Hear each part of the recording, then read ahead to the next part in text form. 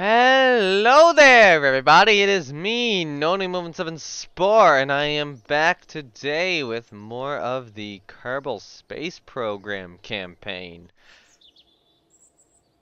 Currently, we're waiting on a maneuver node for Minmisat 13. After last episode, our launch for Crow wound up scrubbing, unfortunately.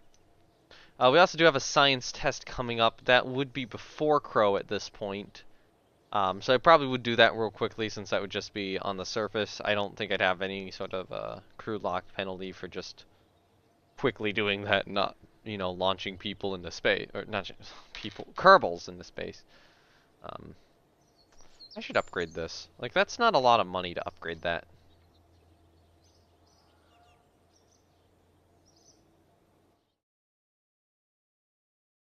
Yeah, active strategies 2, max 1. For whatever reason, it's allowed me to do that. These cost a lot more to upgrade. That costs a lot to upgrade. I don't think I need a bigger observatory. Tracking station needs another upgrade, but that will take a while, or that will take a lot of cost. Launchpad upgrade, not as bad, but it would render that unusable, and I kind of don't want to do that. I know with this though, you can also order additional launch pads, right?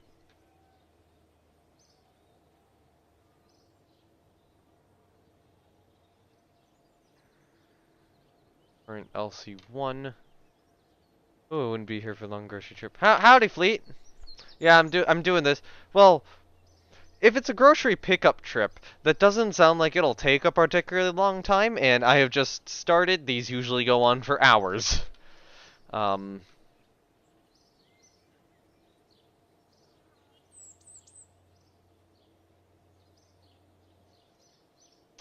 of me does want to get another launch pad. The grocery store is a 40-minute drive each way. That would be, what, like 80 minutes, so an hour 20. I'd be live still. I'm not I'm not gonna go away in an hour 20. I'll probably still be here for like 3-4 hours. A part of me, I mean, I could do like a level 3 launch pad. But that would cost a lot. I'm already spending stuff on other things, but hey, it is an option to get unlimited. Um so I don't have to care about mass at all. That would be nice. So wait, hold on. Is it Launchpad that dictates dimensions, or is that VAB? I think that's VAB. No, it is. It is Launchpad. So getting that upgraded would be helpful.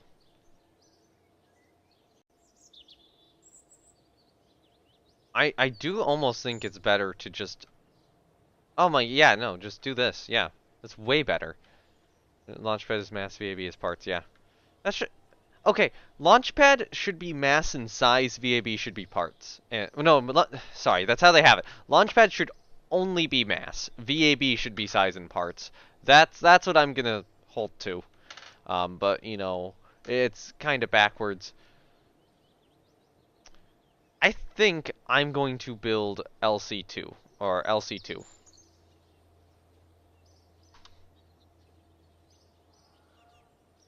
I'm going to build LC2, and that'll be, unlimited. So I'll fly from LC2 if, if I need the larger or the heavier mass, and LC1 if I don't. I wanted to do something real quickly, and that would probably be... right now I think I have more room in the VA. Well, I mean, the VAB is kind of the rocketry stuff, and I think that is going to grow up over time. That being said, I have the utilities, or the station utilities stuff. But, there'd only be 3 of the station things in there at once, so I think it is... No, because I want to build that plane. I want to build the plane. Oh, yeah, I'll do this in the VAB. Okay, so my thought is, I know on that Chickadee mission, or that Chickadee I have building, I was actually looking at a lot of the different probes, and basically a lot of the different probe models I are currently untested. So my thought is basically starting a production run for probes.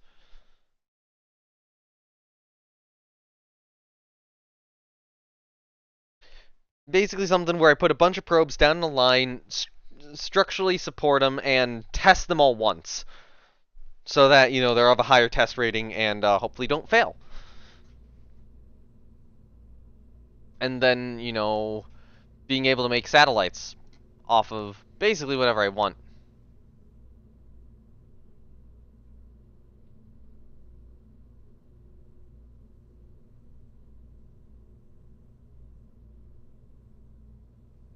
I think that is the plan. Okay, so if I put this down, I do have ones with previous uses. Um, I don't know if that's the best one to do. There are some ones which were looking better to me. That's just there's this telemetry thing. That's a nose adapter. I know I've used these before.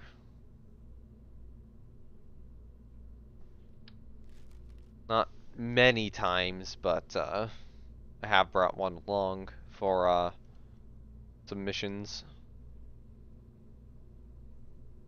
It does have solar panels on it, so I might want that. Okay, so these I'm already testing. Or the Rorats I've already used. Um, so this variation of it I've not used. The hexagonal variation.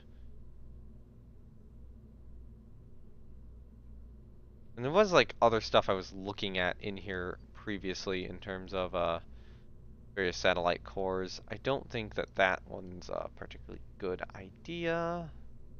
Not at this stage in the program. Maybe it was this one which looked good. One of these has like only SIGINT, but I'll take it. We have the weather satellite here. I think I'd take that. Oh, we actually do have ones with like one previous use. We have tested these before. Never mind.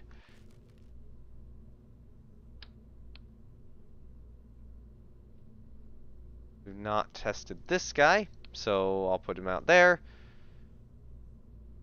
Not tested that, I believe.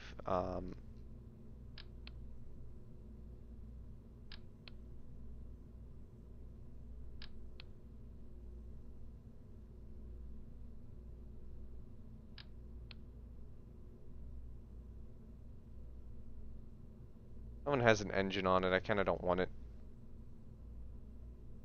I think that's a good idea. Is this like one of those retrograde probe cores? Oh no. That's probably a good probe core too. Oh, this one does have some ablator. Oh yeah, that's for gas giant missions. We're not quite there yet. Church particles data, telemetry report. Yeah, I'll take that. Take that.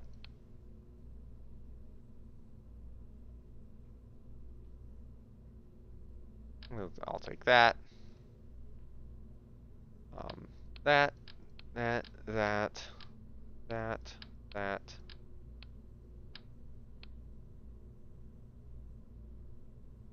How good are you? How good's your SAS? Oh, okay, only stability assist. What does this do? Only.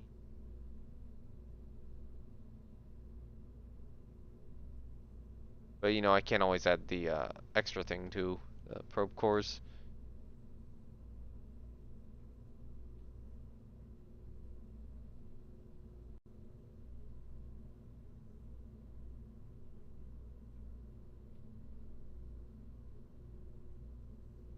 I will buy this. I will buy this. Okay, I will say, I'm looking at my viewer count in the YouTube thing, and I don't know what the fuck is going on. Like, it's changing the past. I'm confused. It isn't something where it's like, oh, keep an eye on the viewer count thing. No, this is like, I'm legitimately kind of unsure as to what's going on. So I'm just gonna start stacking probe cores. Like this, like, who cares? Goals to, or, the goal's to get all these tested. Okay, that one I cannot. Yeah, those ones I cannot easily stick on. That I cannot. That I cannot. So I can. Nope. Nope. Nope. So this will be somewhat expensive. This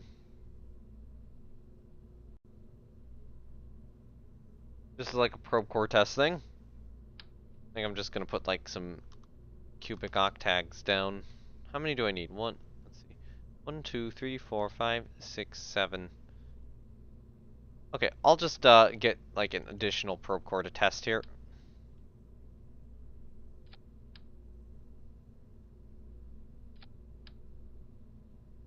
Oh, yeah, that one I can't actually just stick on the side of stuff.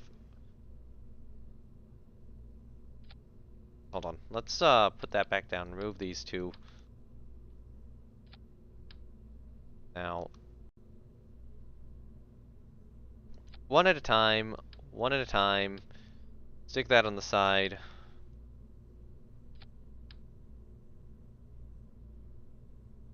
That there. That there. And that there. Alright, so how long would this take to build? 15 days. Just for me to test a bunch of probe cores. I think this will just be something like I kind of have in the backlog and work on when I need extra, an extra thing to do.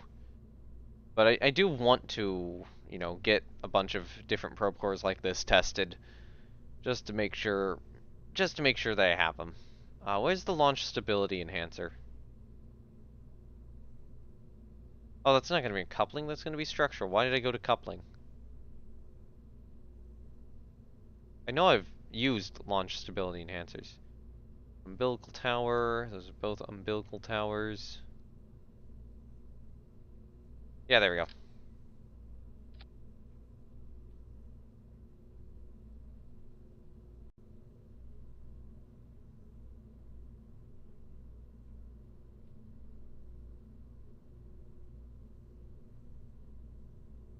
The one has monoprop, one doesn't. Okay. Assume there are different variants. Different variants to some of these. That one has slightly color variations.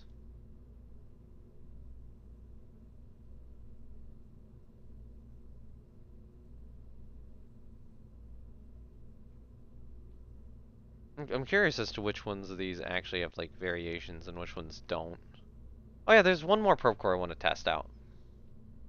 There's one which is kind of shaped like a big block. Um, do I have hex tested? Somewhat. Do I have octos tested?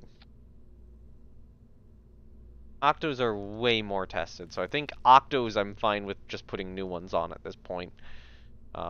Those I'm fine with putting new ones on.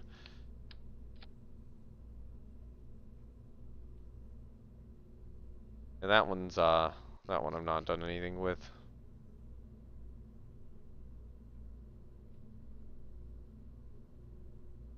But I think I have ones which I have like this. No?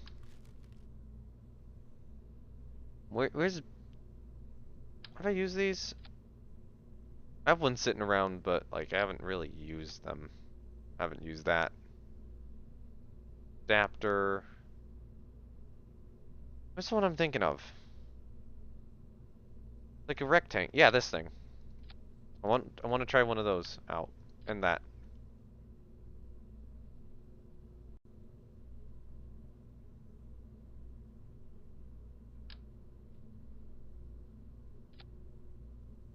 put that on the bottom. Okay, that'll be many probe test. And just like don't accidentally separate it, you know. And if I do, just put it kind of close to the ground. I'll order one. I'll order two. And the other thing I actually want to be doing is I want to be testing out solar panels and batteries. And I think at this point this will be in a separate test, although it would be nice to still get some form of probe tested, so maybe these return capsules would be good with this test. Just so, you know, I have a couple things.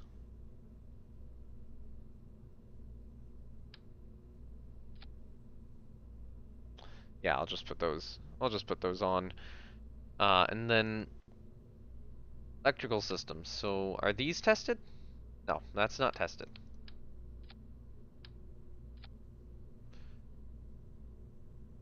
That's a big battery bank. I would like to get that big battery bank tested. I think this is somewhat tested, right? A little bit, but not to the extent I want. That is tested. Yeah, so I'll test that. What does this do? It's a relay. It's only one combinable. I need to figure out like how to get really high relay antenna values if anyone has an idea. Okay, that's frankly massive.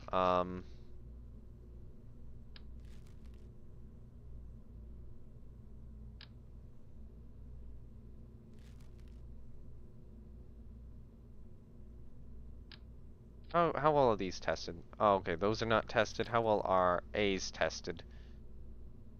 Being worked on. So I'm gonna get one of each. That's the solar battery. Those are already in really good shape. I've been using those for a while.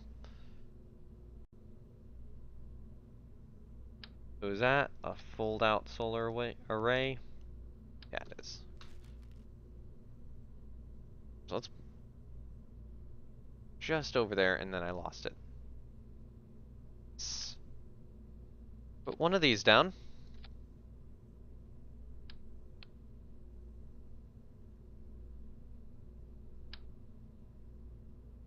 The other thought would be like antennas or something. Working on some antennas here.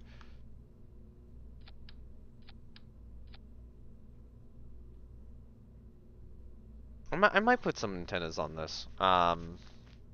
Thinking about it now.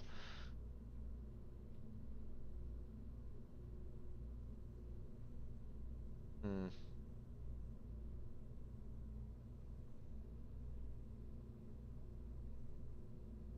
So is this sun? I need to find sun tracking panels. Is this sun tracking or not?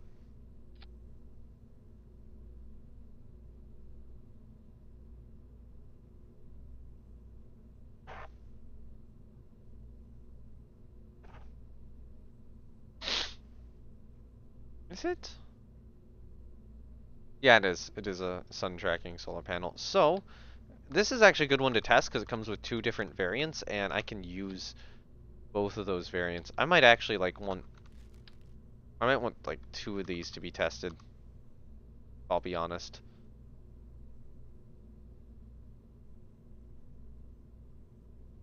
I'll just have them extended from the start.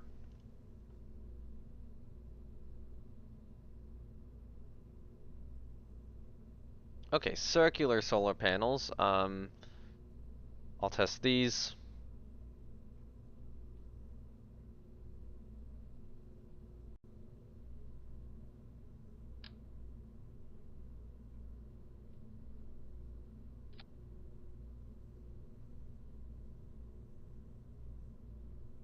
Yeah, those look nice. Um, so I assume these would be for like landers and such.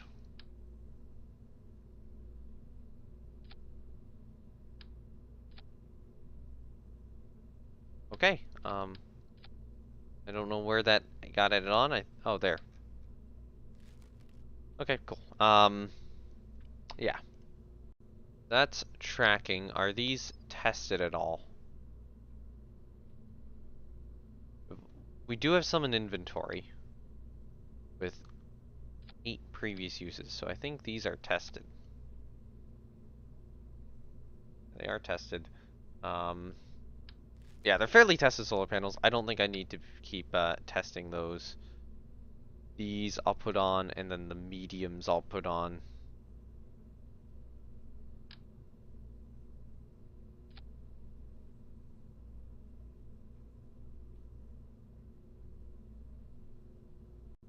Although then I think...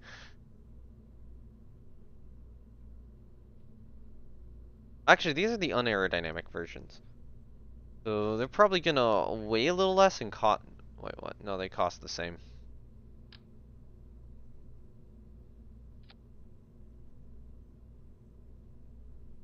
Oh no, those are bigger.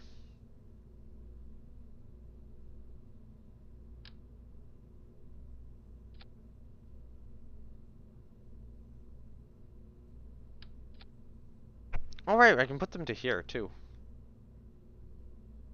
Although that kind of doesn't work, so extend the panel, put the small one on, and extend the panel.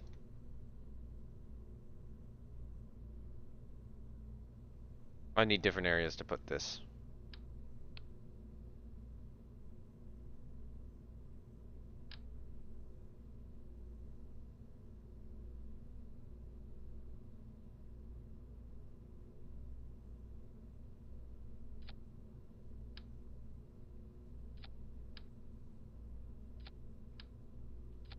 Okay, that can work, so then, you know, those can go along there.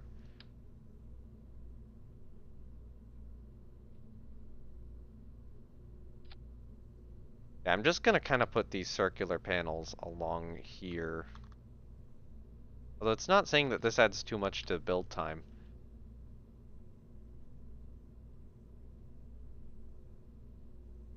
Yeah, these would honestly be really good with like a Duna lander or something.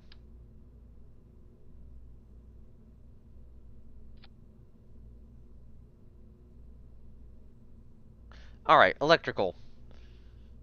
Back to it now. So those are tested. Those are going to be untested. Are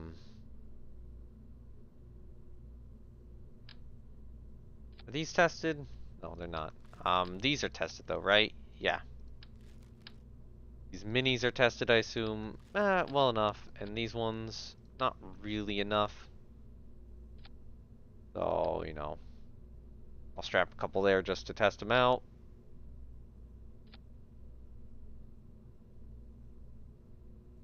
Oh, these aren't sun tracking though, right? Yeah, no.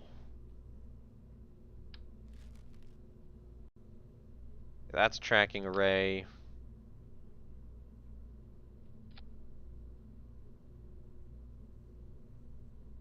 An untested tracking array. So, yeah, we'll put these on. That's also an untested tracking array, so... Yeah, untested Gen 1 tracking array. So, just... good to make sure that we actually know what we're doing with solar panels. And that is exactly, you know, what this test rig is for.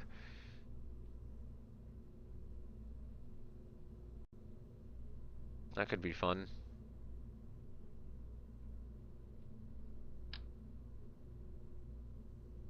What does this do? Oh yeah, that's an interesting solar panel design. I'll have that.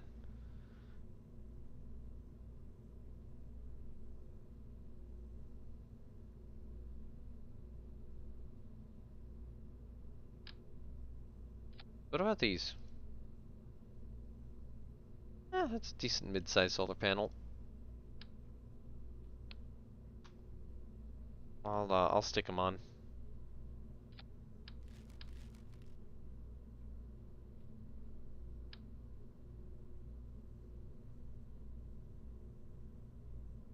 This is getting a little complicated now. Maybe we should have some Ooh, actually, that's good. That's a small solar panel for tracking. We should put that on. I know we have this tracking panel if we need it.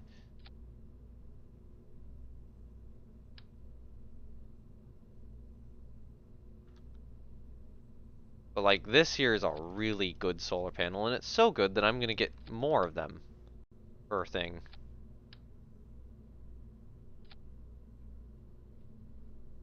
And I think I'm about hitting the limit.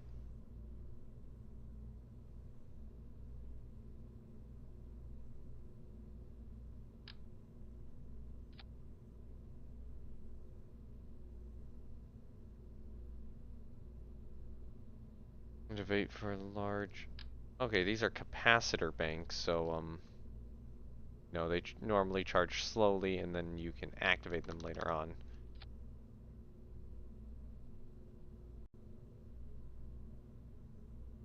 And then I see, yeah, tank safety rating. Oh, okay, they're classifying them as tanks for whatever reason. Yeah, fuel cells. We're not testing. Oh, you know what? Let's get fuel cells. Let's get fuel cells. I want to test fuel cells. I want to just have these on hand.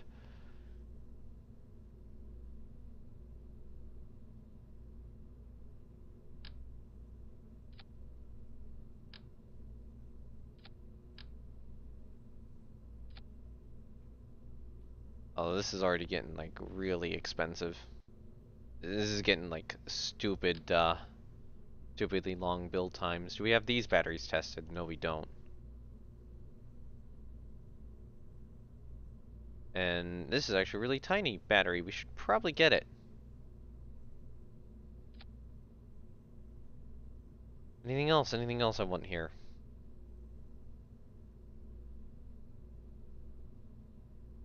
That's a little too much. Um, do we want to test out?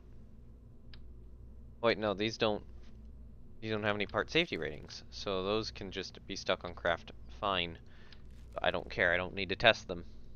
Do these have it? Yeah, okay, these have battery safety ratings. Um, so I should probably test those so they don't bring down this overall safety of my vehicle.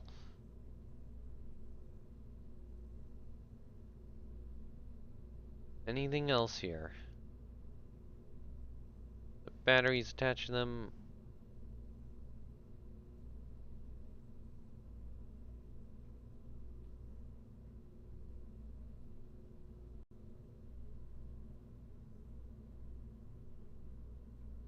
Okay, so that's a cheap fold-out solar panel which isn't tracking. I will put one of those on, just as a test.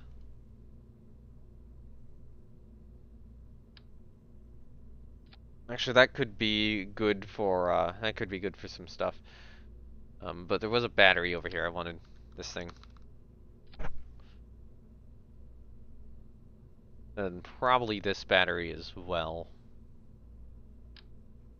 Oh, that's a big battery.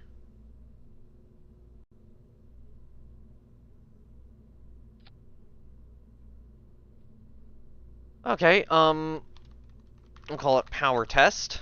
Save that and order me one. We can go to new. I want to do one around engines. And also we're gonna need some form of pod here. I know one of these has multiple experiments in it. I think this one, that's the one I probably want. Or this one. I think both of these are good, so... Alright, those are the things I'm gonna use there. Structural wise, I need support. This thing. And now we can start attaching fuel tanks and engines. And yeah. So is this tested at all? No. I know I do have one of these going up on something, but no, that is not tested at the moment. Um, Nor is that. Uh, these these tanks would be good. They're only a little bit tested right now. Um, Radials, I know that the later radials are tested. That's not tested at the moment. These don't really have a safety rating, so I don't have to bother with like testing these multi-purpose fuel containers, and they're actually really good for a lot of my purposes. Oh, inflatable LFO tank, interesting.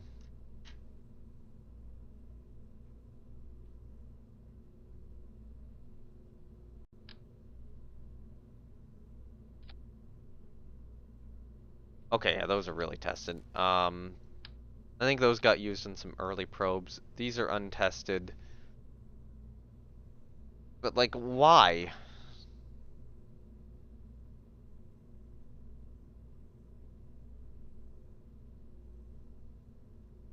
This carries more for the same size and costs less.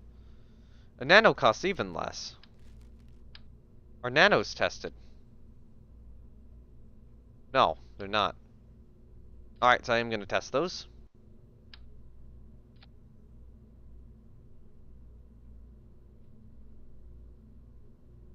Okay, so that can hold more than a nano. It is very well tested, though. That monoprop tank's going to be untested. Baby tested? No, it's not. And then Oscar B. Okay, now the size of what we're actually talking about has just sunk in. Putting that Oscar B on top was like, oh, okay, so that's how big these are.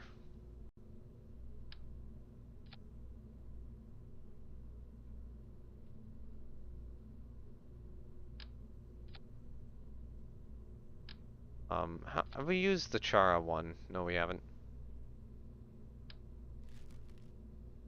I think the Chara is kind of expensive.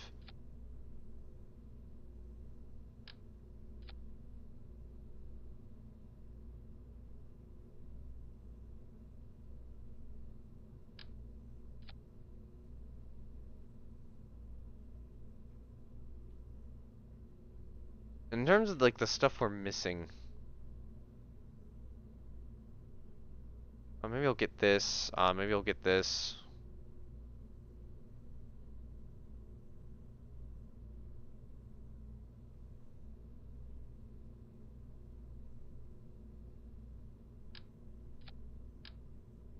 That's a small fuel tank, but like, it's not super small. I'm just looking up here to see if there are like any other, miniature fuel tanks I really need.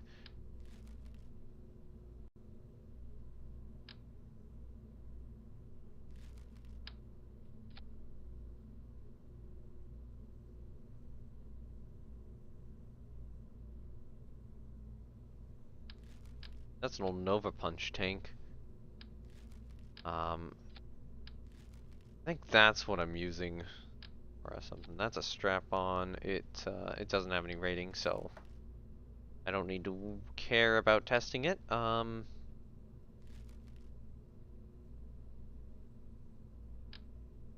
then that's, kind of in the balloon tank stage.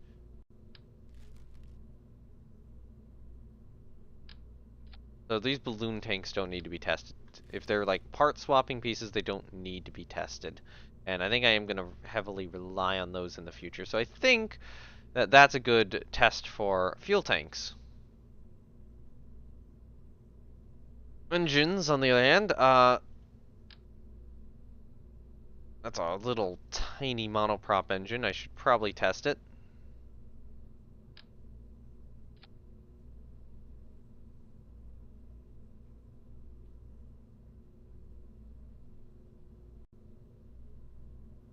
Actually, you know what? Here's what I'm going to do. I'm going to move that. I'm going to move this over there, and then just kind of drag that up and try to put all the engines on a single test thing. I think that's a little Vernier engine. Okay, that's that. Wow, there's a lot of engines I'm just kind of like passing up here.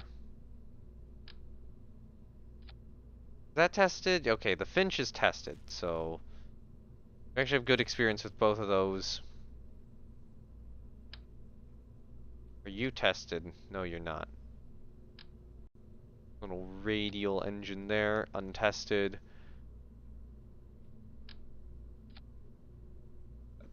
Tanya's untested. Okay.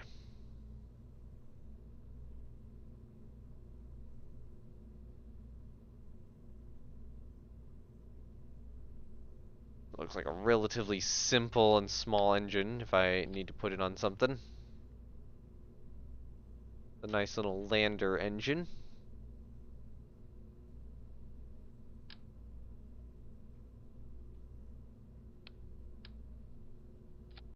Put on the bottom of something. Or at the top. I think this would be a good engine to test. Yeah, yeah, I like that being tested. Is this solid motor and then use these for the final touchdown? Wait, what I'm looking for is that's a turbojet. I want to see how big this is. How big is this turbojet? It's a small turbojet.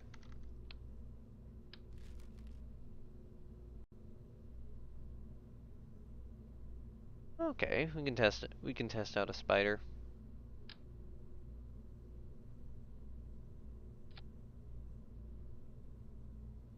Because there's the aphid, untested currently.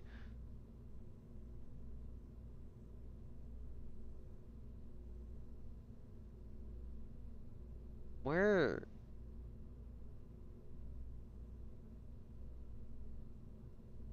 where the hell is? Oh my god, the ant's like all the way up there. We're talking about engines here smaller than an ant. Oh, actually no, we're not. The ant's tiny, but the ant is somewhat tested. Right now, not super tested. Spark's really tested. Is this guy tested at all? No, you're not.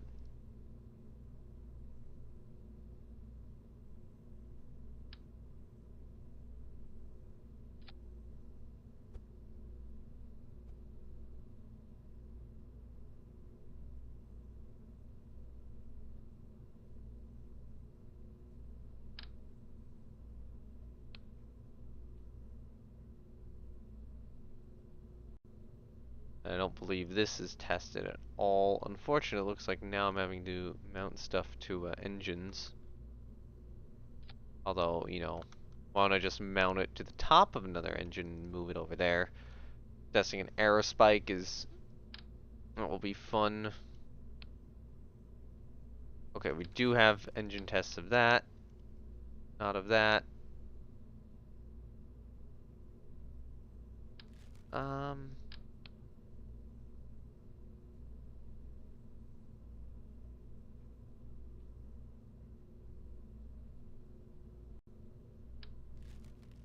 I think this is a reasonable set of engines to have for now.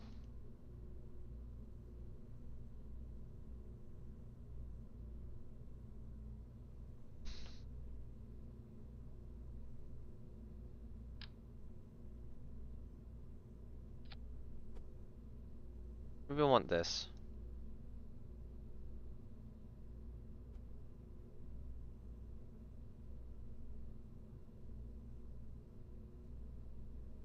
Actually, this could be cool too. Get another aerospike. I think I'm considering some of these aerospikes because now I'm like considering a Eve recovery mission. And I'm trying to think about how best to do that. Eve recovery is hell, or will be hell.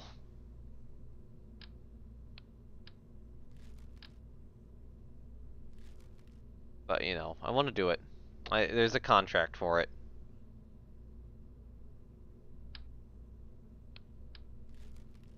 Like I said, this is a really good engine here.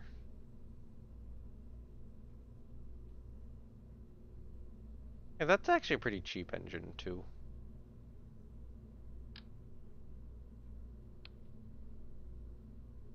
I think this will be the last one I stick on.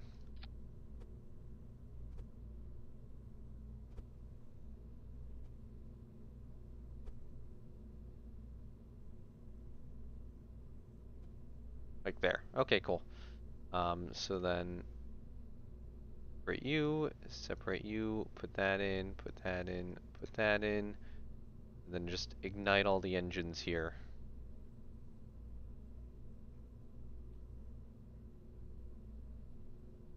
Okay.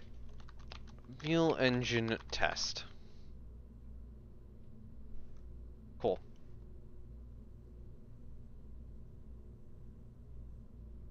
And this basically gives me a bunch of extra like fuel tanks and engines for probes. And that's kind of the point.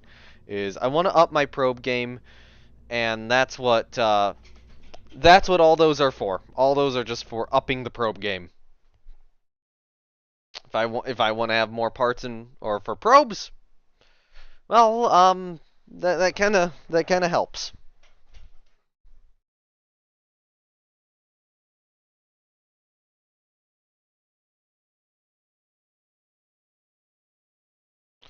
Another thing I really should consider is like a space plane sometime soon. Anyway, the next thing up is Minmisat 13. Minmisat 13's maneuver.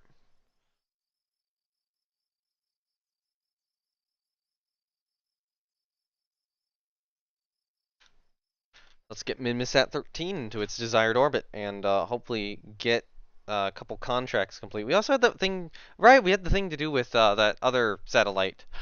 Unit still has to complete its mission. Or Unit 1. We'll probably switch that after Minmisat 13. There's like, I want to grab something from one additional biome. Just get a little bit of additional science back.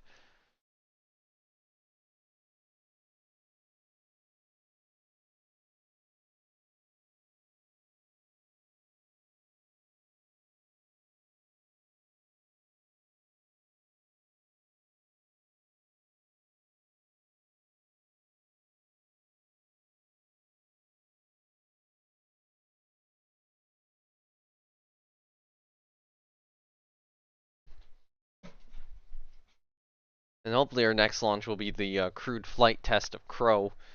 Um, and once that goes ahead, we're going to be able to start planning some stuff.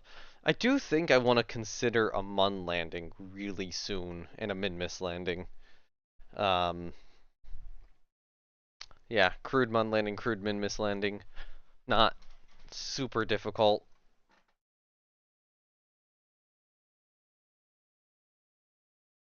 Alright, Minmisat 13 is needing to aim for this orbit here.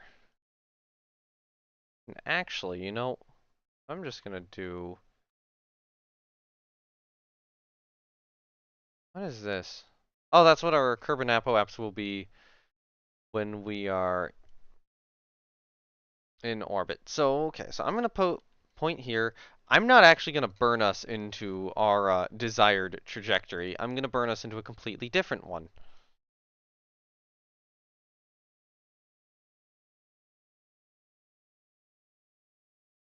Alright, throttling up.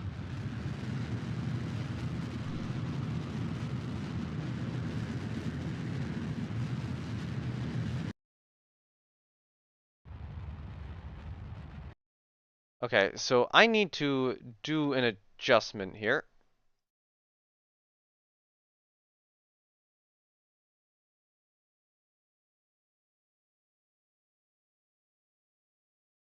I'll slow down and this. Something I can more easily correct into the orbit I want.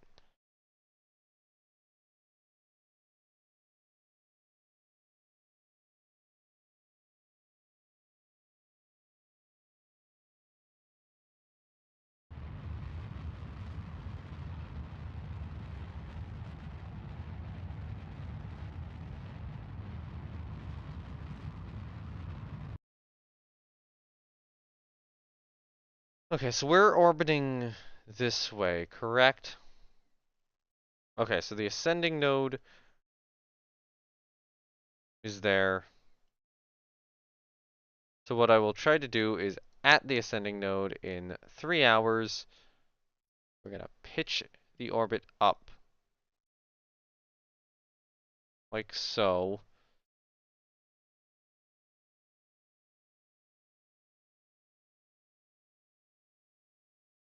And then immediately after that, I think I'm just going to try to adjust it into the final orbit. You could probably figure this out as one maneuver. I don't care. Add an alarm 30 minutes before.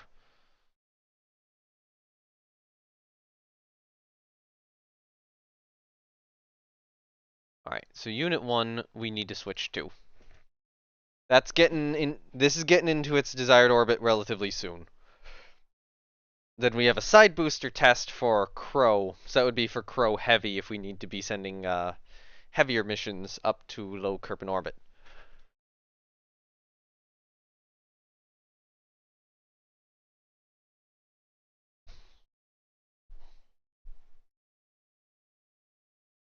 Or not low Kerbin orbit, just anywhere in the Kerbin solar system. It might actually be really, really good to that might be good for sending stuff to like other planets and such. I think we have an antenna test coming up soon. Or did we get both antenna tests done? I'd have to check. If we got both antenna tests done, then I might want to... do I want to do Eve first, or do I want to do Duna? I think I'm considering Duna first. I might get a Duna mission set up. Alright.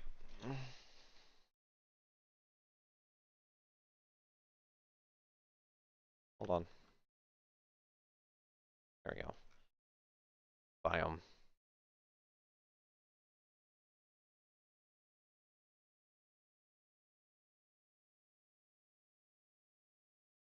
It's Midlands.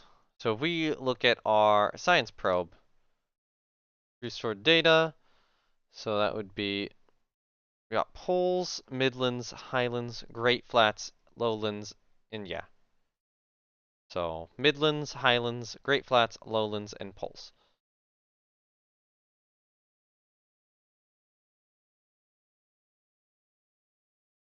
So we need to wait until we're above a different one of the flats. It looks like we would have just passed over one, but, you know, unfortunately I kind of missed it. Sea Settler 4 landed down there.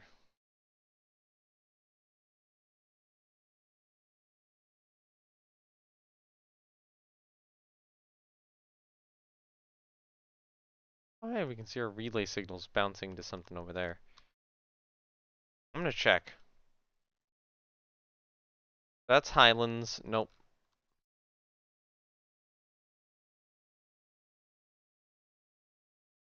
I cannot see what we're above. So we'll go to the, or up over the poles. Now I want to see if we pass over a flat. Looks like we aren't.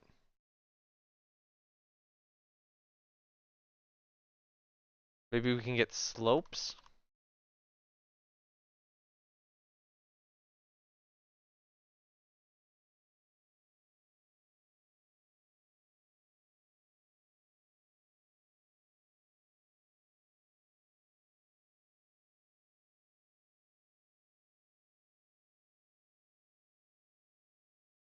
Is this a slope here? Oh, dang lowlands. I don't think we're above it.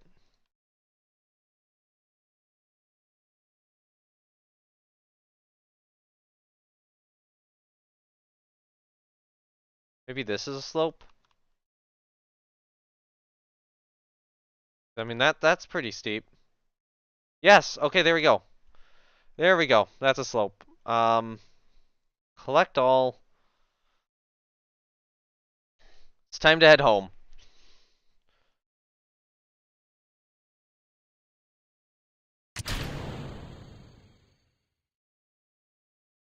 Alright, so that is going to be left. I think I do have to manually activate the engine myself.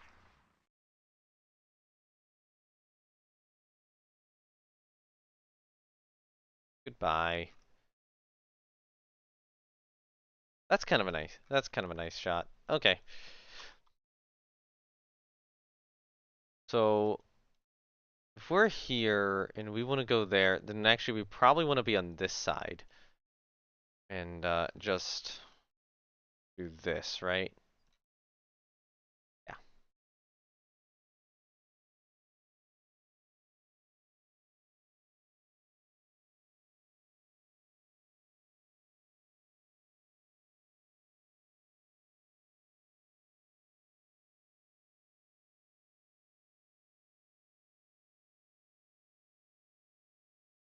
No, keep working on it. Bring that in more.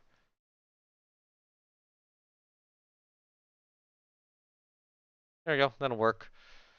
So that's not a lot of delta V there, and the burn is in 19 minutes. So let's just warp to that. The panels weren't extended. Interesting. Oh yeah, that one actually does have power. So it was a different one which didn't have power. I almost forgot to extend the solar panels. That would have been an embarrassing way to lose a space probe. Alright, one thing I should do with this is that this should auto-hibernate. It is. Hibernating in warp. That's a good shot. I like that picture. The atmosphere is still on Kerbin. For whatever reason, eventually the game just glitches out and the atmosphere in Kerbin at long ranges just unloads. It's interesting how much force that decoupler separating gave us. Dim's still going. Okay, you know, we're past the start of our burn. It's it be time to go. Goodbye, Minmus. I'll miss you.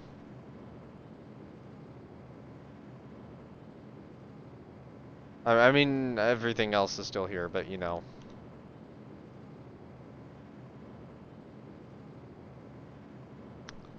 It's time to get this data home. This surveillance data home. Then we'll get the Crow stuff tested. And Minmisat 13's orbital insertion will be very shortly as well. So I'll do that, I'll do that inclination correction, and it should be close enough that I could just correct to the desired orbit. That would complete. I think there is a second mission on Minmisat 13, though, if I recall correctly. Like, there's the Rokia bit, and then I think there might be a rad bit to it, too. You know, the research and development team bit.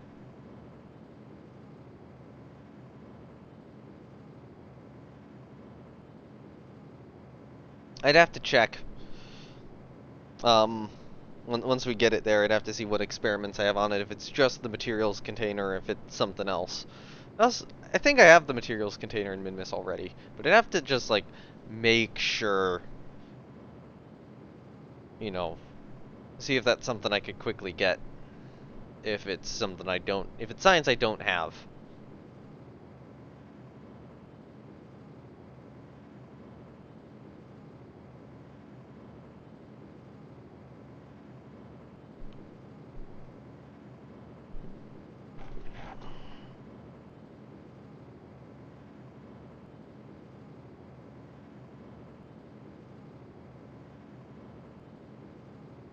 There we go. Orbit is decreasing.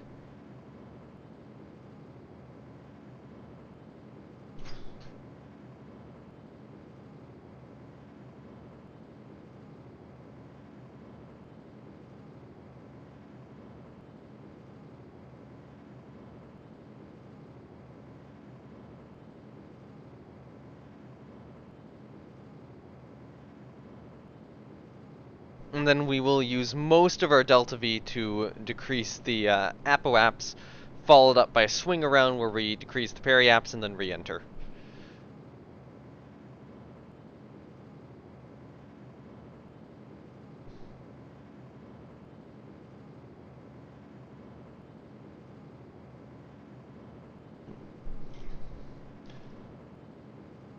I should also go to the tracking station and just see if there's like any additional asteroids we can track. Or specifically, I'm looking for comets right now.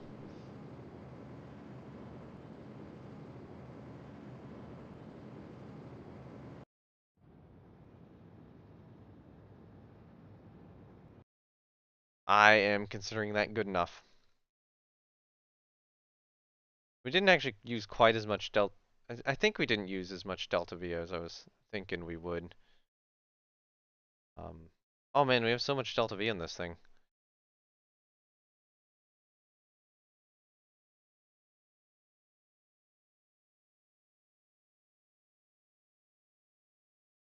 Okay, so that's going to slow us down into a proper low carbon orbit, and then shortly after that we will do the deorbit burn.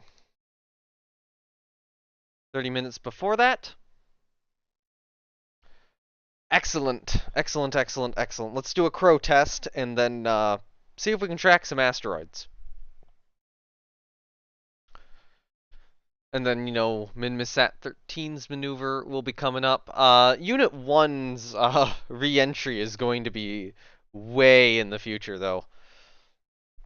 It's actually fully possible that I'll have to do Unit 1's burn, like, twice.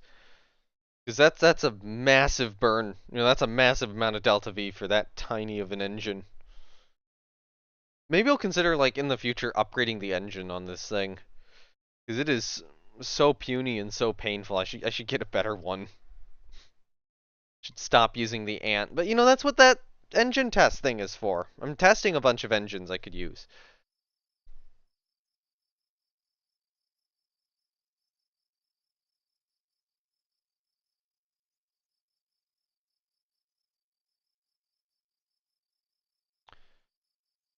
Alright, side booster test time. Should probably get more Crow boosters tested, and yeah, there's probably some more stuff with Crow I should be just regularly testing right now.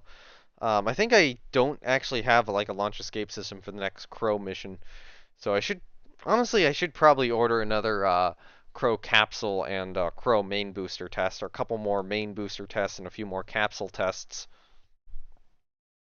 just so that I can try to get that thing vaguely reliable for when I need it.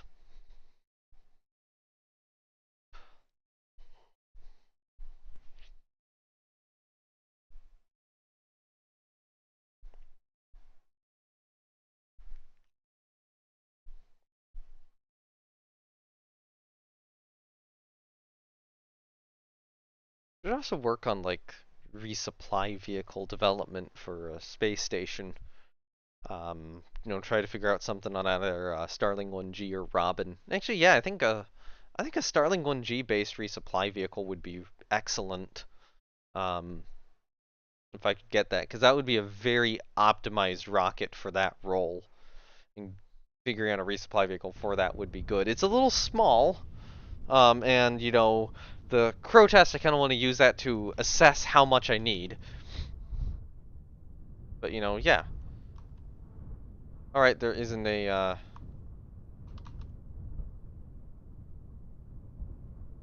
I can't actually activate these because I forgot a probe core on them.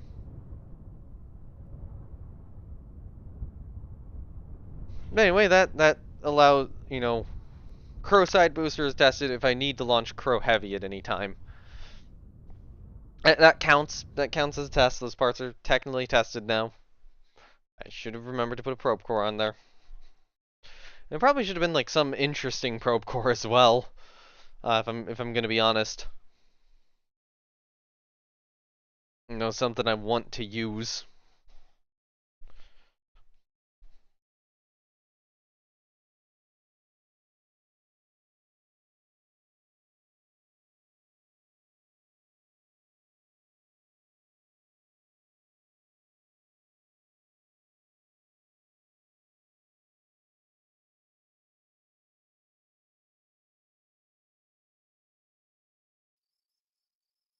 I thought at some point I need to like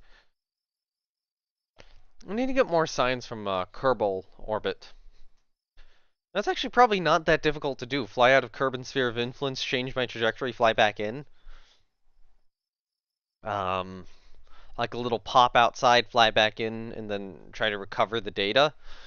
That would be a good science mission, but I would need a good reason to do that, and I don't have that right now. But yeah, it looks like the next ineptitude model rover is going to complete here soon, and then I forget what I called that, but we're gonna have to send that to Minmus. That's going to Minmus.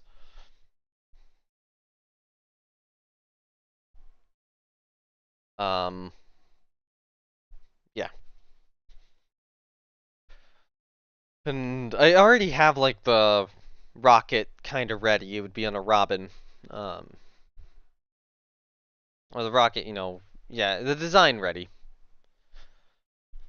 Hopefully it should work. All right, so in terms of unknown objects, so what do we have? We have unknown objects there. Nothing yet resembling a comet.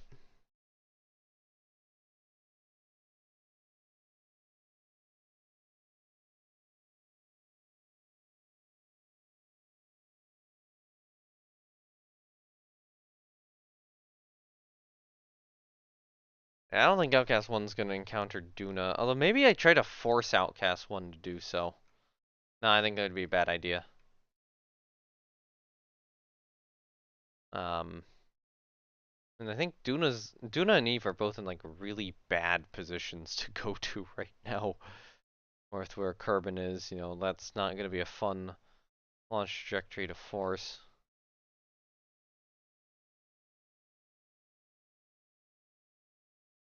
So if we look at where these other asteroids are located, are any around Jool? See any around Jool? See the 5 Julian moons.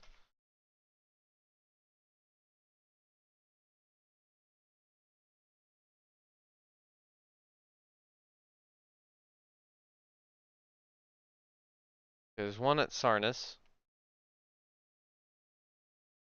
I'll track it. That's like a moon of Sarnus, I guess. And then I think,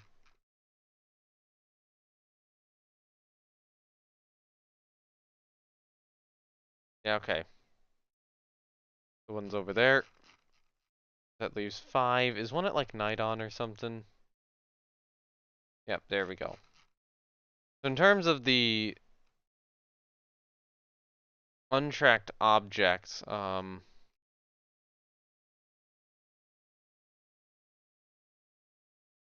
5 are at, yeah, 6, oh, yeah, 5 are here.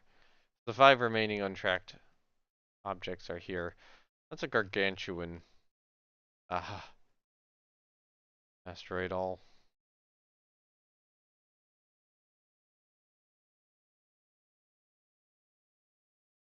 Yeah, we just spotted that. What that is.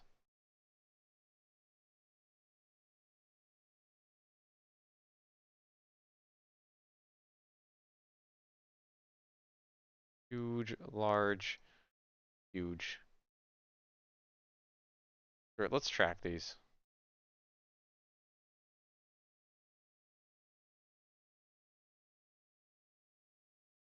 Just so it starts throwing more at us.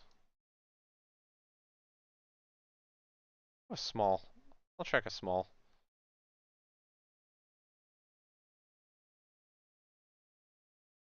And H sounds fun too.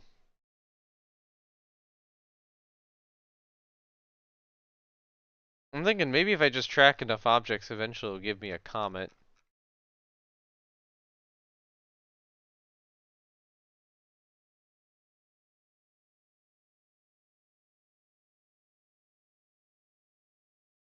I don't know if that's the case. I kind of don't think that's the case. There's 3, I'm assuming these are moons of like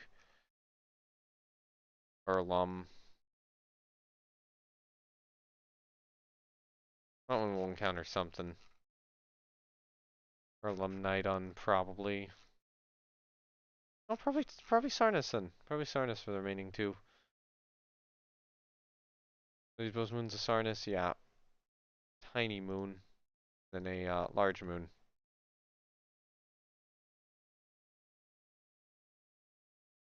Okay, tracked everything. Nothing of interest really. No comet. We need a comet.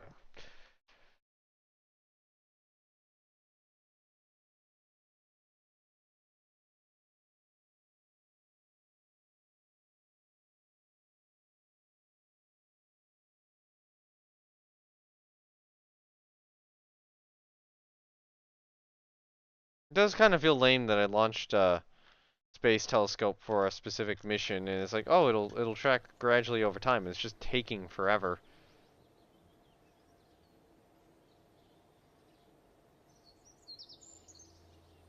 But okay, so yeah, test this. I think I will order the launch once MinMisat 13 completes. We now have one of the many probe tests building. Or once MinMisat 13's final maneuver is done and its contracts were filled, I think I am gonna start building this. Maybe what I'll try to do is I will try to get through a bunch of my current contracts, especially around Kerbin, before I take like any new ones. Um, it's not gonna be something where it's like, oh, I got a contract done, let's get another one. It's gonna, you know, maybe I do take it a little slowly for a bit. Rather than contract. Like, the amount of contracts I have is legitimately lagging me a little bit. I also probably need to update my CPU. Like, an 1000 Gen Ryzen 5 might not be the best thing right now. I might want to get like a current Gen Ryzen 5, get that updated.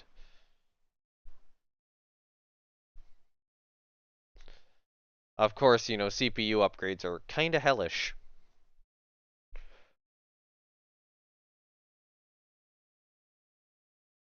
Oh, if I could get that to like a Ryzen 7, that would be better.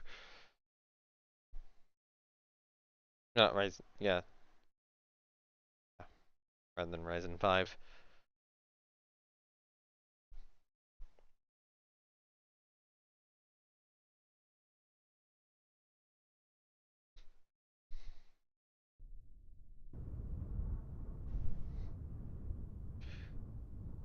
Just ink out some more performance. Alright, there we go.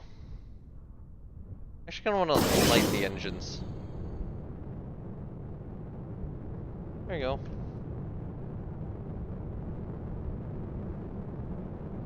I want us to get off the ground slightly.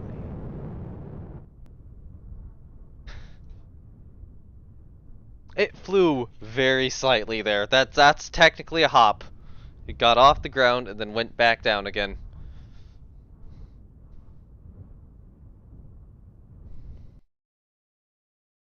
Wait, can I scan the launch pad? I should have checked that.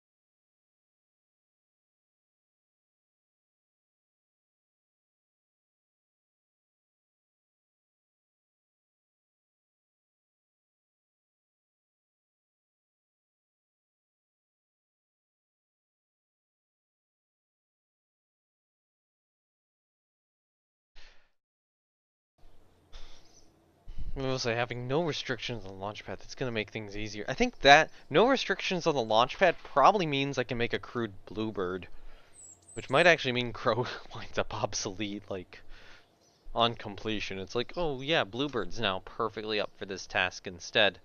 Because I was having issues with Bluebird's height before.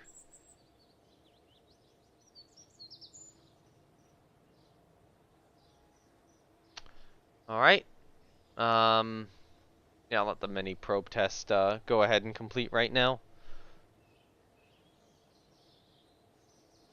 Hello, MinMisSat 13. Let's get you in your correct orbit.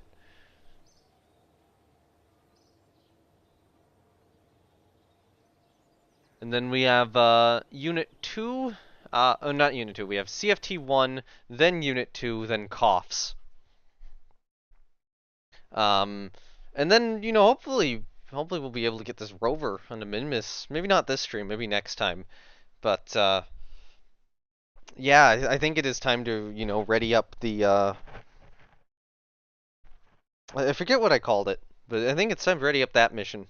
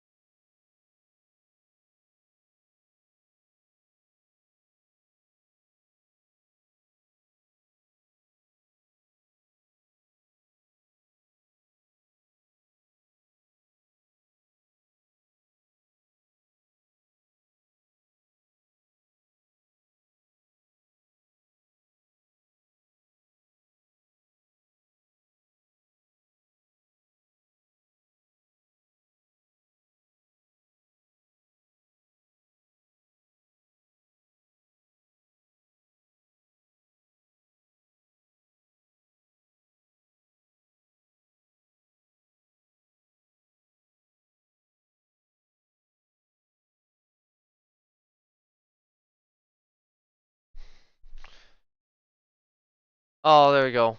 Kerbin's atmosphere is gone. I'm wondering if that's like me going into the VAB. Is that what's doing it?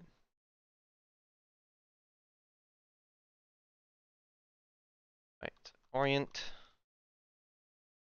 So this is, oh, it's gonna be such a short maneuver.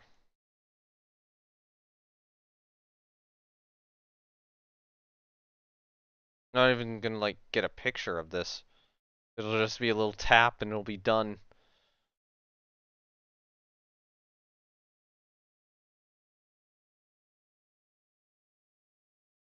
Did I do it with the decoupler?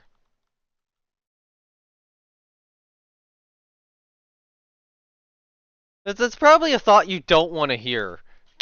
Oh, I have this burn coming up. Is the decoupler enough to do the maneuver?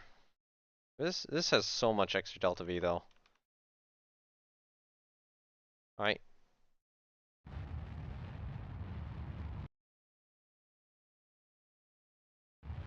I'm close enough. It's mid-miss. I don't care.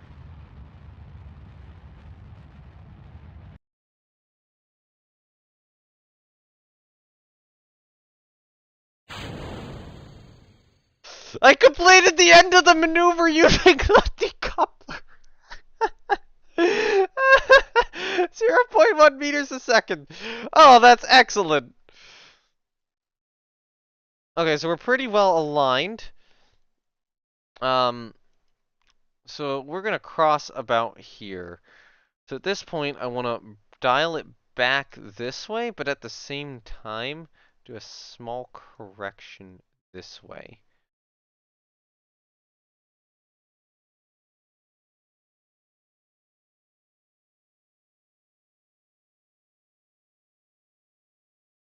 So that's the maneuver I want to do in about 15 minutes. Okay. Hold on, have we activated the engine yet? No, we haven't.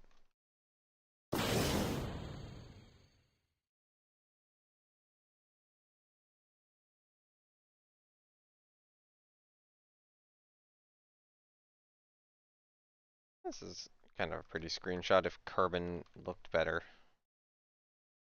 Oh shit, oh shit, I walked past it. Lame. Just do the burn. 0.0 meters per second. How close are we? We're in the desired orbit.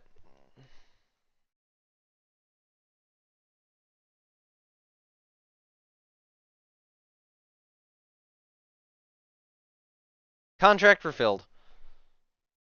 Okay, transmits offering me nothing. Seismic scan cannot be done from orbit. It was 156,000. Excellent. Minmisat 13 is where it needs to be. That's a high Minmis orbit, yeah.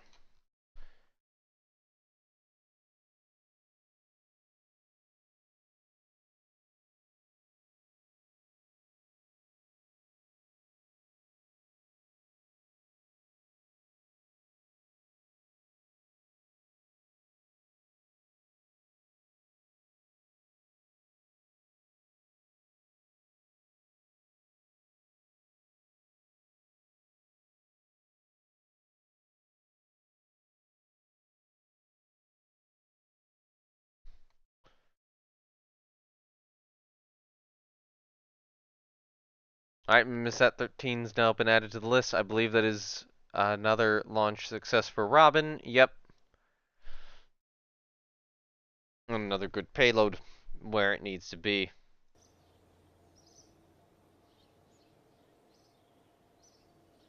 Alright, cool. So what's up next? Unit 1's returning, we have a science test, and we have that crow flight.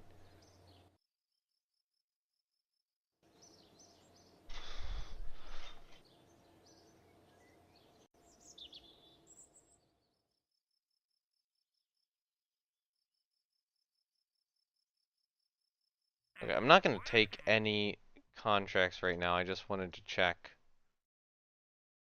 this.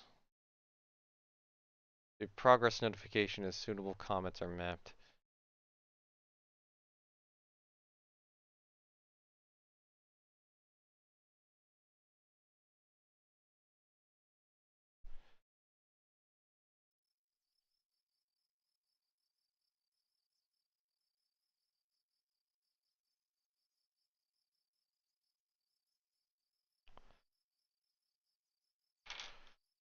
Actually, do I have anything I can spend this on? Okay, yeah, these are 300, so I can get another 300. So I think that would be large volume containment.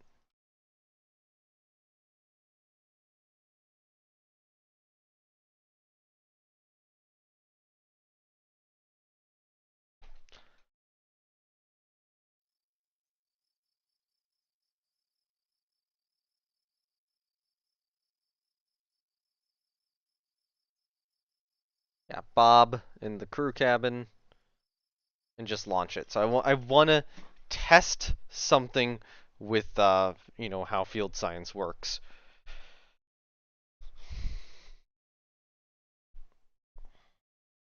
Actually, with the I'm gonna need to check when that astronaut center is upgrading. Because if it's gonna be something where that crew's still in orbit when the astronaut complex upgrades, that might be something where, you know, I step one of them out and grab, grab a bit of grab a spacewalk thing. Yeah, do a spacewalk, grab the science from that, and return it. Probably over different biomes too. Might actually be a really good opportunity to get some various science data in flights like that. Like, if I do another crewed flight, I could do something where I take a material study up and constantly reset it. And, you know, that would get me a bunch of science. Of course, you know, I'd probably need a reason to do that, but there was that mission. There was that one specific mission to go attach something to something else. So if I wind up taking that mission and launching another crow with it, um, I could have a secondary backup science mission in the trunk of the capsule. And in that case, that could be like a material science bay. And that data then, you know, gets returned.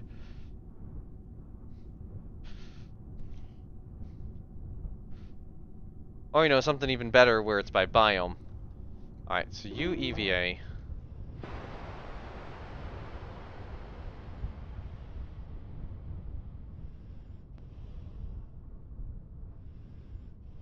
Um,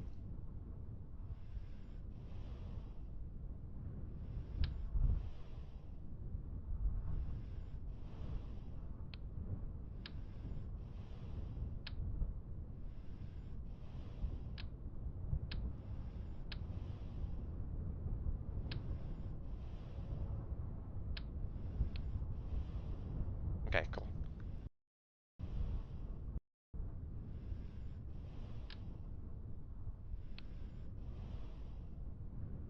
How do I deploy it?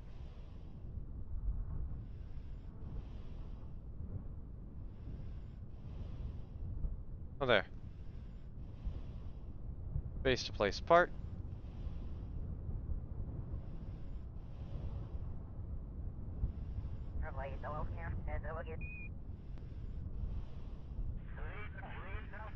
Um,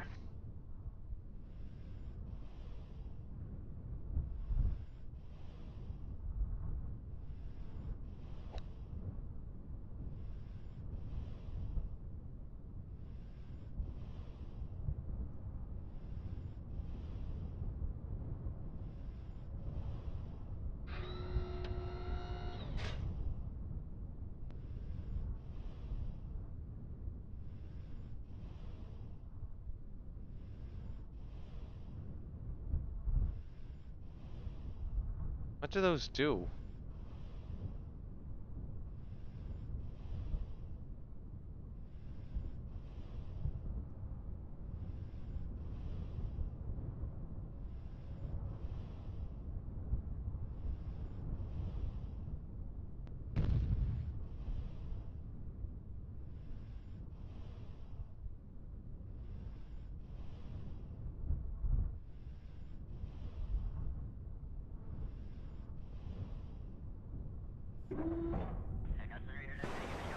Alright, just do like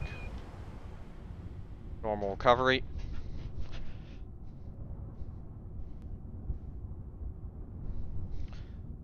That should give me a little bit of science, but I still do not know what that other experiment is. It is probably some form of EVA experiment I need to conduct in the water. Um, but I don't know. Maybe it's something I'm researching. Maybe it realizes that I'm researching it. Although I think I checked and it didn't seem like there was anything. It might wind up being the case where I just have to like cancel a contract I took. Or probably the water one. Definitely the water one. Although I'll get what I can out of it first. You know, it's better to cancel a mostly complete contract than to cancel a completely incomplete contract.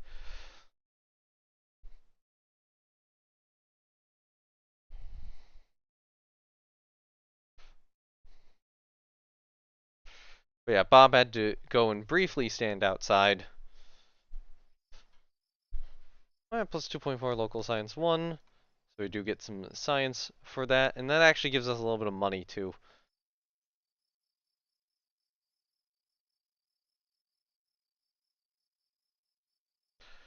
Okay, let's start testing more crow boosters and crow capsules.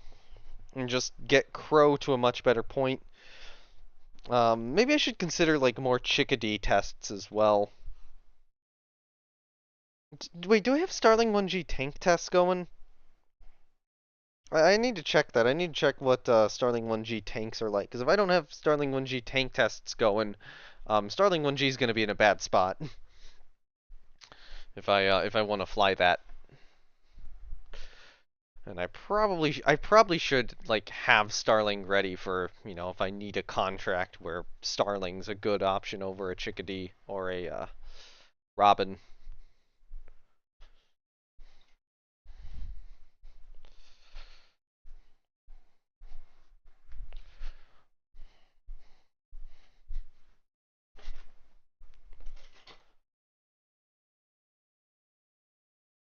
Okay.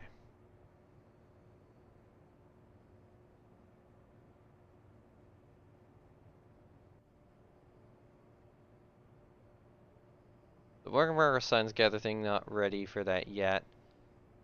Um,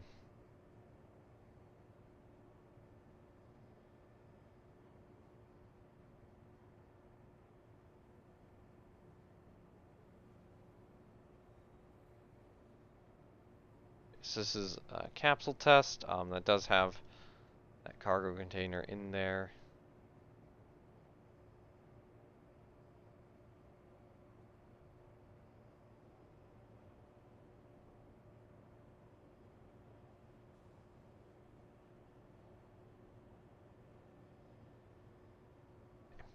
Yeah, that's the capsule we're using. So, yeah, let's spawn a couple in.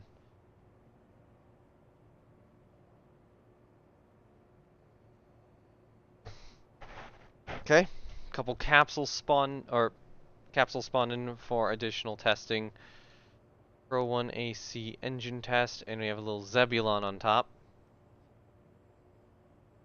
I might want to change the probe on top. Although Zebulons are like really cheap. But I would like to get a probe I actually kind of want to use.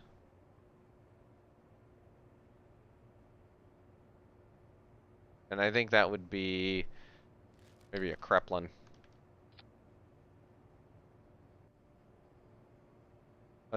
Oh, that's way more expensive though. These are like good science probes. Actually, no. What is it like with the Zebulon on it again? Okay, actually no, the Zebulon's way better. Okay. So launch 1, launch 2, launch 3.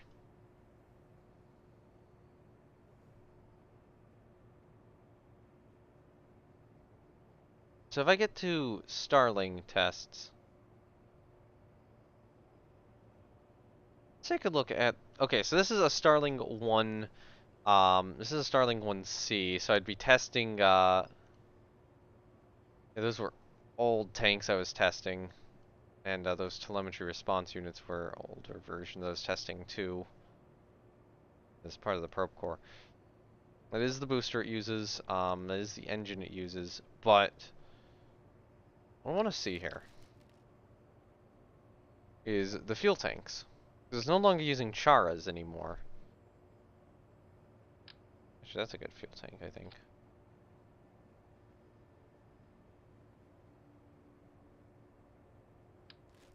These would be interesting fuel tanks to put on that. Is that...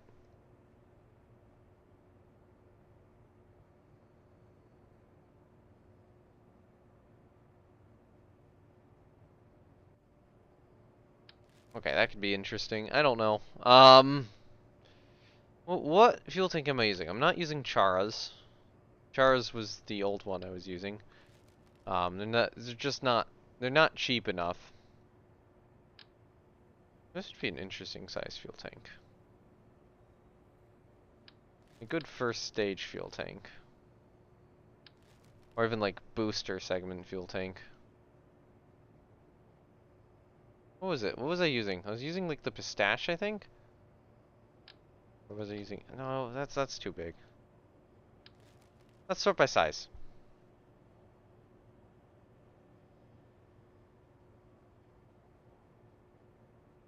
I think I was using the pistache.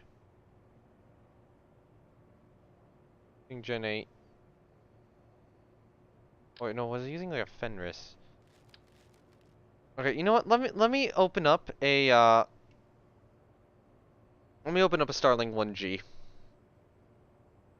before like we do any of this. I want to have a Starling 1G open. What I should do is I should move some of the older um things to a different one. So Starling 1G with an LCCBL. That would be the pistache and the vanilla. So the pistache is actually pretty tested at this point. Tank safety rating of 8. 1 of 10 of these in the inventory. So I'm going to say Starling 1G is tested. With that many of these in the inventory, yeah, it's tested. Is there anything on... What did I use the pistache on? I have 10 in inventory.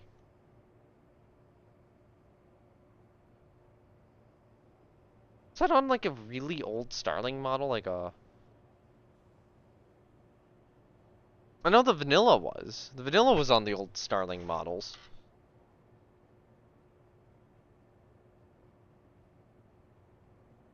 I should add like a new folder here and just move stuff over to it. And then just be able to delete stuff I don't need. Okay, what was on Starling 1B? Yeah, 1B would have been the vanilla and the bell. And then, you know, we go to the Chara, and now we're at the vanilla and the pistache. I don't know where the pistache came. Did I, like, seriously just test, like, a bunch of them? Like, 7 of them? Must have.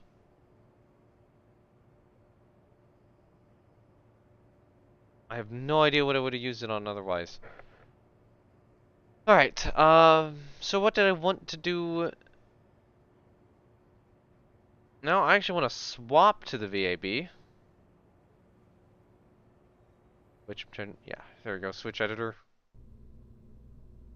Ah man, Starling 1B. Interesting rocket. Only flew once, but, you know, interesting rocket before 1C took over, which was kind of the first of the modern Starlings, then 1D, and then 1E, because I realized that, you know, I could save parts and mass.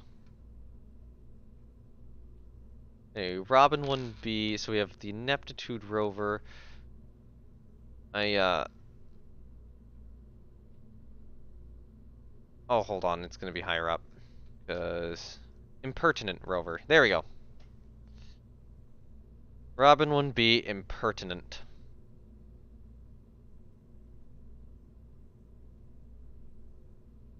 I don't have any of these in storage, I'm pretty sure at this point. Alright, so impertinent. Apply that. It doesn't really matter. No, I do not want captain's log up. Move that there. One previous use. This should have 2 batteries.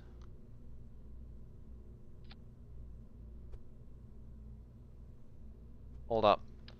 Wrong battery. Hold on. God damn it.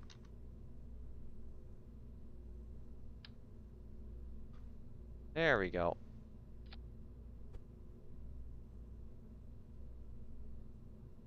And just move that slightly so it's not clipping with this. So 1 previous use. 1 previous use.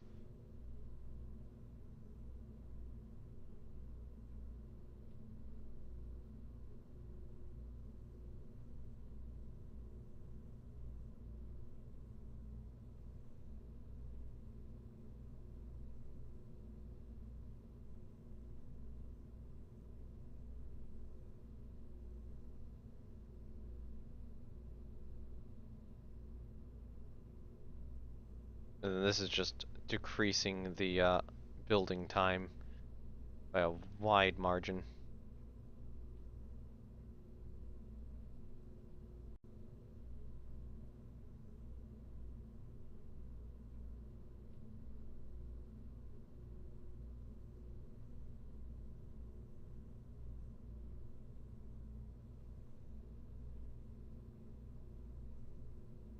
There's part of me which wants to try to rotate this vehicle somewhat, and part of me where it's like, nah, that's probably not a great idea. Yeah, it's so much easier to build this when, you know, you just have all the parts already here. I have so many of these in inventory. Where did the other ones come from?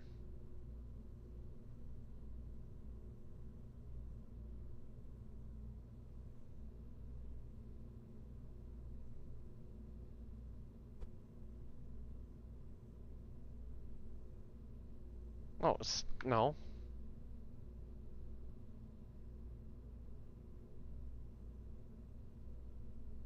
Alright.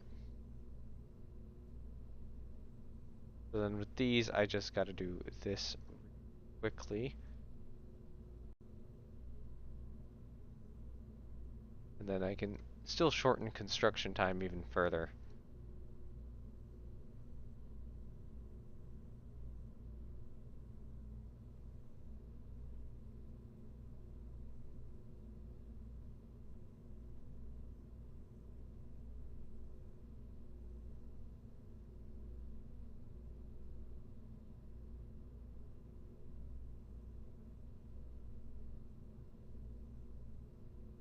Is there anything else I need to add other than like...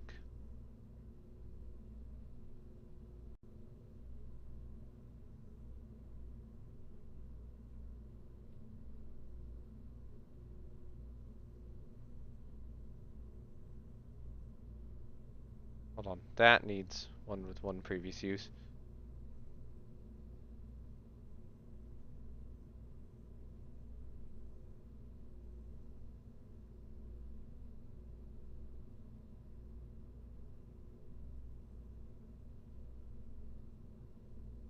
Alright, so that should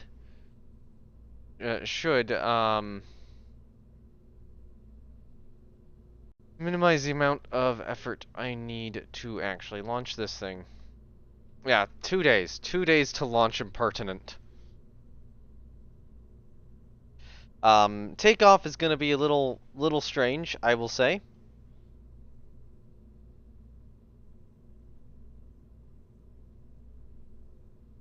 Wait, no, hold on.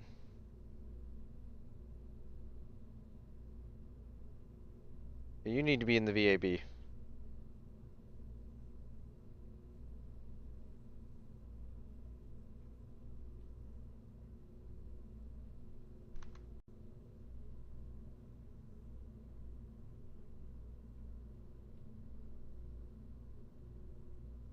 Yeah, VAB build list.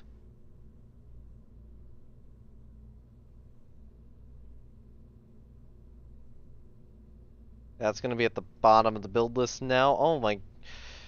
That would technically fly before Unit 2, but I think Unit 2 will... Yeah, I'll probably fly Unit 2 first. But that's going to set Coughs 1 back. That Impertinent would launch before. Alright, there we go. Impertinent's now ready to go. Oh, you know, getting ready to go. Um, I do have to be aware that launch is probably going to be hairy. Ineptitudes was hairy. Impertinent, I've tried to adjust the center of mass further back to try to fix the issues with ineptitude. I don't think I did it enough, but I think I've done it somewhat. So hopefully that launch will be a little bit more controllable than ineptitudes. Anyway, complete the astronaut complex upgrades.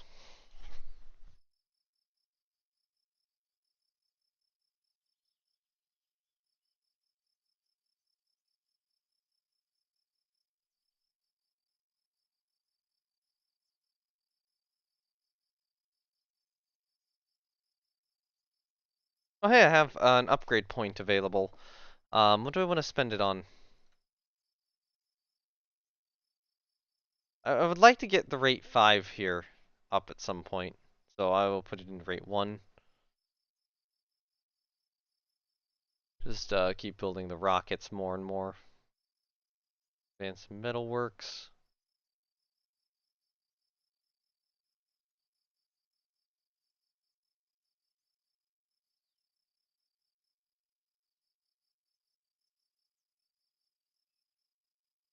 And new tech unlocked.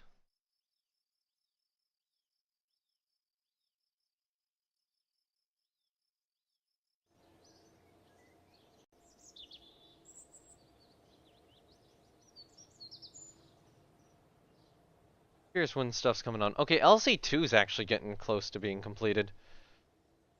Okay, it's still daytime. It's still daytime. It's later daytime. You know, the sun's getting... Carbol's getting close to setting, but, you know... That's when actually we have to roll it out. Which means I'm gonna wait till the morning to launch this. I don't want this to be a night launch.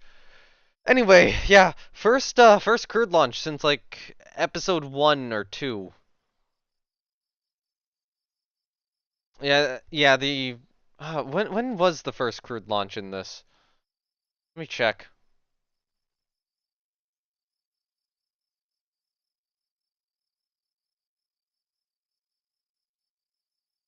I can go to the playlist always.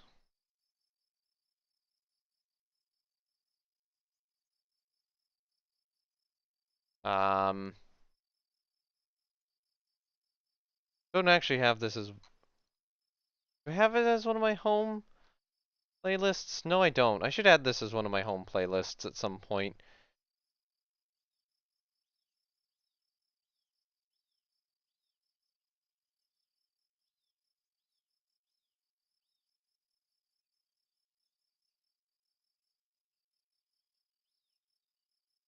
It's a playlist, right?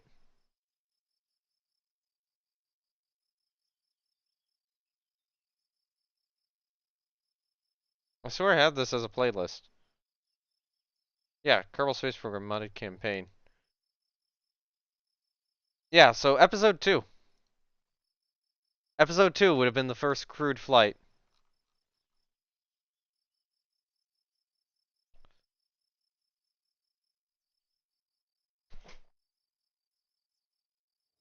This is now episode 22. First First Kerbals we've launched to orbit in 20 episodes. Alright. Launch. Jebediah, Bill, and Bob, you are clear to go.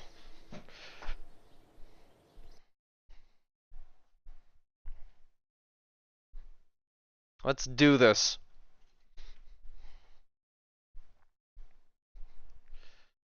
We have rolled out Crow once again.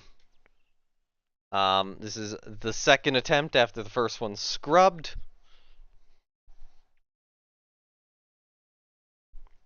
And yeah.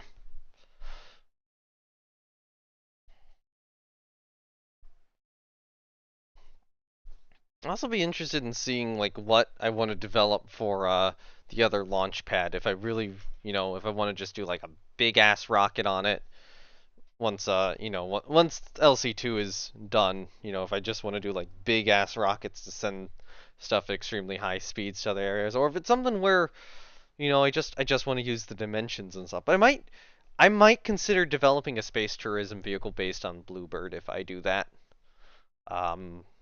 Like that is a very much a heavy consideration. The big question there is successfully deorbiting the thing. I also thought of like, ooh, what if I did like landed like a space plane? That could be interesting. Although I'd have to be accurate with landing, and I have not been accurate with landing so far. Although if it's a glider, it could be something where I aim it, just slightly off of the space center and try to get it to glide down onto it.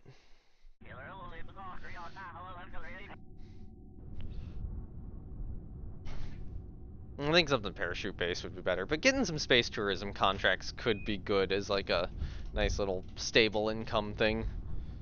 Alright, anyway. Alright, I forgot to place Jebediah with Val. Oops. Like I had last time, and these recolored because they do that for some reason. I thought that would have fixed, but oh well. Oh well, they changed color. Are these at least the yeah, they're at least the fucking monoprop tanks. And I just want to make sure, like, you are the correct tank. Yeah, liquid fuel and oxidizer. So these changing color, annoying, not terrible. Someone just painted them badly. Alright.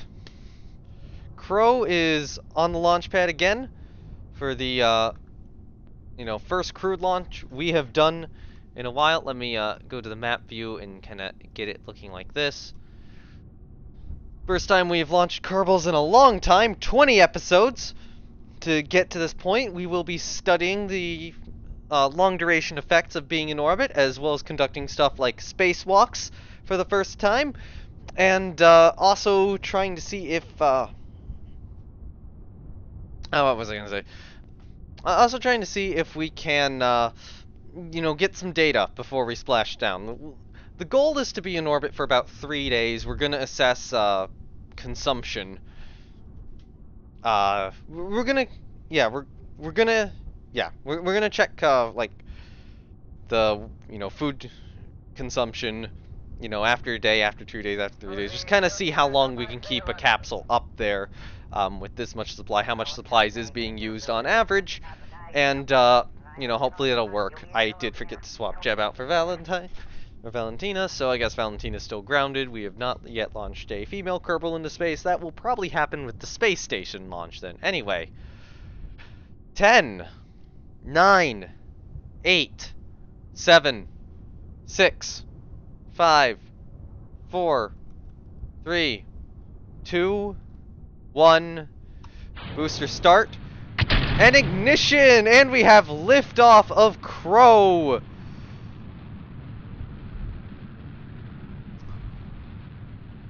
Crow has ascended from the pad. Crow has begun tipping in the desired direction.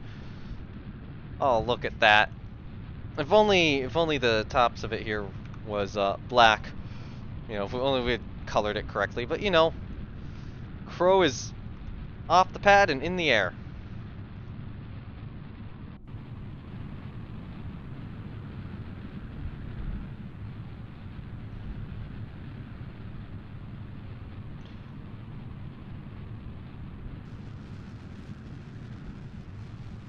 Crow's hitting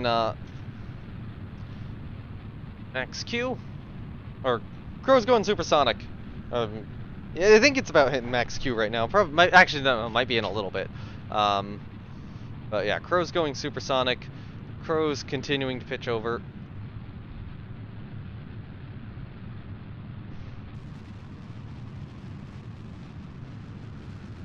Trajectory on Crow looks nominal.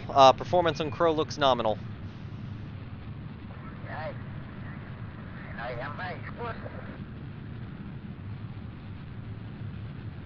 Crow's getting a bit hot. This is pretty normal for my rockets of this type. First stage booster has burned out. Crow is currently in a planned coast phase. We'll be going for stage separate. Stage separation has happened. We have detached the launch escape tower. Second stage ignition has begun.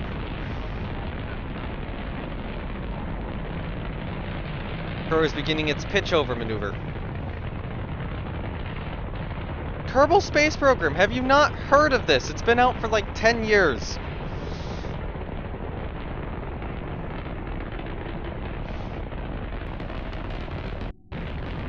Alright. You can read it. It's like in the title. Well, actually, no, it's not in the title. It's KSP, but yeah. Oh, that's kind of neat. You can actually see Minmus rising. I think that's Minmus. Maybe some other distant object. It's in the description, actually, I think. Or if in the stats, I do have that set up. It's, yeah. Anyway. Go into orbit. We're actually probably going to pitch down so that our apoapse doesn't wind up too high.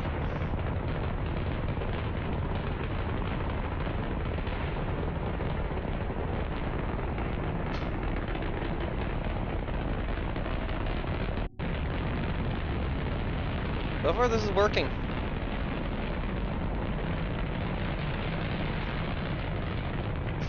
We're in space. Make sure to grab that crew report.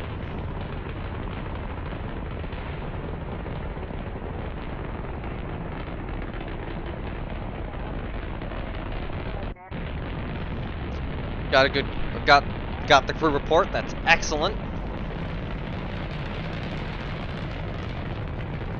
We are getting a little closer to the Apo. I'm probably going to pitch back a little bit.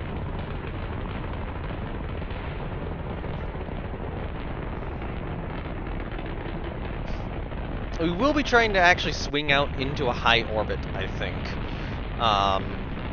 We do need to do that.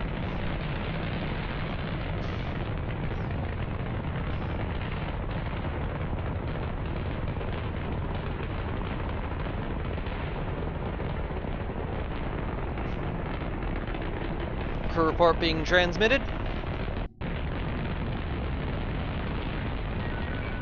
Transmission successful.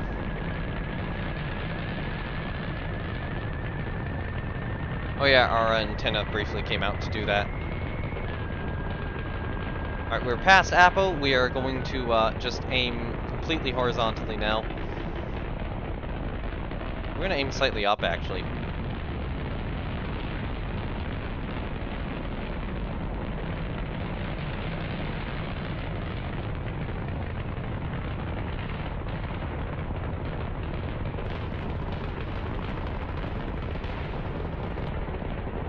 We're going to aim very up. Descent profile is changing. Hopefully this will start bringing that Apo closer, right? No, it's not. Alright.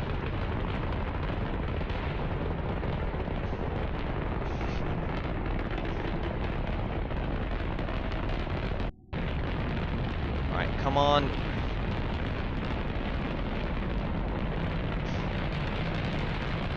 Okay, yeah, that's starting to bring the Apo. Alright, that's bringing the Apo closer. We're going up again. If the Apo's decreasing in altitude, that means that this is working. It's bringing the Apo closer to us, and eventually that Apo is going to be in front of us again. We still have enough Delta V to do this. We still have enough Delta V to get to orbit. I just kind of misjudged timing there. This engine does not give as much thrust as I was really expecting it to. We have so much time. Okay, there we go. It is now in front of us, going to a,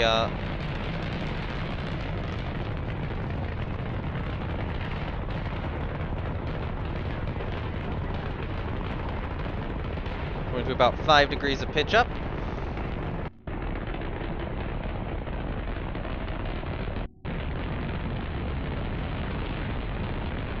Aiming straight there now.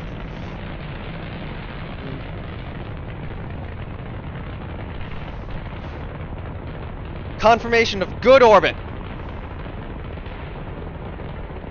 Going for Apoap's extension now.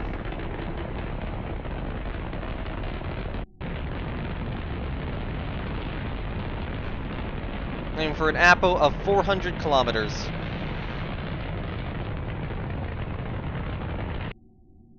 Good orbital insertion. Pro 1 is in orbit now.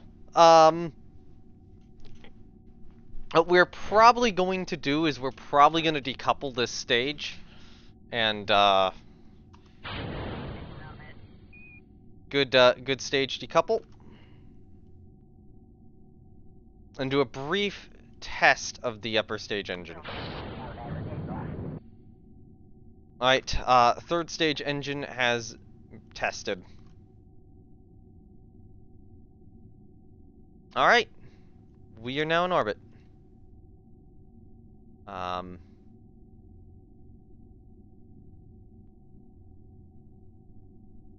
Oh god, we pushed that decoupler all the way into space.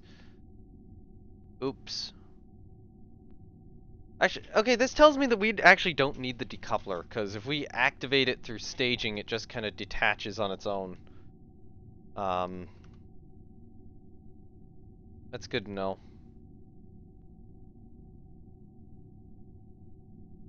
Actually, there's something I put on 1. No, it's not.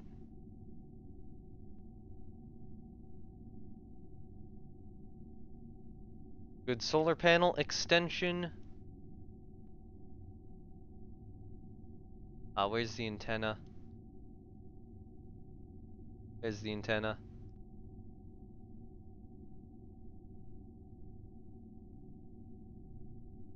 Crow has performed optimally.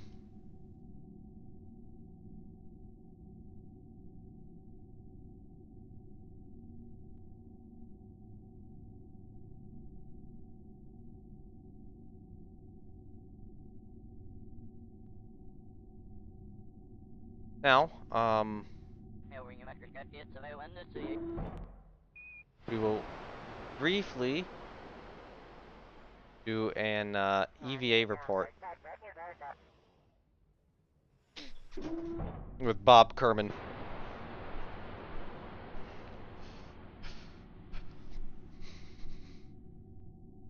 As you know, do another EVA report real quickly.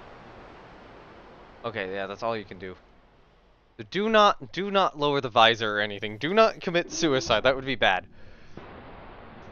But anyway, we need to get some science over the shores. We need to get some science from high in orbit.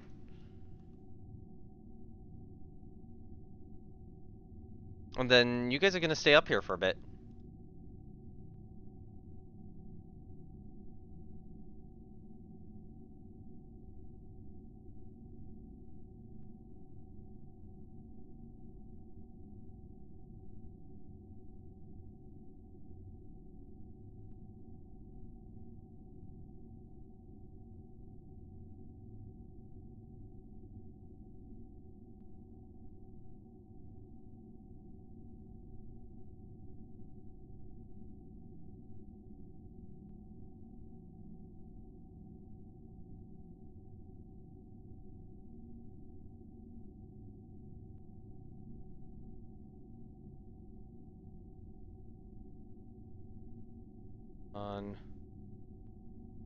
There we go.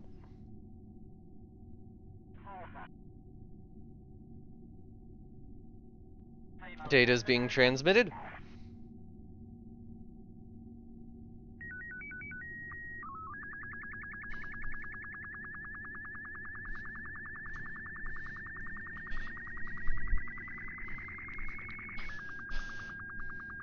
Alright, so carbon dioxide slowly going up.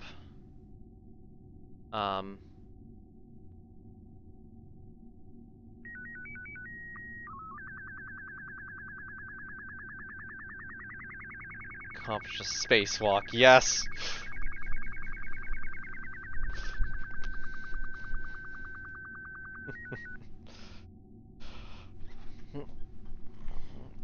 It'll be really nice the day when, you know, I don't need to be testing capsules and boosters for Crow anymore. I'll hopefully get there somewhat soon.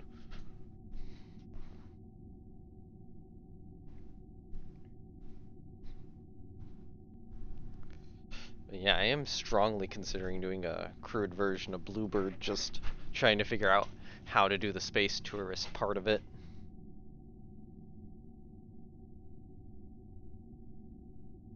Port from above the shores.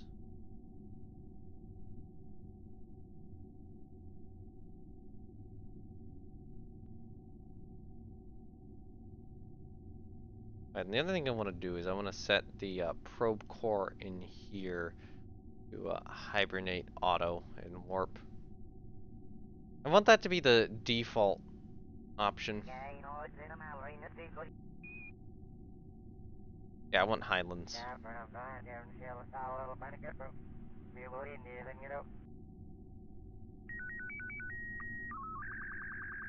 Is this Badlands here? What is this? What is this area? That's grasslands still. Okay, so this is still grasslands here, even though it's like weirdly miscolored.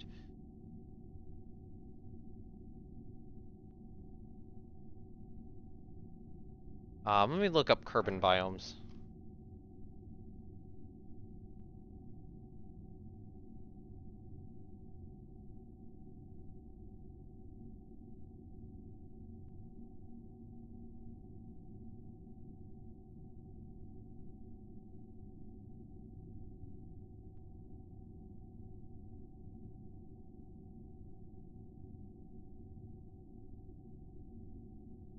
Are bad. Okay, so Badlands are.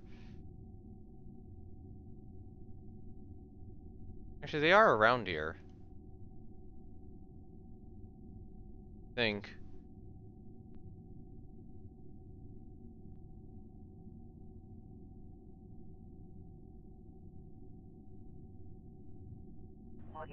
That's kind of that formation, right? I see that. Yeah, I see that on the map. So we should be. Are we actually a little bit to the south? Oh no, no, that's that formation. Okay, so we would be passing over them about now, I think. Got Badlands.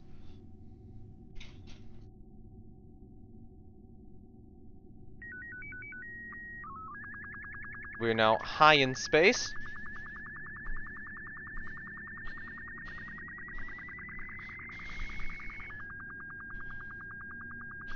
We'll get the EVA from high in space, and what we might do is we might perform a perigee decreasing maneuver so we can try to get some data from over the deserts. Because what we're not going to get is we're not going to get tundra, we're not going to get ice cap, we're not going to get ice sheet. The only one we need to get right now is actually desert, so...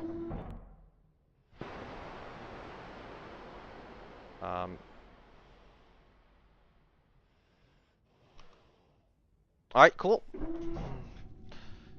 Good job, Bob. Transmit that data back.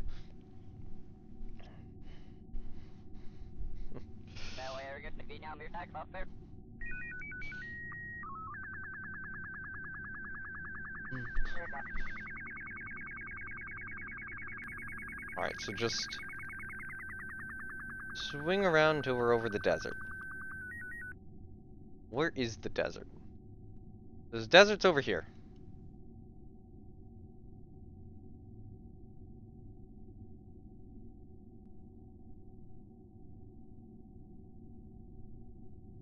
carbon dioxide is like gradually increasing, but at a pretty slow rate. Okay, we gotta be over the desert now. Nope. Turn lights on.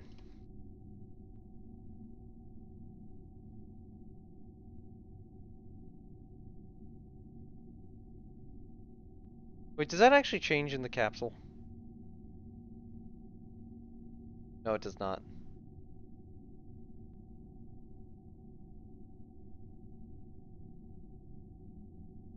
Okay, we're definitely over the desert now.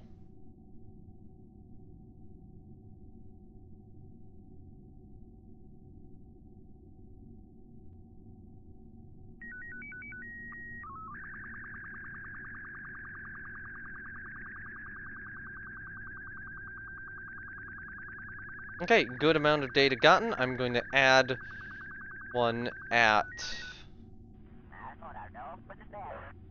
Okay, so there's a raw time alarm. Time interval that.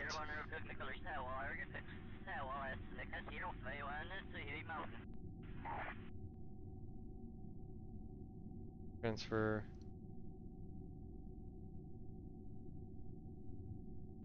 Oh, interesting. I can do alarms for transfer windows.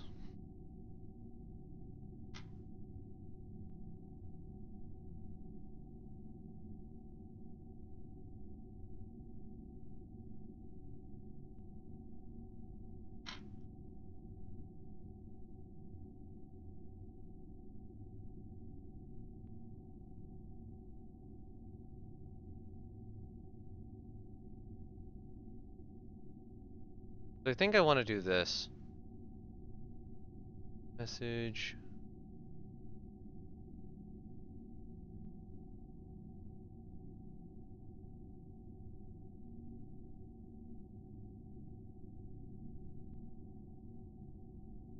So I'm going to set this to 1 day.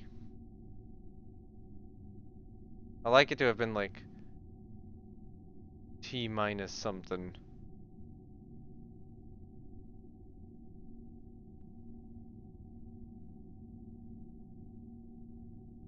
Alright, 0 minutes.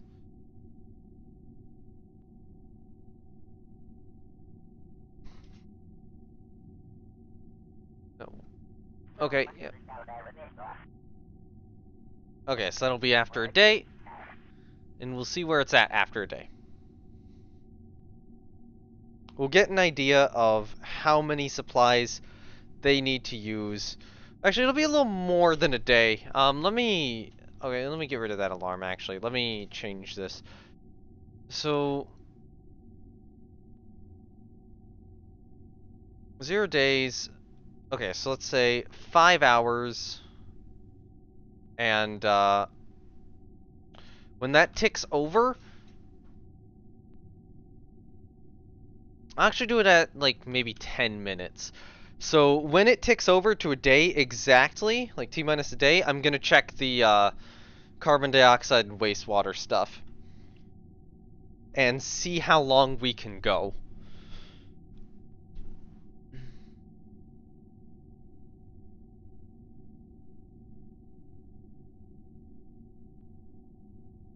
Eight, 9, now. So that's a 2-minute alarm.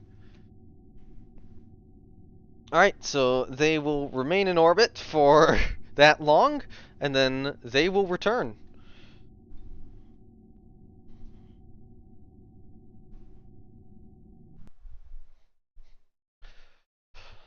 Alright, we've had I would say a successful launch, or at least an ongoing launch of that.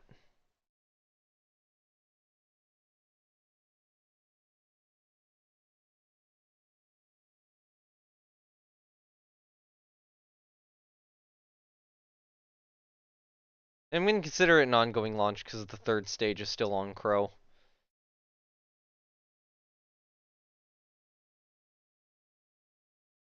Although I will say that the science mission of Crow is complete.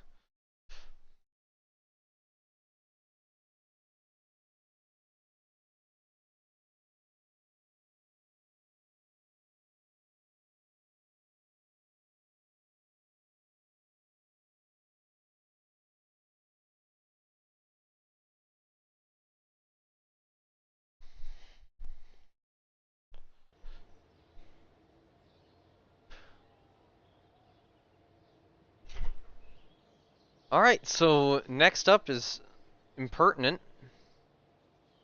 How soon until the...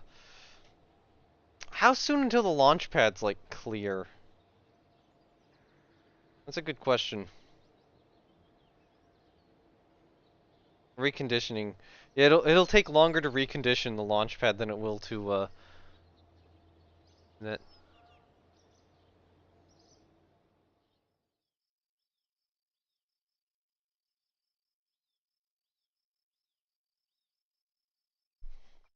Yeah, Crow has flown crew for once.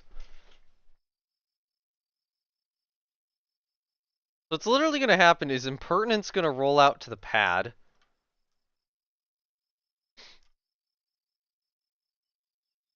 And then we're gonna have to warp until the launch pad is, done with its stuff. Honestly, I might launch this... Ooh, okay, yeah. Okay, gotta warp till heavy command modules is done. And then, hopefully, the launch pad will be reconditioned.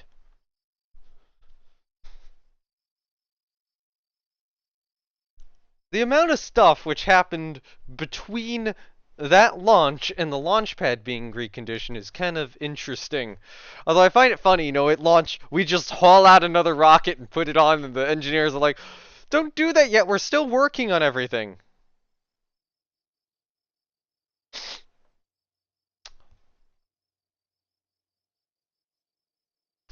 No. Roll back.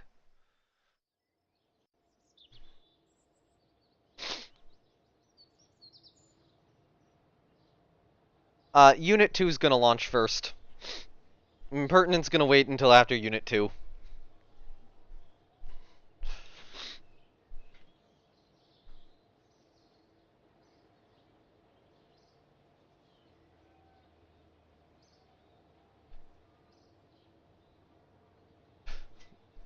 So we briefly hauled it out there, rolled it back. We're gonna bring Unit 2 out, and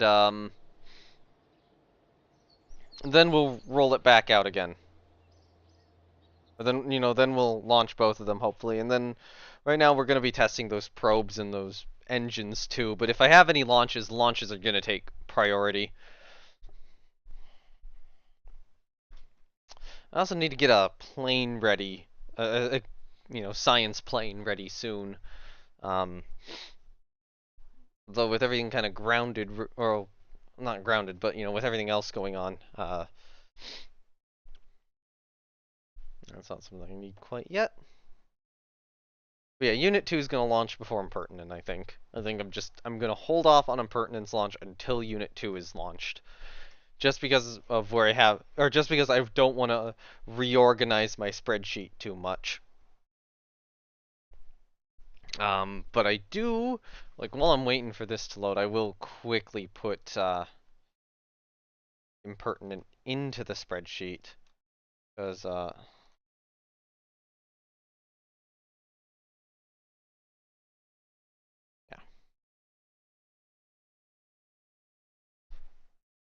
Okay. That would be Robin 1B.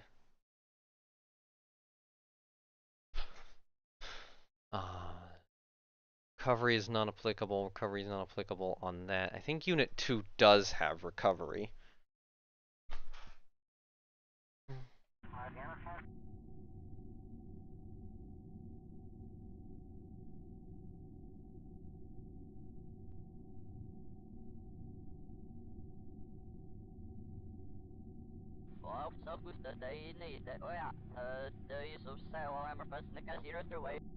Alright,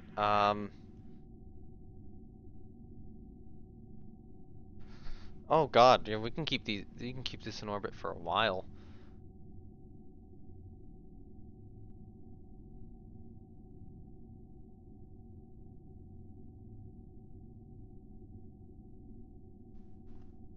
Right then. So I grabbed a screenshot of that. Right, I gotta add another alarm to that. Oops. I forgot. So we'll have to go to the tracking station. We'll have to add an alarm for multiple days in the future. But now we know the consumption rate, which is God, I have to boot it up or boot that up again. But I got a screenshot at that exact moment, so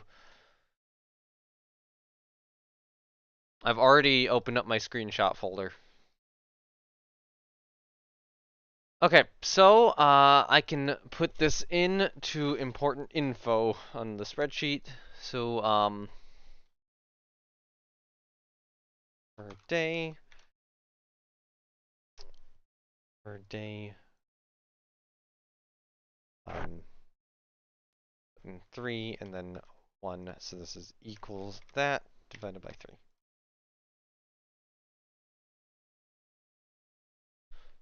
So this means that it used what? Okay, so CO2 it used 95. Wait, no, hold on. Should do oxygen. O2 would be actually I think it is just I'll use CO2, wastewater and such.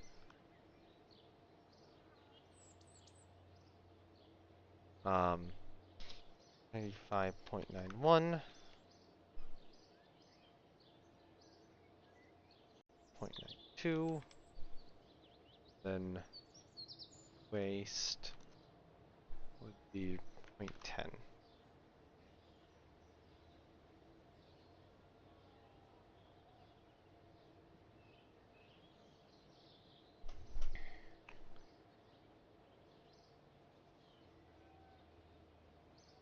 I gotta go back to the tracking station and go back to that vehicle and set an alarm. I'll set it for maybe like 3 or 4 days in the future. I want to get an idea of how bad consumption is.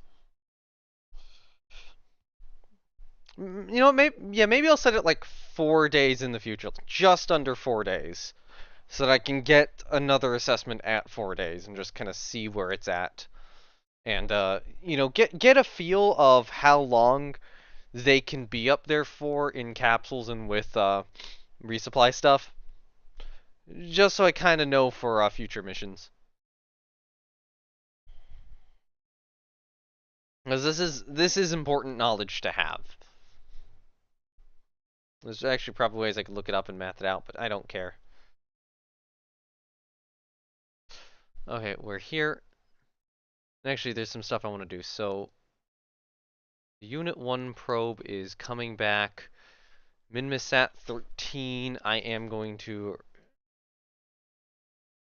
not rename, but say it's a relay, and just that hides it. Minmisat 12, or Unit 1. Unit 1's mission is done. I think Minmisat 12's mission is done.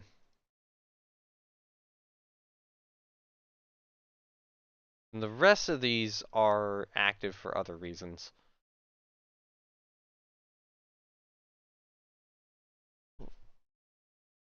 But yeah, with flight test, you know, successful second flight test of Crow, and way more successful than the first flight test.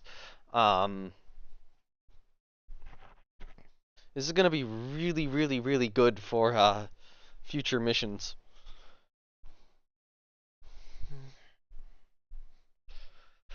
A really good sign that I'm gonna be able to fly this thing regularly for crewed missions. Although, you know, I am gonna have to note that we accidentally take the decoupler to orbit.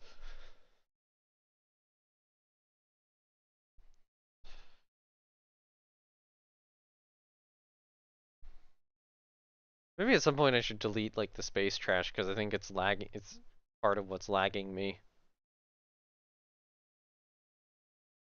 Game's calculating too many orbits at once.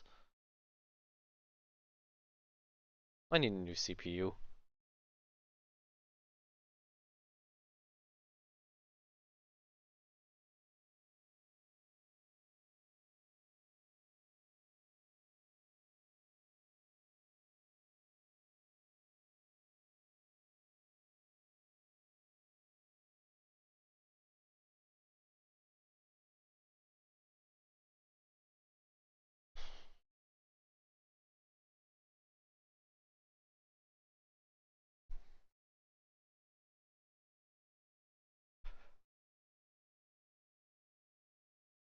on.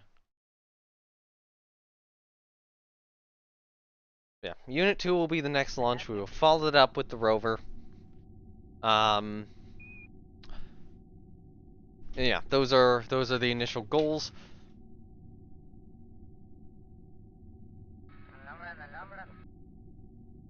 At some point, I am gonna need like a quick break.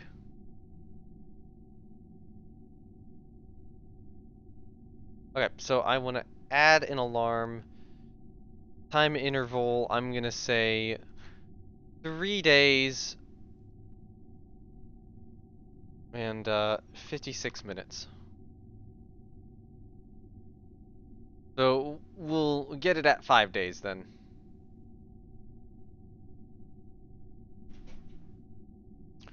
They'll be in orbit for 5 days. I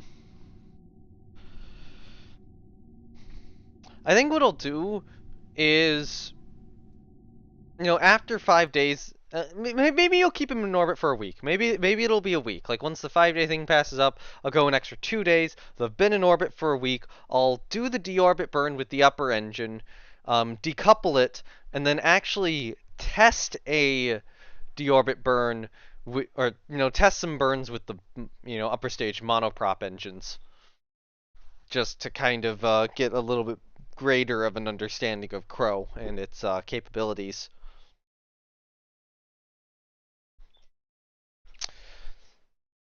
And then, yeah, I think, honestly, I think we should start planning for a landing on the Mun. Crewed landing on the Mun, crewed landing on Minmus.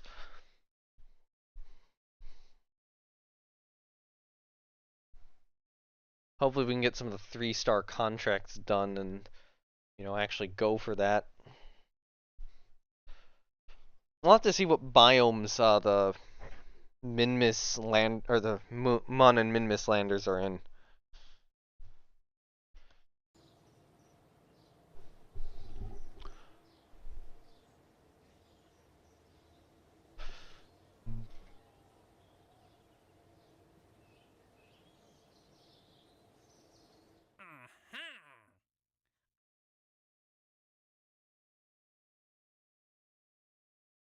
Yeah, I'm at the maximum amount of exceptional contracts. But yeah, those are I buy land and then return home. But that's worth a lot though. Each of those are worth a lot.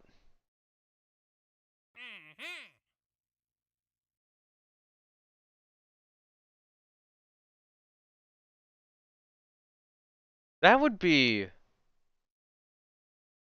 Ooh, I'm considering that. I'm strongly considering that.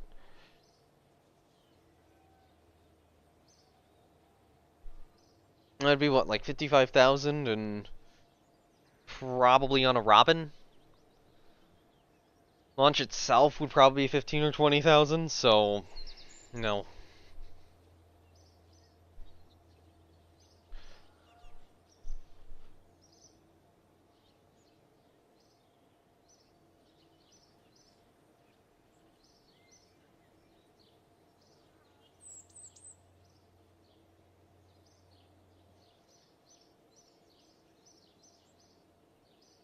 Hi, the new launch complex is almost done.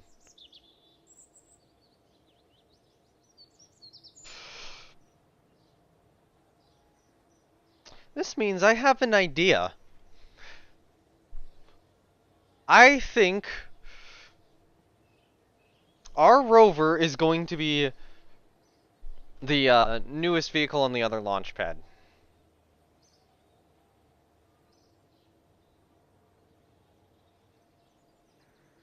So, yeah, Impertinent's gonna launch off of Launch Complex 2. Unit 2 is gonna launch off of Launch Complex 1.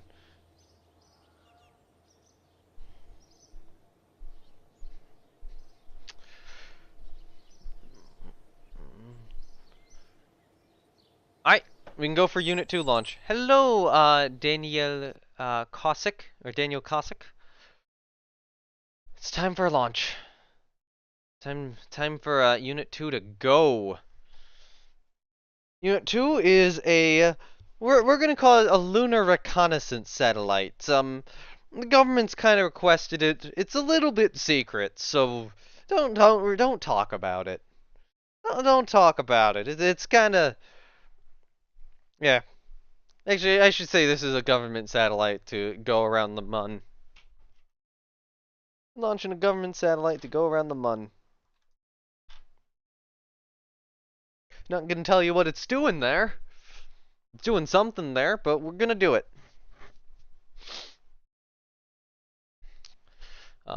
Then pertinent will eventually follow, although, you know, I think what will happen is I'll get this onto its desired trajectory, get Kerbin aligned well enough with Minmus.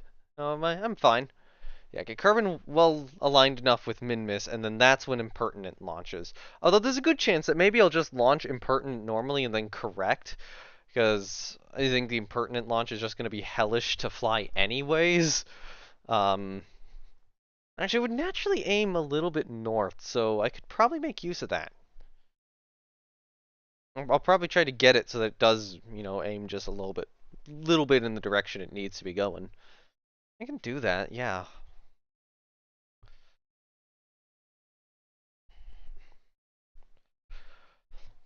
Which means that, hooray, I'm going to be juggling 4 missions at once. Oh, thank you for the subscription on YouTube. Why? Okay, I need to correct that. Oh my god, I need to go into Streamlabs and fix that. I don't like those extra things, but okay, fine, I'll just leave it. I've not had somebody subscribe while actively on one of these streams before, so now I realize that I gotta fix that. Good news is it happened during that thing, so yeah. I'll keep the sound and everything, it's just I don't want the jumping dinosaur. Anyway, this is a Bluebird 1B carrying the satellite Unit 2. It's a classified mission to the Mun.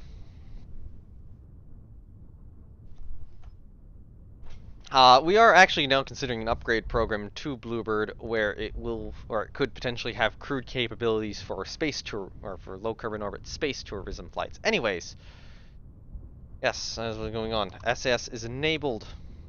What angle do we want the launch at? You know, this is in the sunlight. This is kind of in the sunlight. This is a cool angle though. Looking down the crawler way. I always like Bluebird. Bluebird's a good rocket. I'll get it here. I think this is a good angle. Alright. 10, 9, 8, 7, 6, 5, 4, 3, 2, engine ignition, and liftoff of Bluebird carrying the Unit 2 satellite.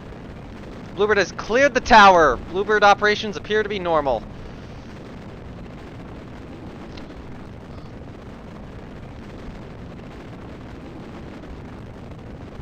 Bluebird has begun its pitch program.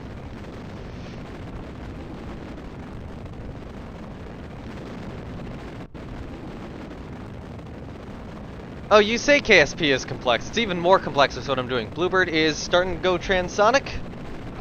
Bluebird is going supersonic. I'm judging by the Mach effects entirely at this point. I should know where that is on this at some point. Bluebird is continuing to pitch over. We have good performance out of the SRB 1206, or good performance out of the Eurus booster.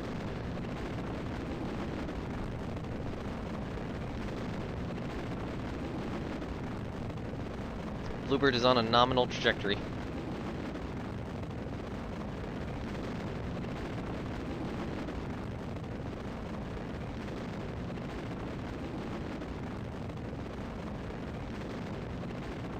Pitch over maneuver is continuing.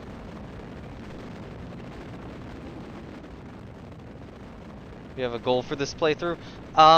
What I have said is that I need to successfully, effectively colonize another planet.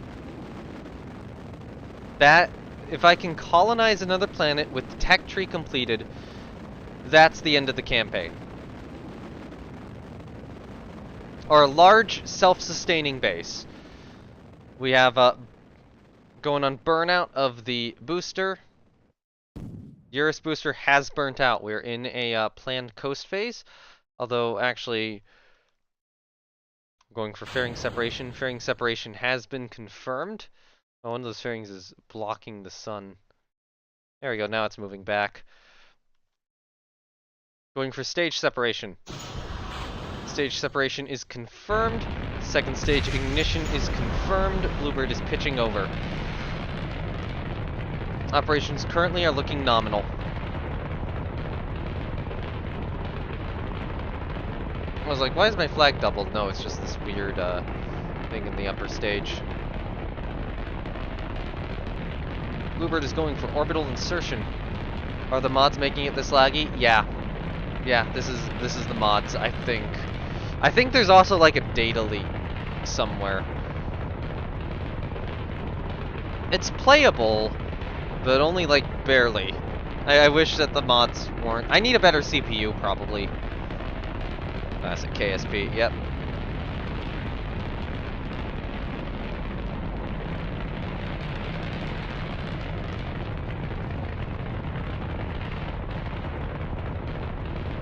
I'm actually trying to stop the APO from increasing, but it's increasing too much. We're going to enter a coast phase. What CPU? Ryzen 5 1600, so that probably does need an upgrade. Wait, no, I don't want a telemetry report. I want to rename you. You are a probe, not a ship. Anything with a spy satellite on it, it calls a ship for some reason, and it's like, no, you're not that. Anyway, we are going to coast a bit up to APO. Make sure we don't run out of like electric charge. We have enough. All right. Aiming prograde and burning.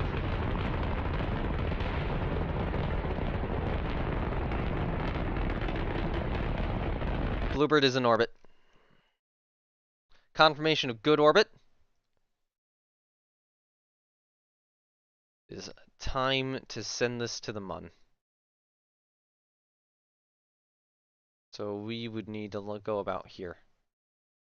Right? Yeah. I'll estimate about here and then I'll fix it when needed.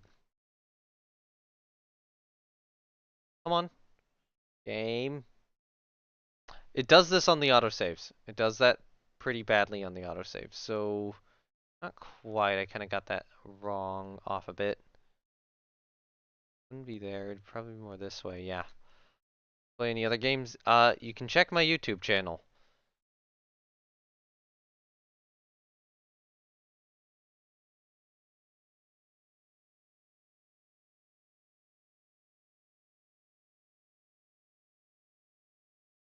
You know what? That kind of...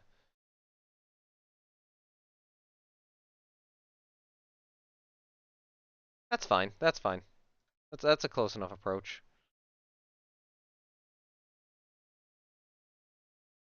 I will go for solar panel deploy.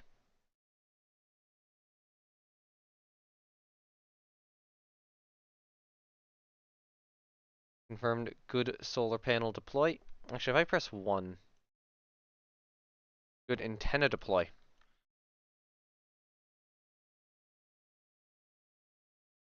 Taking photos of a top secret satellite. Okay, so the burn time would be 17 seconds because Bluebird's upper stage is or the Blue Sapphire upper stage is a beast. Yes, it does simplify to be sus.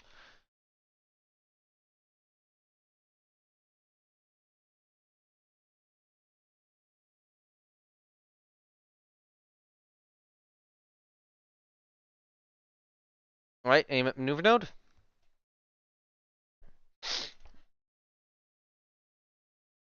And there's the Mun.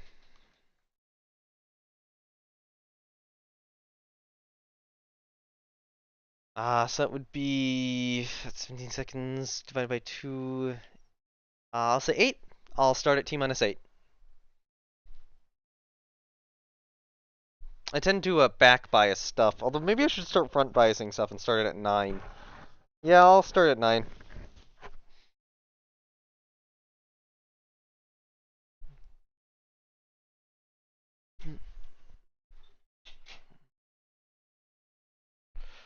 Or T minus 9 seconds. No, I'll start. Yeah, I'll start at T minus 9 seconds.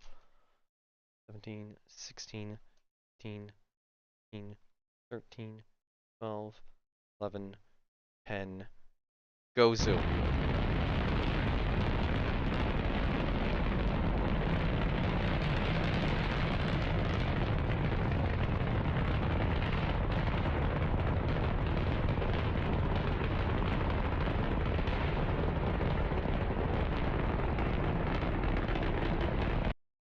Okay, we slightly overshot.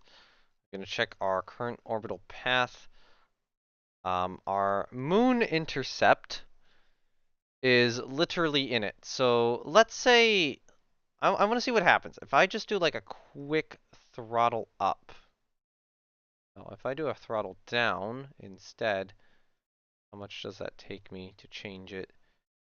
So a throttle down takes me about 5 meters a second. So if I'm throttling up, it takes me more.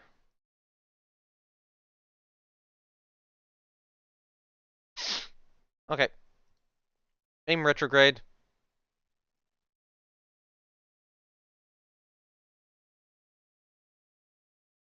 Small correction burn. We don't want to hit the mun.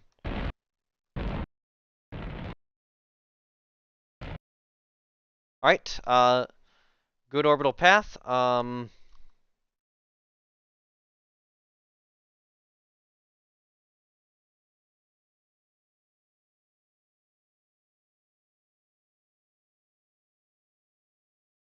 An alarm 30 minutes before the maneuver node.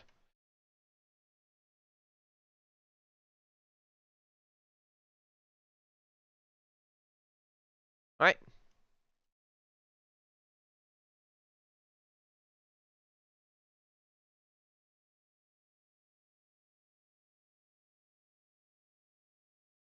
Good news is, so far, I'm going to mark the launch as ongoing. We've not separated from the second stage yet. Oh god, I forgot to mark what the payload is. Ah, well. Maybe I'll do that, like, after the stream. Like, I'll have a brief thing where I stay in the save, but, like, you know, mark everything down which I didn't mark down during the stream, just so I can have everything properly recorded. Or, you know, we'll do that on the next maneuver for that. It is always good to launch more rockets.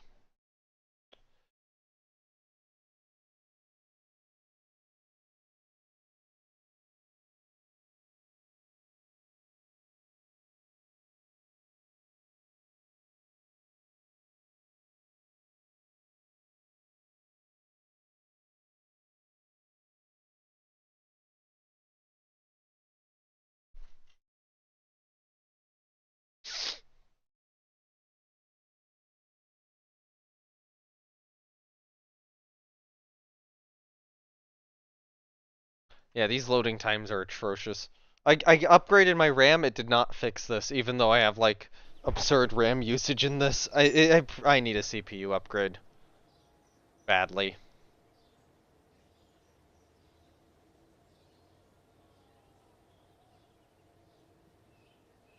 Anyway, warp to complete, impertinence rollout.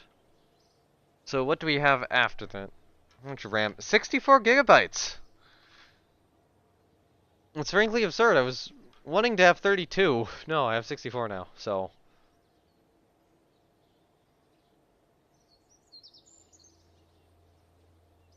Alright, tracking station. Time to, align this with Minmus. I want to try to align it where I'm aiming, where I have to aim north, because I think that this rocket is going to trend in that direction. Hopefully Impertinent should be more controllable than Ineptitude, but, I'm doubtful. I'm a little doubtful.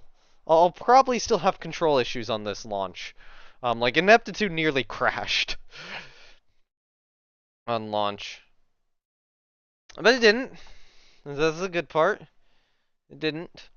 Those probe tests, but that's just like with spare building power. Because I got Impertinent, I got that Chickadee to launch. And then I'm gonna have to like take a look at what missions I need to do, or what's already being done. All right.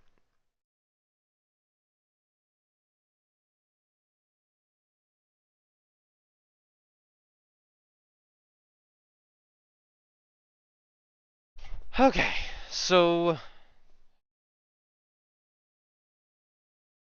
yeah, that's going that way. What do I want to be here for? Right. Minmus is there. My Minmus's orbit is there. The Space Center is there. So right now we would be past, and I would need to wait almost a full day.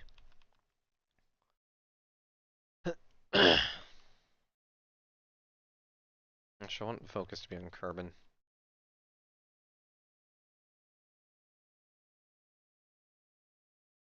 Okay, so that's now downwards, but I want to be here-ish, right? Yeah, I want to come around the other side.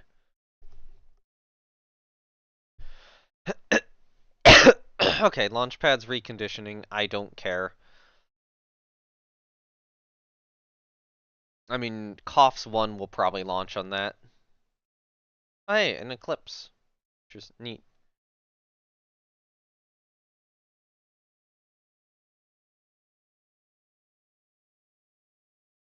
Okay.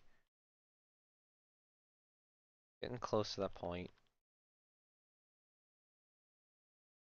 Right about there. Right about there. Yeah, right now. Right now is when we go for the launch of Impertinent. Oh, God. I have a dry cough. I need to drink. I need to drink some water. I've not drank anything on this stream. Actually, I can get something which isn't water really quickly. I can keep talking. My voice might get a little staticky at points, but wireless headset. I can go to the fridge. I can grab something out of the fridge. I can haul it back, and I can stay on. I can basically stay on air.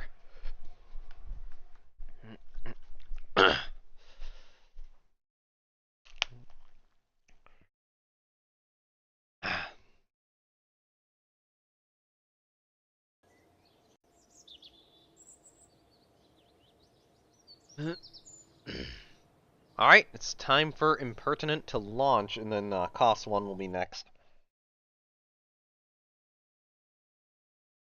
And then we actually won't have any launches scheduled for a bit. Although I'll need to take a look over my missions and figure out what to do. I do need to start building a science plane. So maybe what I'll do is I'll get Cops 1 launched. I'll build the science plane, and honestly, the stream's probably gonna end with the completion of the Unit 2 mission. No, the stream should end hopefully with the completion of the Crow mission. I think I'll end it with CFT1. Which will, it will stay up. So this will push it to 5 days, the current alarm I have. Next alarm would be 7, or I'll get another alarm set up for 7 days. And once that alarm's done, it's gonna return.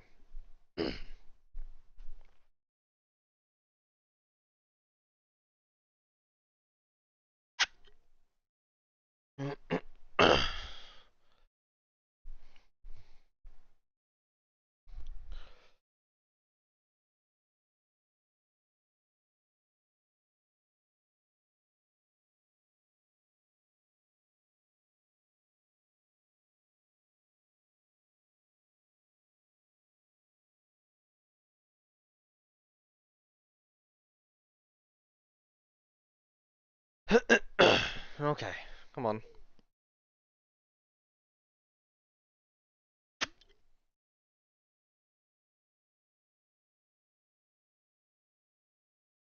I mean, that's still a lot to do. Like, launch Impertinent, get Impertinent going where it is. You get get Unit 2's mission done, and its probe returning. Check on CFT1 to,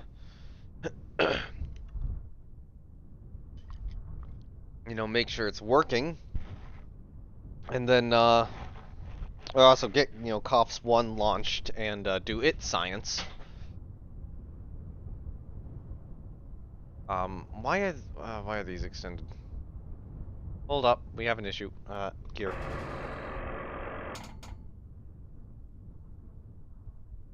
Okay, cool.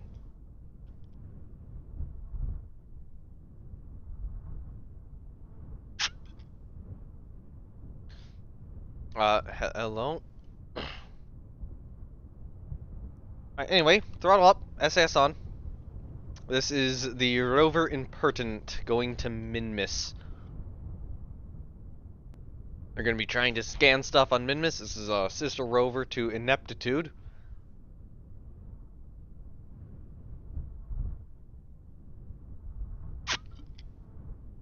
I'm, like, confused by some of the people just showing up in the comments, or in the chat right now. Anyways. T-minus 10. And this is on a, Robin 1B. Launch vehicle. Probably the best I have right now, honestly, in terms of, like, effectiveness. Venerable Robin 1Bs.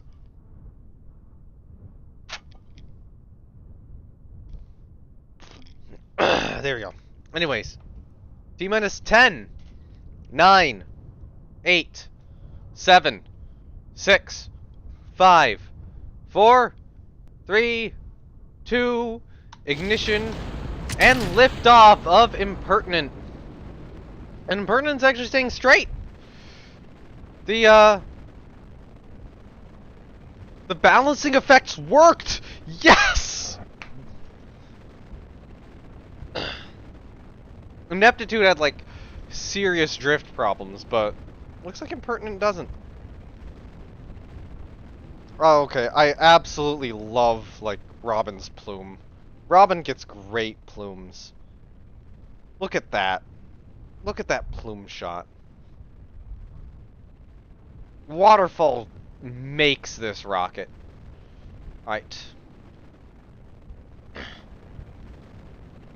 Needing to pitch up to better match Minmus. I'm going to set Minmus as a target here. Oh, wait, hold on. That's way too zoomed out.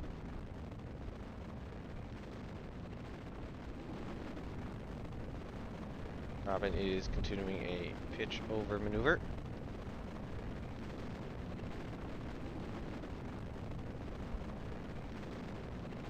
Robin is on a nominal trajectory. Let's say, hold it. Go this way a little bit.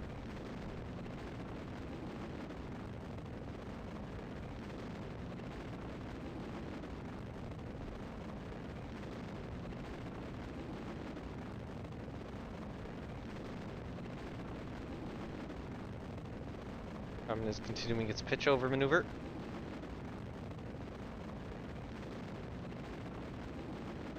Robin will stay on the current trajectory for the moment. We have burnout of the booster. Apoap's is 76 kilometers up. Robin is entering a planned coast phase. We're going for fairing separation at 40 kilometers. So roughly then. Fairing separation is confirmed. Robin will be going for second stage separation here very shortly. Confirmation of second stage separation. We have confirmation of second stage ignition. We have confirmation of second stage balance issues. Second stage throttle is decreasing to compensate for balance issues. And is adjusting back onto course.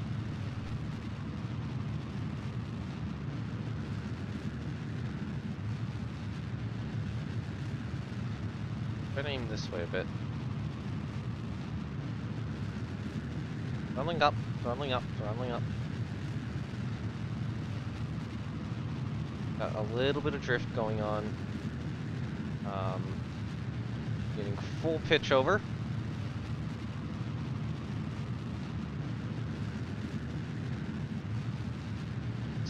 Kind of hold here. We've done a full pitch over maneuver. Kind of struggling to keep control a little bit. We have a little bit of drift. It looks like we are able to compensate for it somewhat.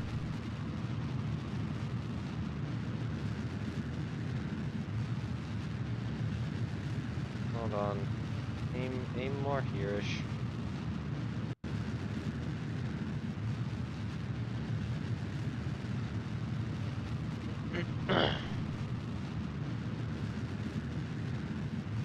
This is significantly easier to control than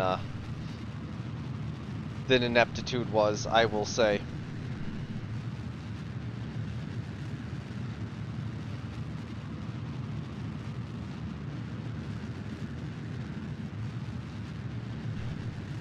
We're still pretty much on course.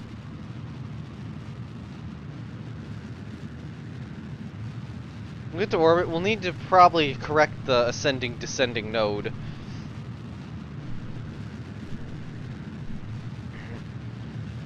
And, you know, then we'll go zoom. We will go zoom to Minmus. And put this down where it needs to be set down.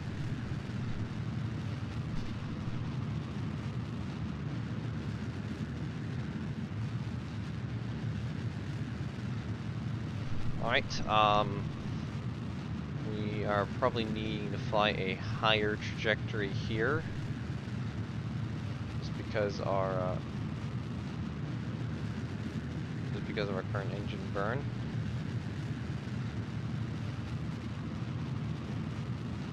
Hopefully that kind of levels out a little bit.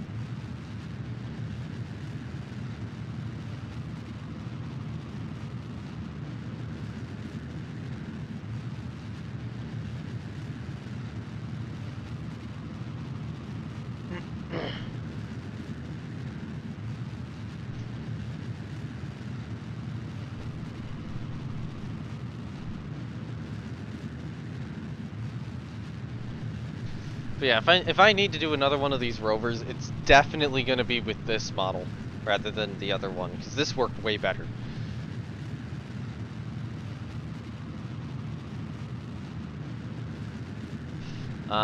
We're actually going to pitch down. We're going to put all of our remaining velocity into going sideways. We have so much altitude right now, I don't care. Aim there, let it kind of get itself onto course.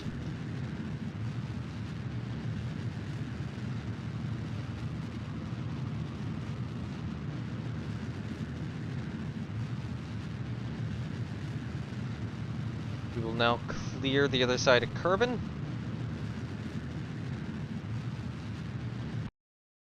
Confirmation, a good orbit. Pertinent is in orbit. Impertinent solar panels will begin deploying.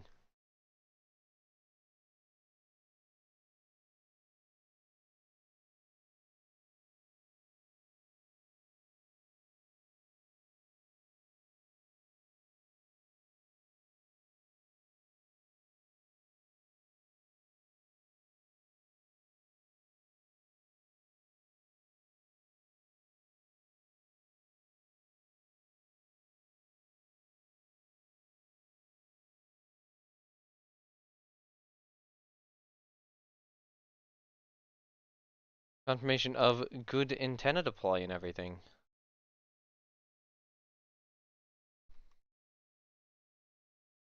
Pertinent is where it needs to be and doing what it needs to do. Okay, so we will have to make a correction at the descending node. Thankfully, it is only 2 degrees.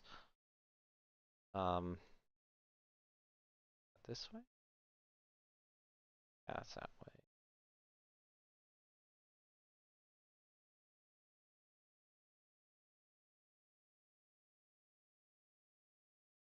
That would be about there. Yep, that would be That'd be the full correction.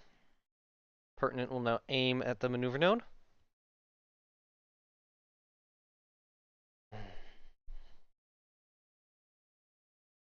And coming up in 5 minutes, it'll be a 4-second. Normally, it would be a 4-second burn, but I think I'm gonna do this at a reduced throttle, maybe 1/3 throttle, which would instead be a 12-second burn. As such, I would want to start it at T-6 seconds. After this, we will do a min-miss insertion burn.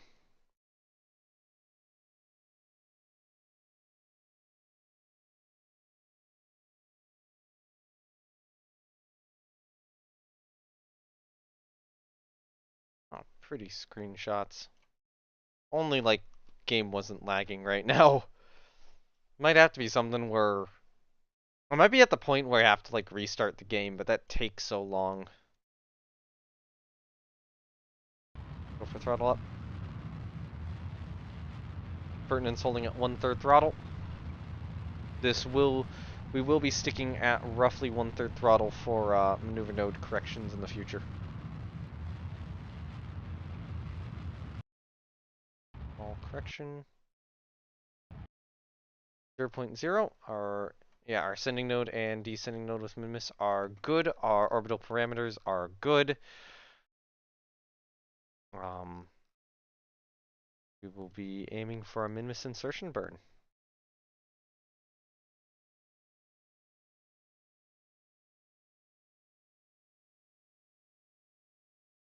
God.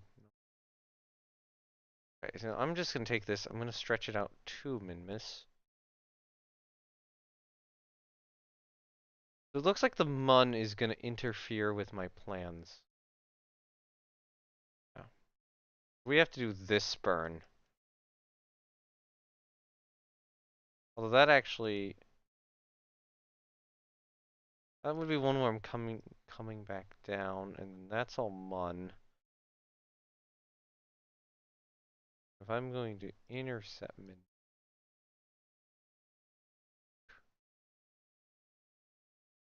That works.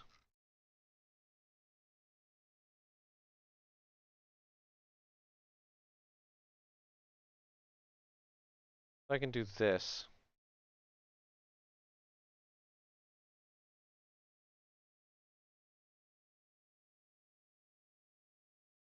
Alright. That will be the maneuver. Pertinent will aim at the maneuver node. Be 9 minutes, 50 seconds. I will be doubling this maneuver node intentionally. We will be going on half throttle. So we will start at T-minus 47 seconds.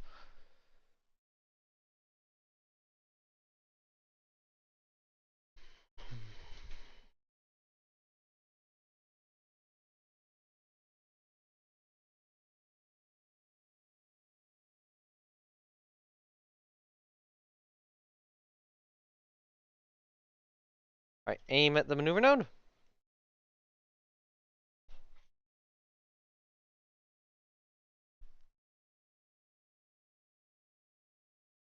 Looks like we're gonna do this in sunrise.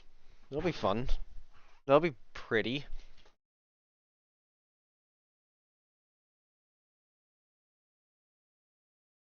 And we're also 40 minutes out from Unit 2 doing its insertion. Or its moon orbit insertion. Alright. Min-miss transfer burn beginning. Oh, come on. A little up. Slightly above halfway.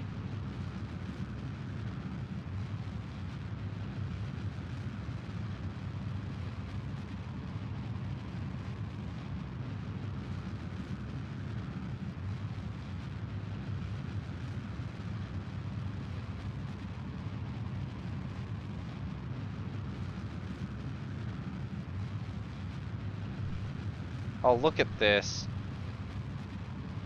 Look at the photos of... Just look at this. Look at this beauty. This is why I love... this is why I love Kerbal with these mods.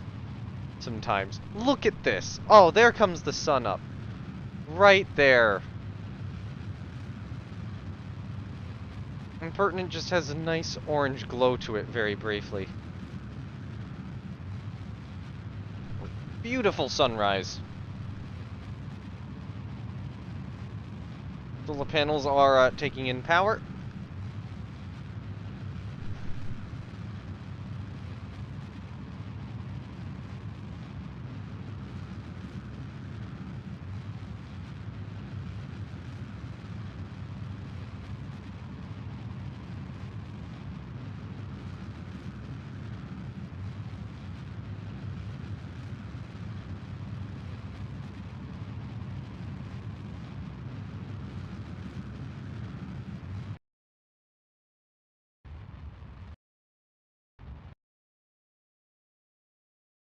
Oh, come on. Okay, we're showing that. Oh, come on.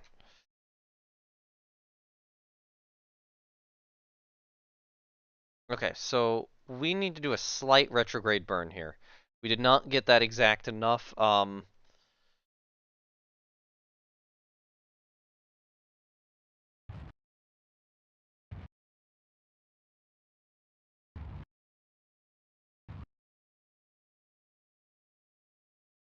low is that periaps now? Pretty low. That's a very acceptable burn.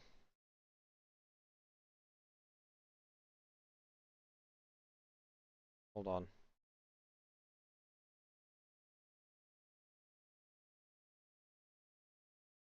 Too much. There we go.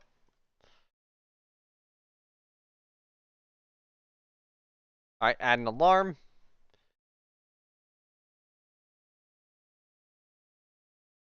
Come on. Come on. Okay, I think it's auto-saving. Yeah, there we go.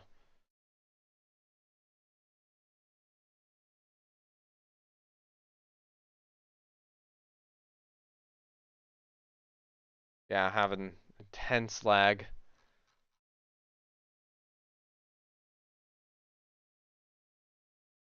Oh god, I'm just gonna bite the bullet, take a quick break, and reload the game.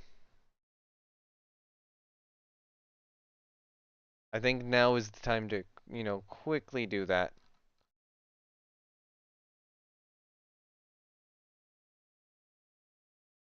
And while I'm here, get rid of some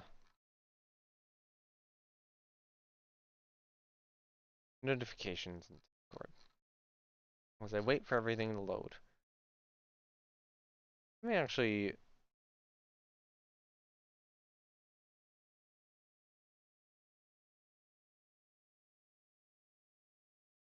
that down. Then ground station down, too.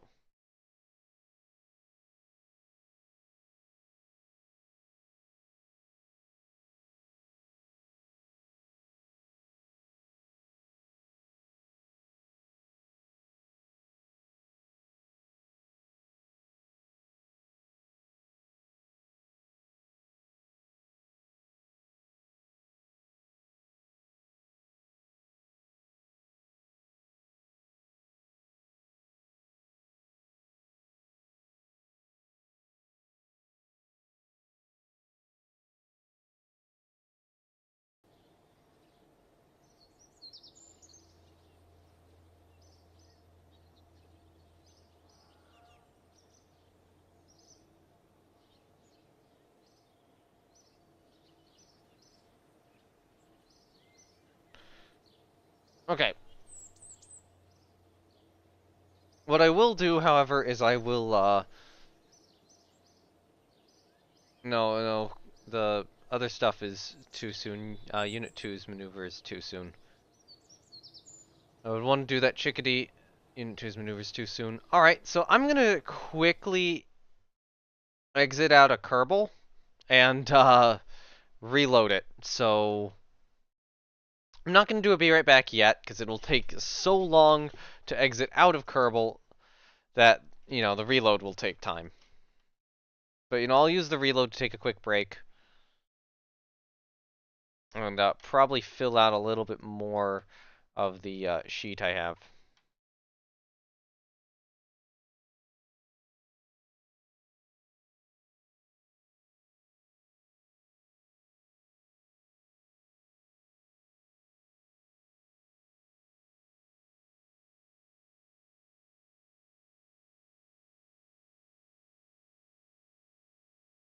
And also I can launch Impertinent now as an ongoing mission.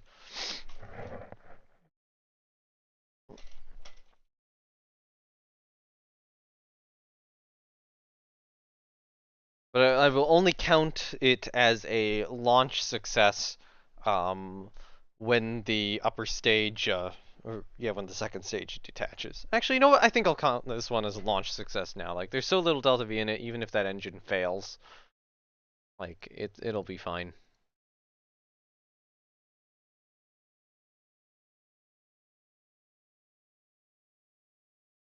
Well, from a launch perspective, I do think that's a mission success.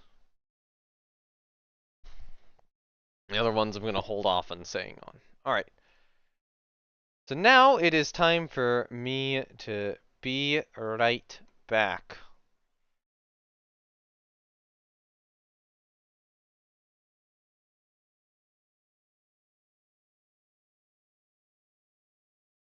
Yeah, I'll just mute.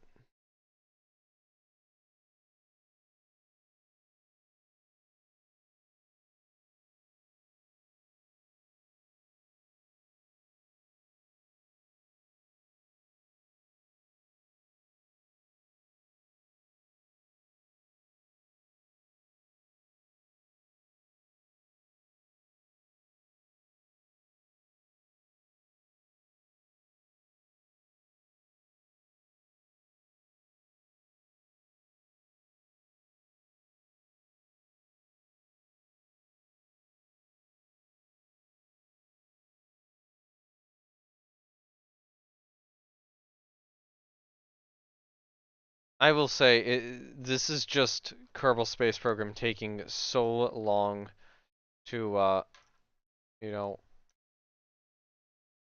turn off.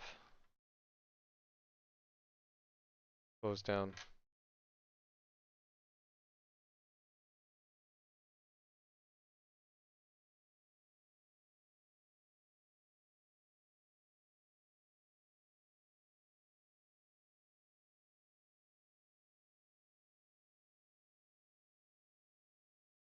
Okay, there we go. Gonna give it a few moments. Just to kind of like make sure Steam syncs everything. There we go. Now it's loading. Um,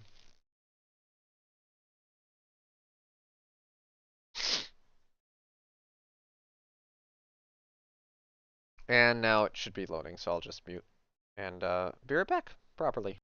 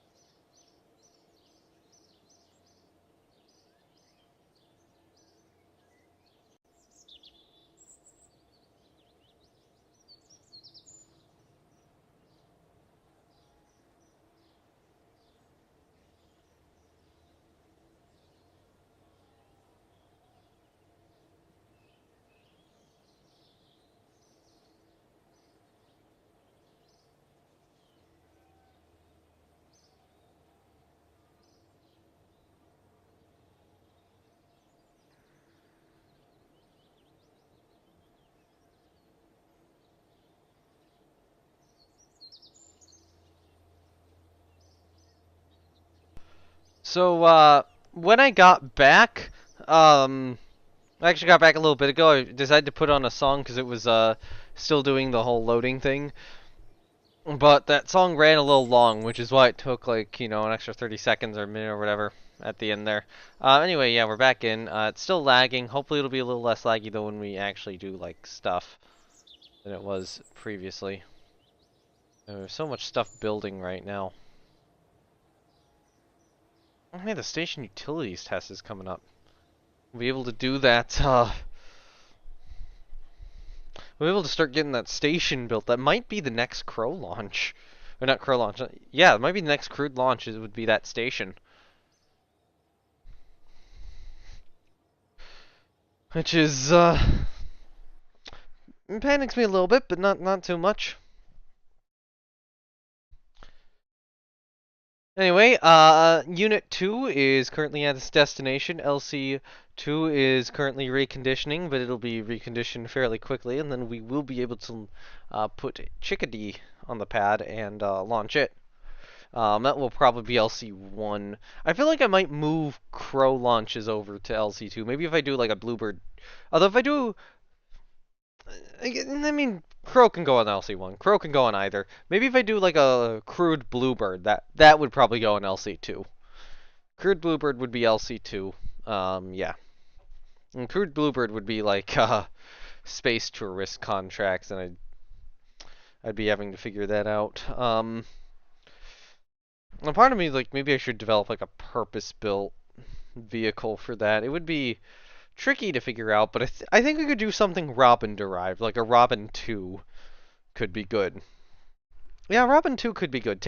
Keep the same SRB, mess with the second stage.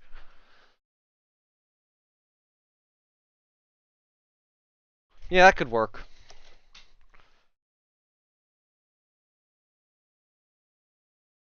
God, this did not fix the lag issue at all.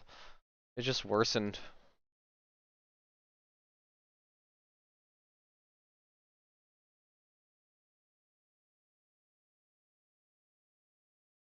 I need to get a better CPU.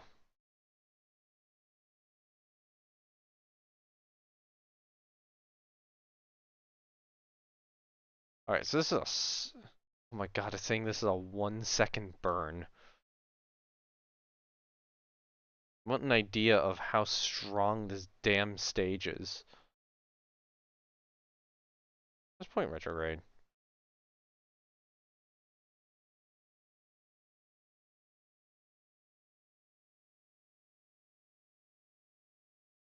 In short, I like Bluebird. Bluebird's a good rocket.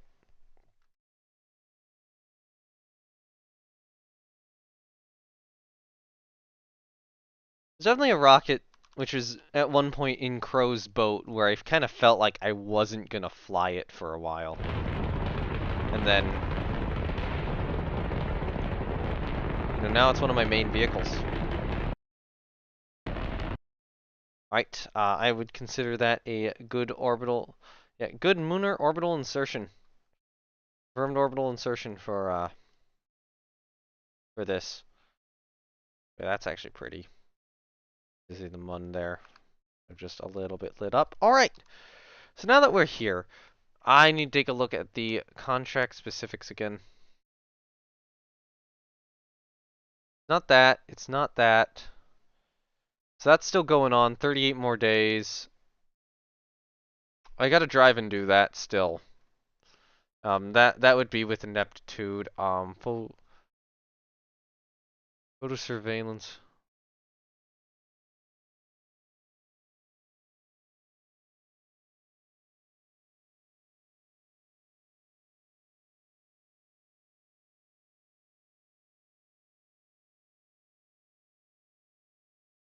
Oh god, was this supposed to go to Minmus?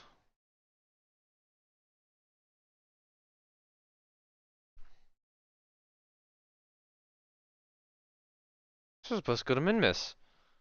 Fuck.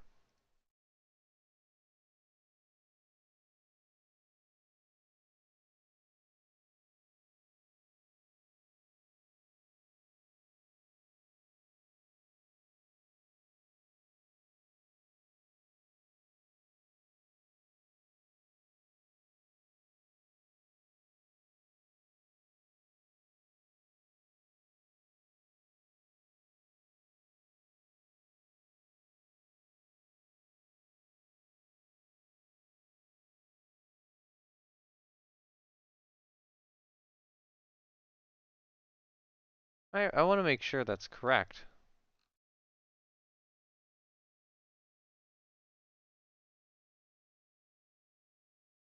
Yeah, we're at the wrong location. We're gonna go to Minmus. Fuck.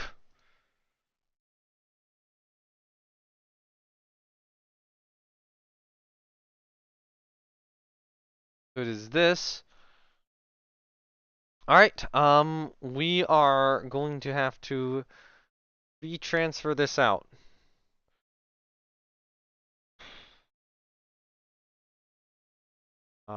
Actually, that might be... Let's say I do this.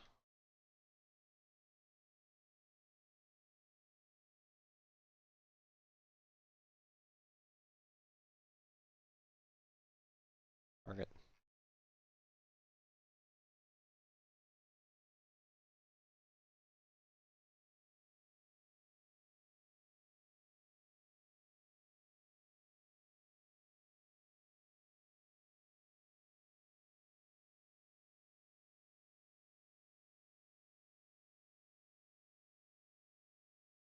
That would go in the curve.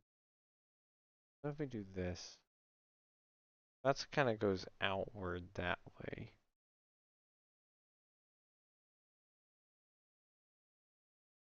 It would be here. So then we fling ourselves more that way. So let's say we do this. That's starting to add too much delta V.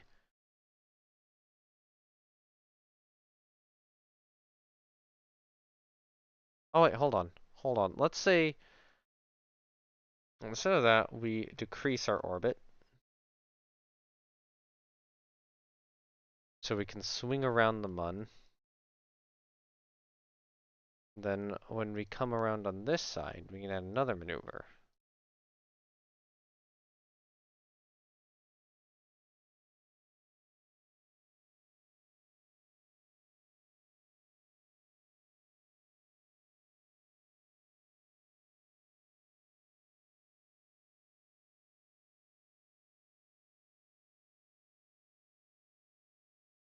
Actually, hold on. Cancel both maneuvers. Alright. Point retrograde. Just slow us down.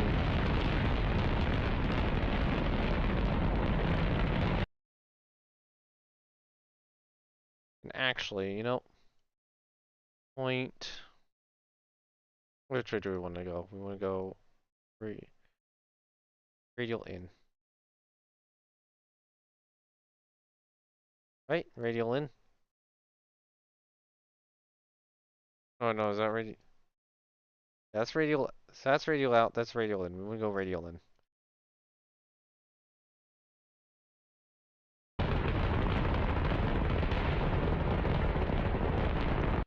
Alright, there we go. Brief corrections done. Means that hopefully if I start, you know, adding some acceleration here, we can actually estimate what it would take for us now to fling ourselves at min-miss.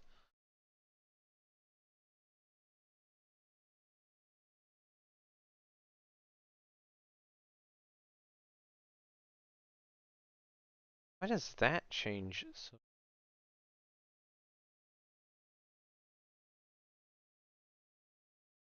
might need more delta V.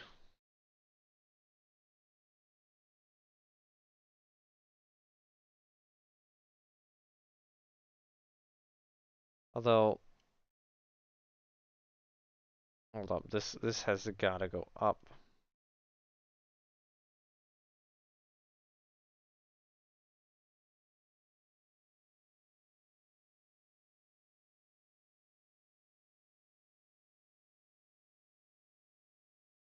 What if I...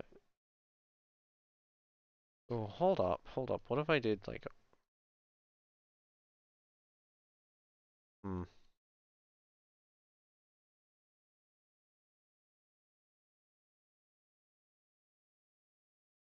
So you can think of this as kind of like the apoapse of a burn.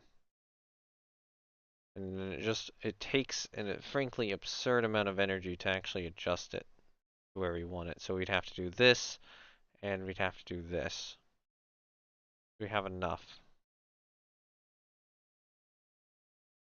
We do have enough, yeah.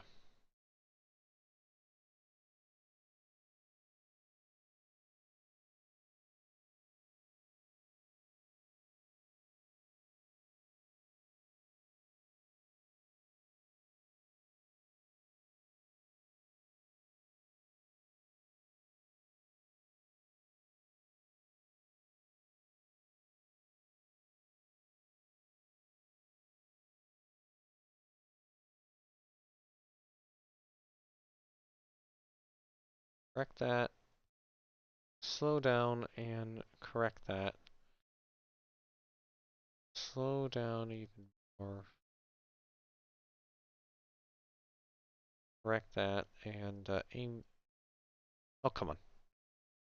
Like, we have so much delta V, I don't really care.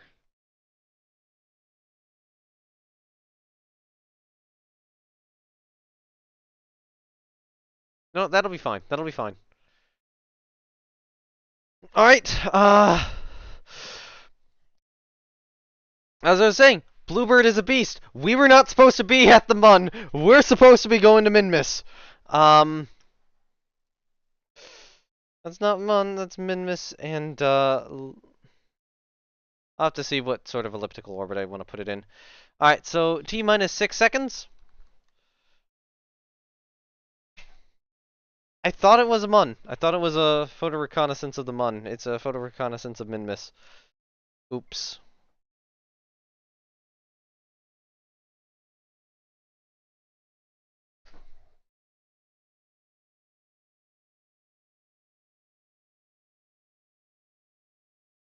Nine, 8, 7, go. We have so much delta V anyway, it just kind of doesn't matter.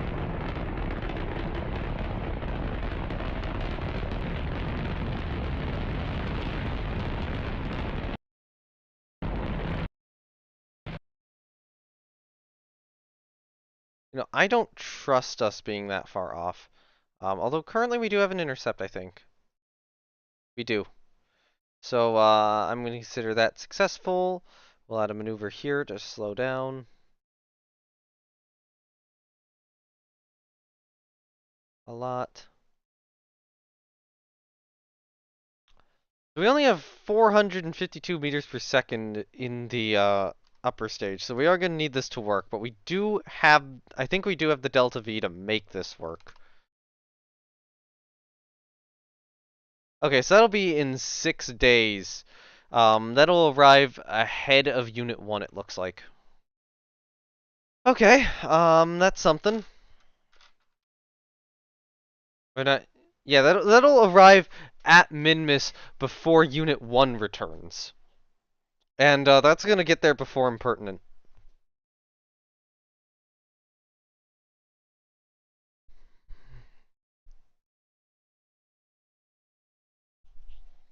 But yeah, I thought I had a different contract than what I actually had, so good job me.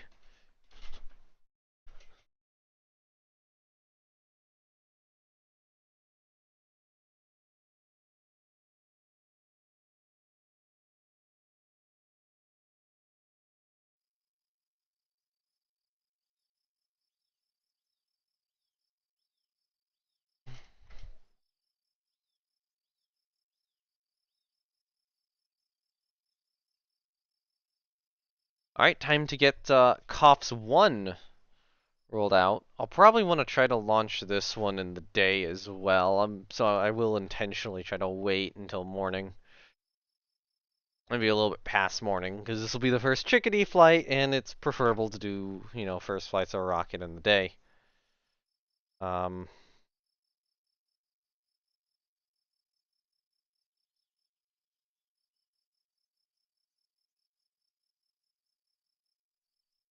so this will get 2 little bits of contract done. Warp until sunrise. I'll warp a little further, actually. Yeah, I think that's a good time. Alright, this is, Chickadee 1A, Cops 1, going to a Kerbin orbit. This is, this is just a science mission for Kerbin orbit. We need to collect some science for an agency, and this is what it will require to do.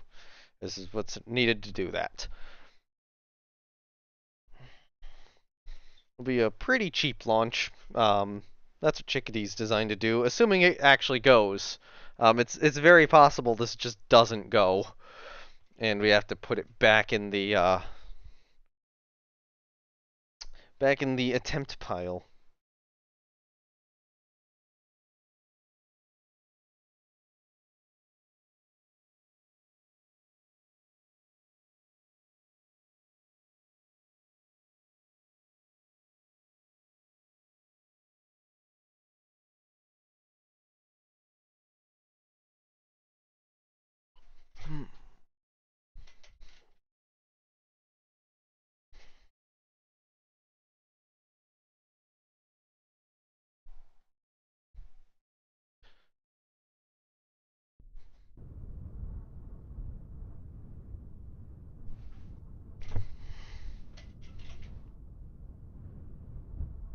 Alright, Chickadee 1A is out on the pad with its first mission.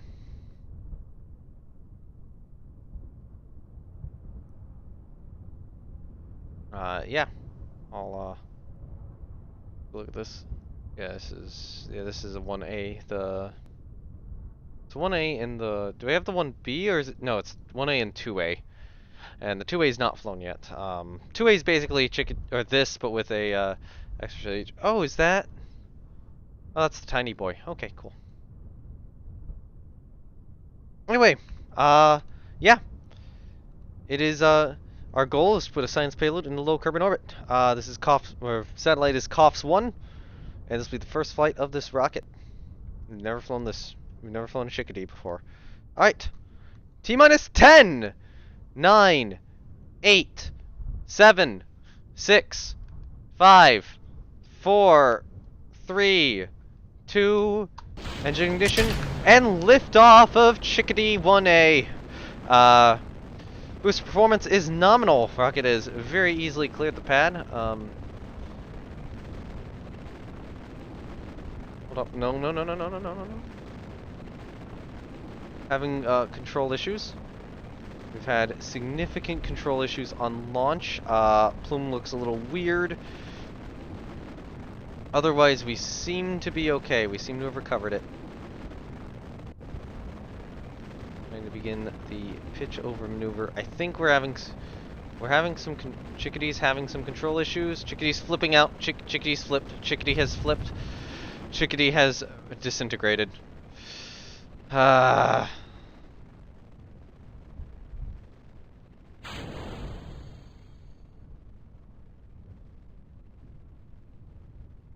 We don't have parachutes on this thing.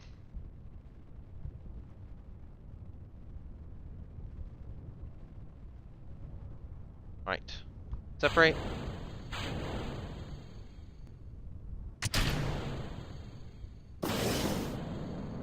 Right. Redirecting our course. Cutting the throttle, pointing retrograde.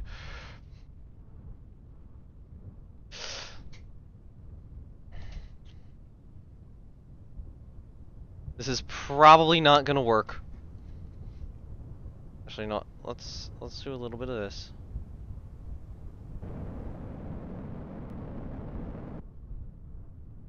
Keep us pointed retrograde. These science experiments are pretty expensive.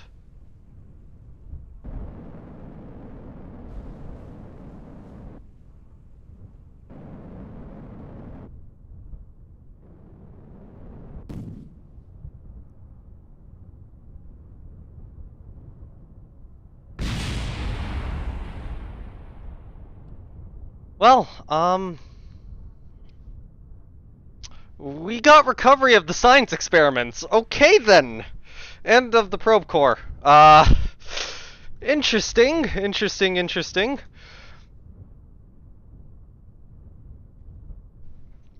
That's a flight. That is a fucking flight. Oh dear God. What do I even put that as? Like that's a full fucking new category. I'm gonna say failure payload recovery.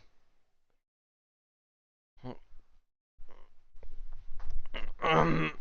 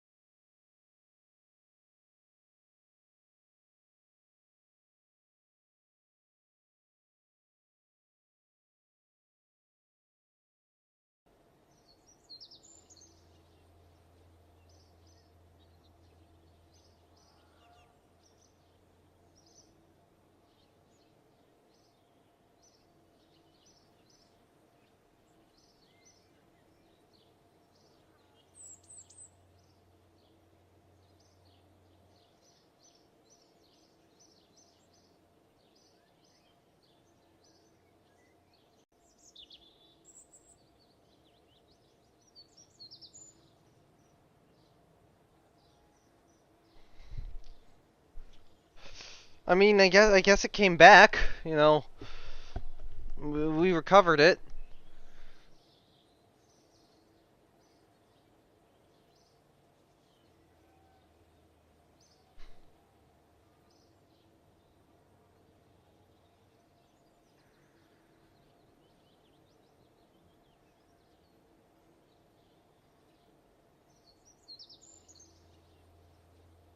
Well, that puts me in a difficult scenario. All right then. Cops. We're gonna call this Cops 1. Actually, I think this will just be Cops 1A. We're gonna literally take Cops, Cops 1, and just fix it up and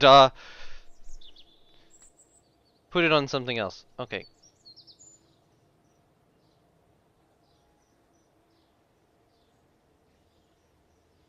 Why can't I go into Why can't I go into the VAB?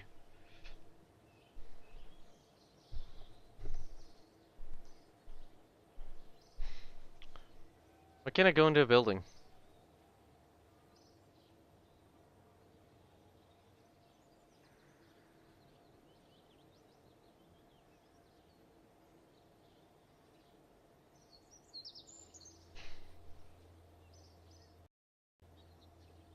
The fuck?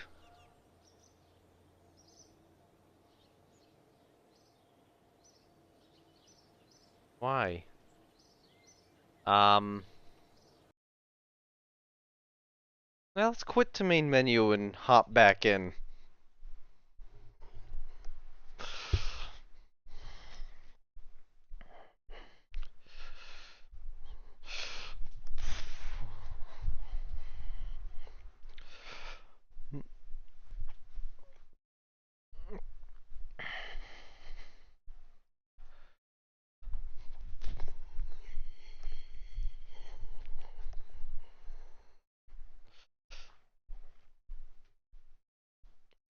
The question is it going to be called? I think it'll be Cops 1B. I think we are just going to launch Cops 1B rather than, even renaming it. We're just going to stick it on Starling because I have way more confidence in Starling 1B than I do in 1A. Or not 1A, not 1B, 1G in Chickadee at this point. Chickadee might need a simpler mission.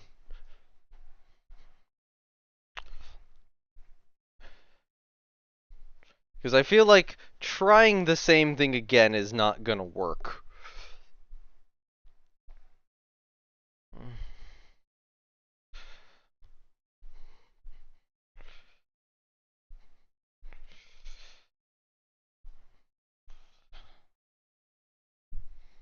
I need something more reliable, and reliable is Starling.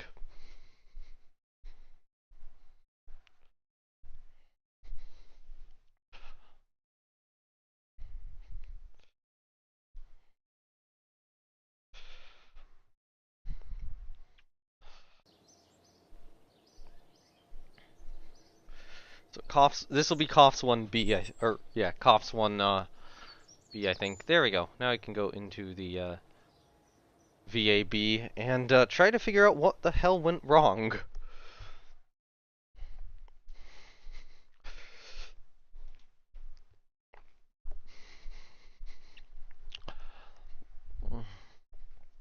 Yeah, that was like 12,000 in satellite equipment. I did not want to, or in science equipment. I did not want to lose it. So, glad that the science equipment was the important bit of that to have gotten back.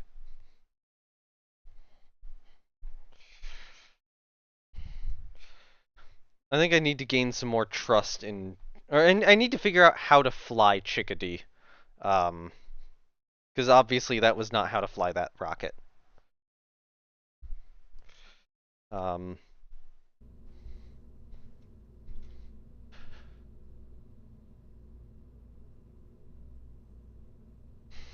I mean, initial takeoff went very well, and then I tried to pitch it in one direction, it pitched in the other direction, I got confused, I pitched in the other direction, it continued to pitch in that direction. I thought controls were reversed, they weren't. Once I realized that they weren't, I tried to get it back on the correct direction, kind of succeeded, and then just, was trying to continue to pitch it over, and I should have just kept it going straight. I've been trying to do too much pitch overs. So instead of taking an LCCBL,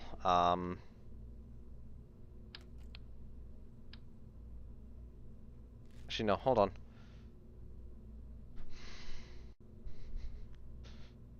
Actually, it is possible that I go with an LCCBL. So what I'm going to take a look at is I'm going to take a look at Chickadee coughs. Yeah, Chickadee 1A coughs 1.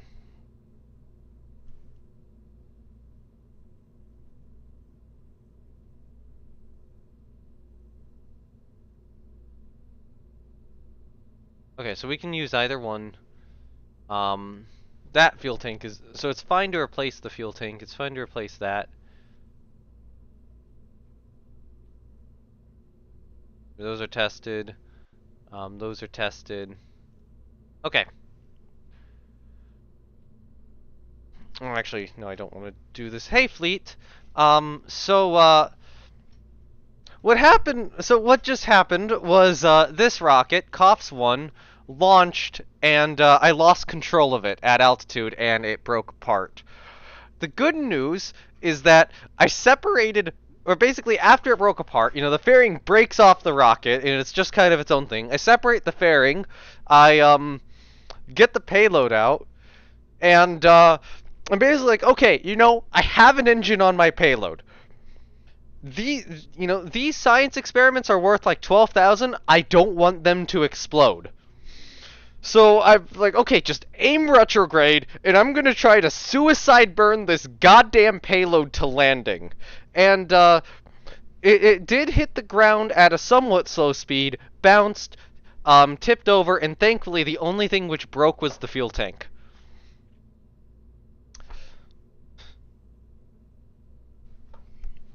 So, good news is, I did not lose my science instruments, and I get to try again. On the other hand, I am making an executive decision at this point that I am not going to fly this on Chickadee.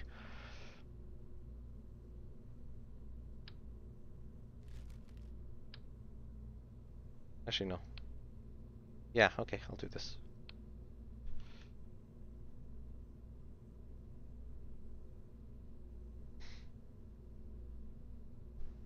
So now I'm going to put it on Starling, and basically what I'm, making the lore out to be is that, the rocket fails, the satellite, again, somehow gets mostly recovered, and then once it is mostly recovered, we pick it up off the ground, stick a new fuel tank on it, reattach the engine, and stick it on a far more proven launch vehicle. Well, the Starling 1G itself actually isn't proven, so this is still risky. But, like, Starling 1A, B, C, D, E, F. Okay, F's not really proven, but, like, all the rest are proven. F had a partial failure on its only flight, but the rest of them are proven.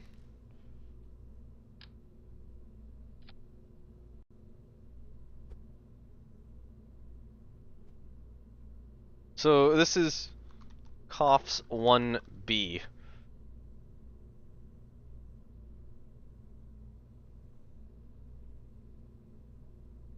Oh, I see what happened. I didn't have good SAS on it. That would be a problem.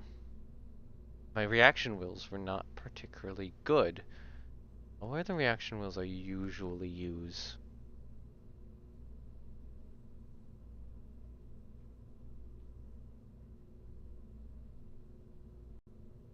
These guys, yeah. Um,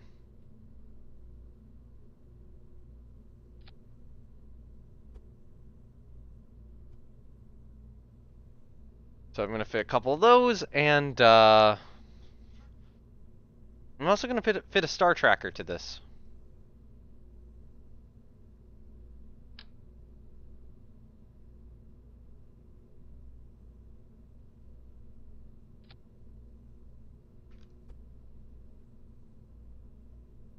Actually, you know, the solar panel would extend in front of that. I think I'd put it on this side, right?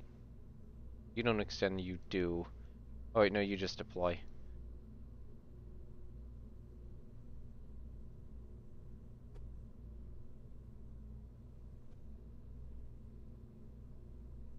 And then I can go here, I can take one with one previous use. Um,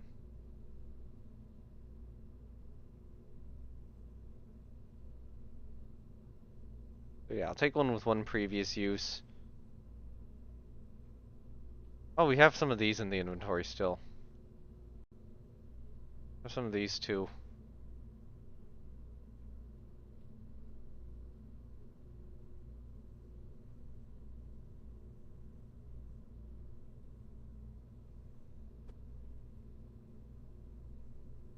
Oh, come on.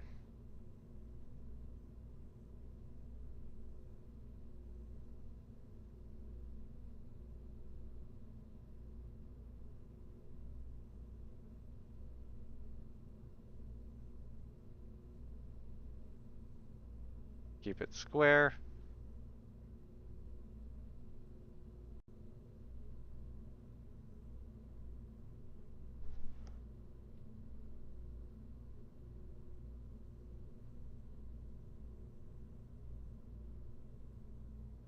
We don't have any of those with one previous use. What color do I want this? I'll do Tintari. Yeah, Tintari's right. White seems fine.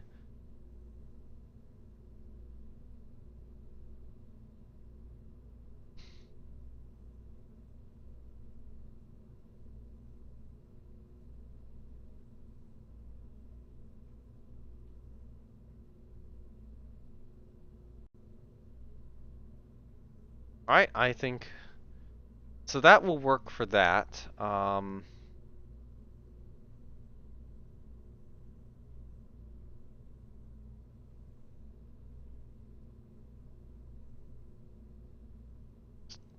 Give me that. You're just an adapter.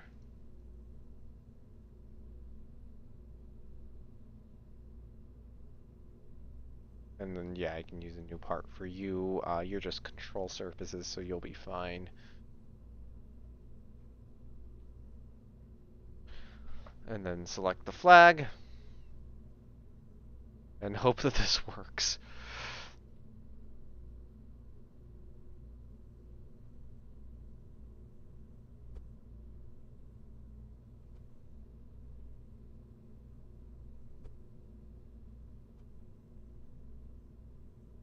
You know, I think this mission's like... It's not that much more expensive than the previous one. Like, you were in the previous one, it was like 14,000 something. This is 15,000 something. On a Starling 1G. So, yeah. I say we just save that and build it. Alright,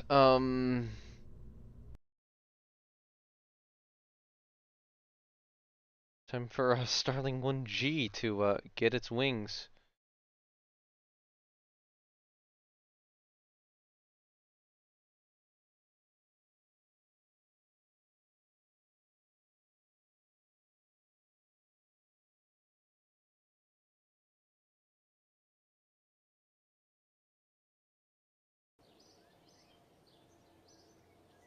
Hold on.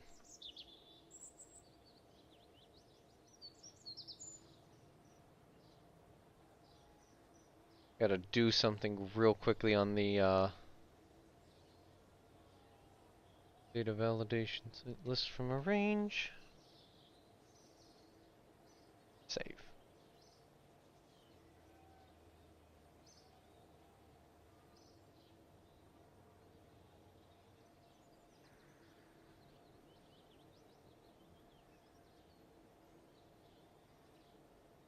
Nice.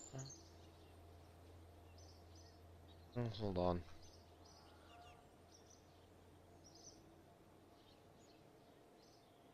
Data validation.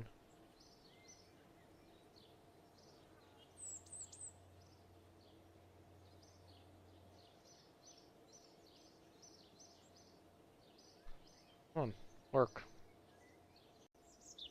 There you go. Starling 1G. I can add to the list. Next couple or a couple of KSP episodes, you definitely show off your rustiness in the game. Oh no! Are we gonna see some failures there? Please don't tell me anyone dies. Anyway, Coughs 1B is just gonna get moved to the top of the build list. I showed off my rustiness in terms of sending Unit 2 to the Mun when the contract was for Minmus. Good thing that the second stage had enough Delta V to correct. So now it is actually on its way to Minmus. Alright, so what's next? CFT1, I gotta check it again.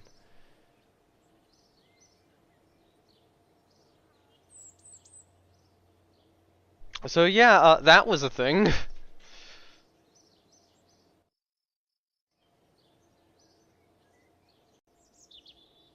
Impertinence on its way. Impertinent was a little difficult to control, but better than Ineptitude. I'll give it that.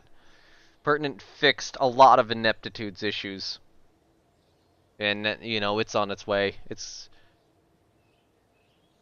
gonna get there eventually. Alright, so jump to ship. The crewed flight test for Crow has now been in orbit for 5 days. I'm going to check on its consumption of supplies. And then I'm going to leave it up there another 2 days. And as long as like it has the supplies for it, in which it has the supplies for it. The polar satellite contract launch that didn't line up very well. Oh no. Oh no. Launched it to the wrong inclination, didn't you?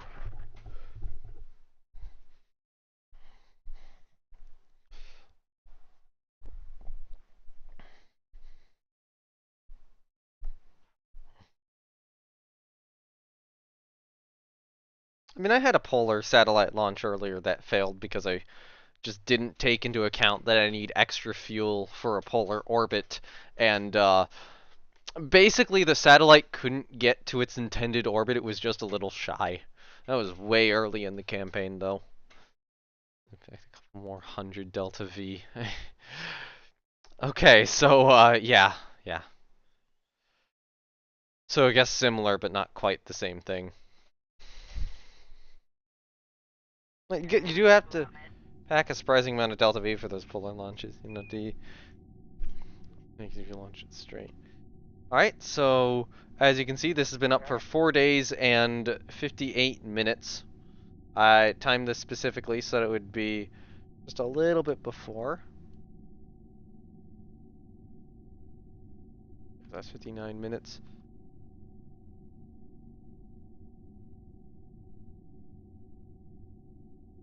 There we go.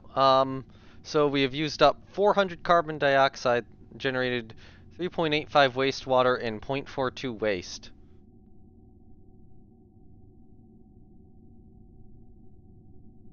Um,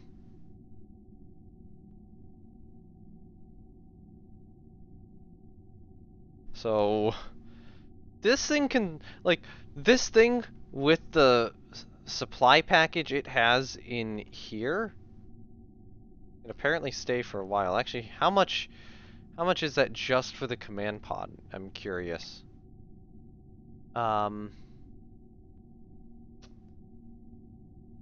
Okay, so the command pod's not that long. Actually, command pod's already out of water and oxygen. And full on wastewater. So yeah, the command pod's really not that long. You do need that extra resupply module to stay up this long. But, you know, we have the extra resupply module. I don't know how they're accessing it through the heat shield, but, you know, apparently they have figured out a way. Okay, so I'm gonna do 1 day, 5 hours, and it would be, I'm gonna say 57 minutes. 57 minutes. So that, yeah, that will be at the, you know, we'll get another reading at the 1 week mark, and that's when they're gonna return. Basically, I'm like, hey, you wanna go up and stay in space for a week? But it is good to know the limitations on that capsule are pretty low, and that I probably should be bringing, like, some form of extra resupply if I want to do some form of science mission. I do occasional spacewalks to get it. They have to go through an engine and fuel tanks. Climb up through the engine, sit in the fuel tank. How'd they fit through the thrust chamber? I think it would have been more realistic had I, like, separated the third stage. But I haven't. I'm gonna, well, I'm keeping the third stage on just in case it has, like, a failure or something. Because if there's, like, an engine failure, I want to have a backup, and that backup is, you know, the pod itself. Although, I guess technically if the pod has a failure on its monoprop engines, it does have the RCS thrusters, so it's, like, not a big deal.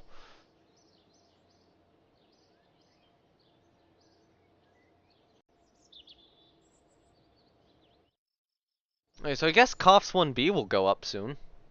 Yeah, COFS 1B is going to, yeah, that's going to get in before the, crewed flight test returns. And then we got Unit 2, the return of Unit 1, and, Impertinent. And then sometime in the vague future, Kershaw will, do its maneuver.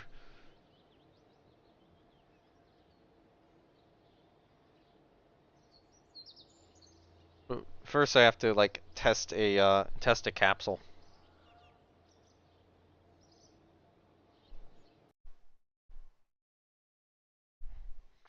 I also forgot to put Valentina on the rocket. I was gonna swap out Jeb for Val, like I had done on the first attempt, but, like, forgot. So it's just Jeb there. I mean, Jeb's already been to orbit. I would like all my Kerbals to be 1 star, but nope. I guess that'll have to be for the space station launch.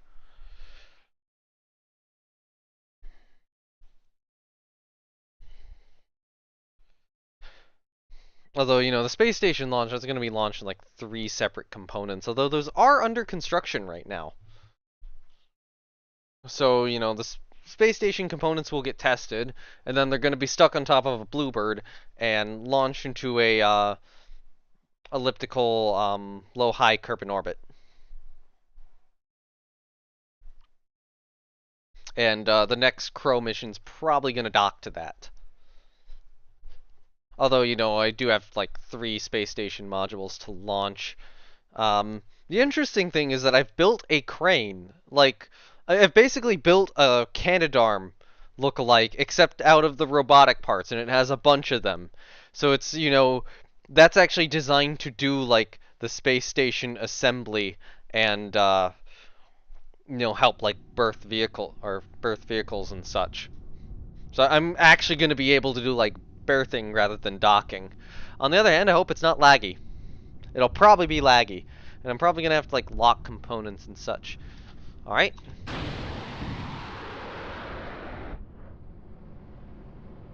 Had a successful test of all components of another Crow capsule.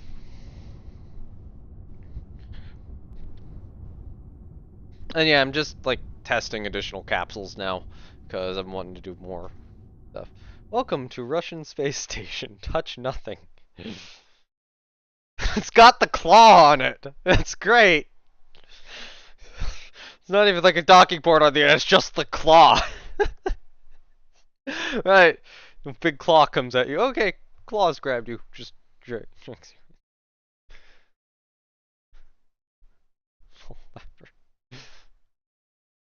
The scientists are going to be there to get color samples to complete a contract that station costs many times more than.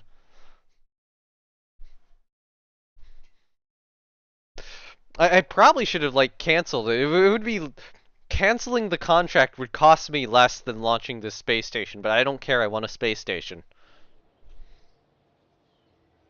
Maybe I should get another contract to like encourage the construction of it so I can do both at once.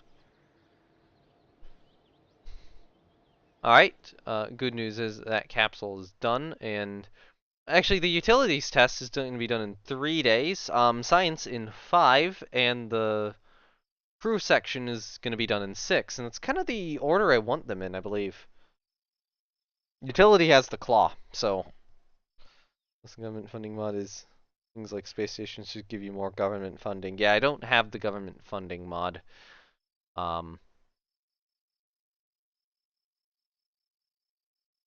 Okay, you know, I'll be honest, I kind of, do I want to launch this at night? Yeah, we'll launch it at night.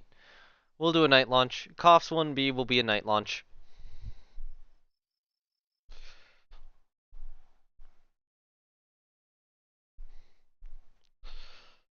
So, okay, so we have now taken that satellite, put a new fuel tank on it, stuck the engine back on, or, you know, more accurately, moved the engine to storage and stuck a new engine on, and are gonna launch it again.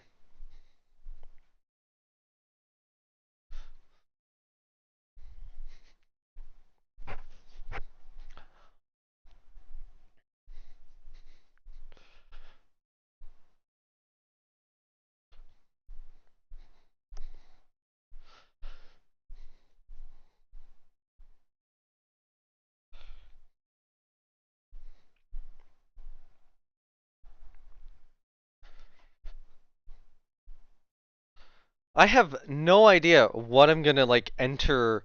Well, I have no idea what I'm gonna actually enter this thing in on the payload sheet. Like, I'll have to enter in the COFS 1, but it's like, oh yeah, no, COFS 1 I could enter in as recovered, and then COFS 1B I could enter in as the flying one. Like, failure launch, recovered payloads.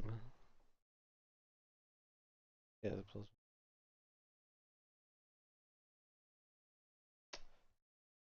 I will say I'd considered the government funding mod, but I think it is better to be trying for contracts constantly, be like, you know, a private space industry rather than, you know, the government one. All right, this will be the first flight of Starling 1G, just to make sure that we don't have any weird issues here. Getting auto strutted. Can I log? I cannot log charged particles from the launch pad. Why are you a new part? No, I set you to. Fucking game. I set you to a new part.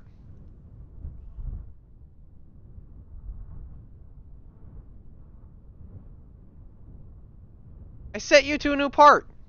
Why?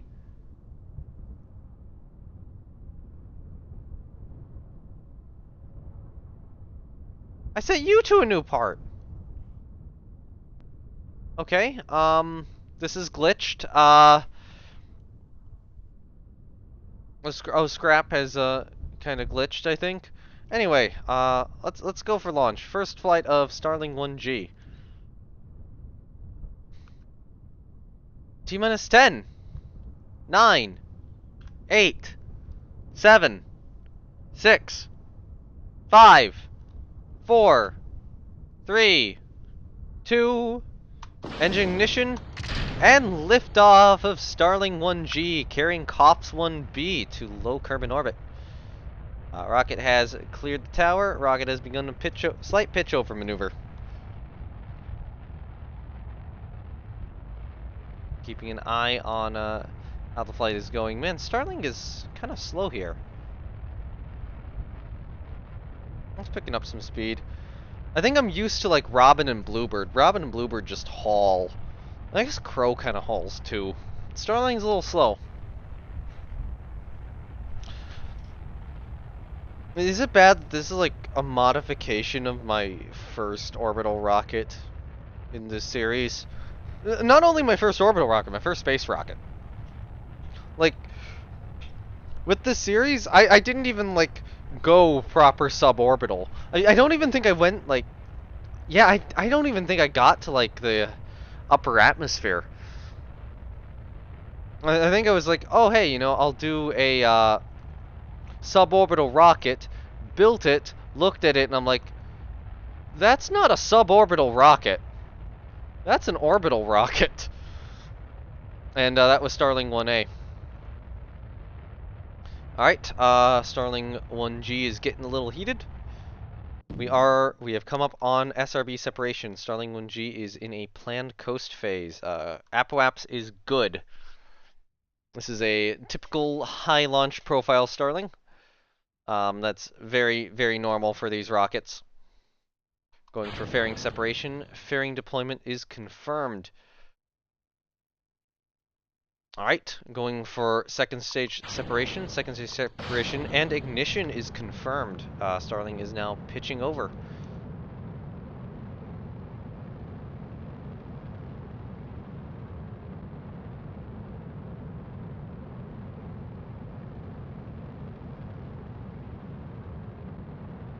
Alright, Starling has fully pitched over. Starling is now heading for orbit. Although, actually, we are going to cut the throttle and we are going to coast to Apo.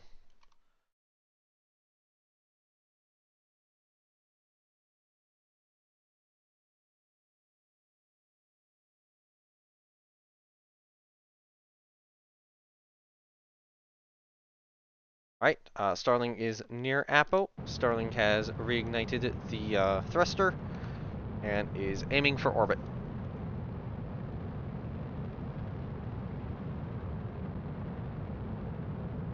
Oh, I forgot to do something. That thing is set this as the upper stage. So what I'm going to have to do is I'm going to have to cut the throttle and decouple.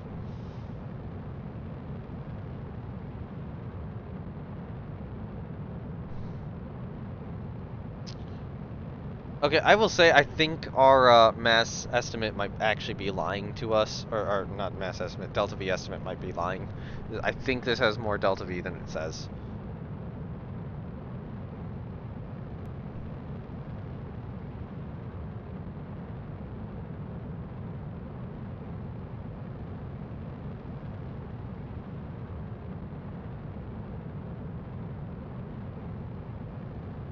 Yeah, it said we had 1,000 kilometers per second of delta V. It turns out, it looks like we had about twice that.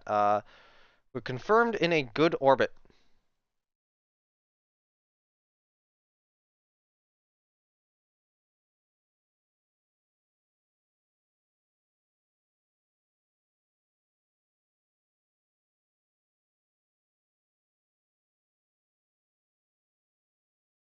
Extending parts.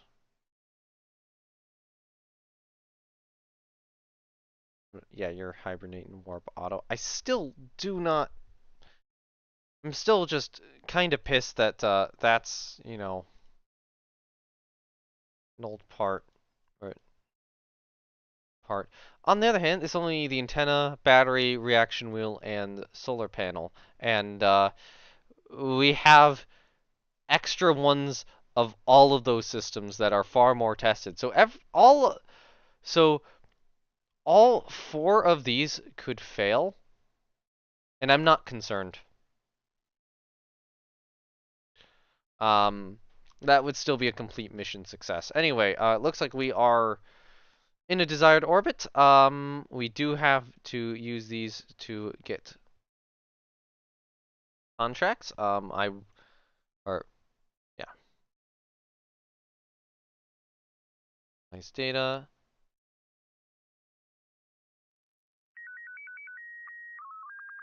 Level imager. Log imaging data.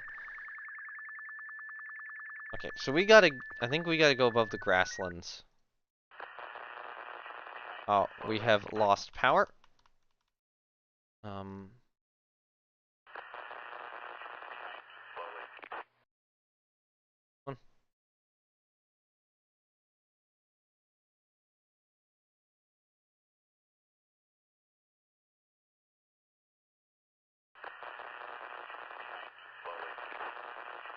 What is going on?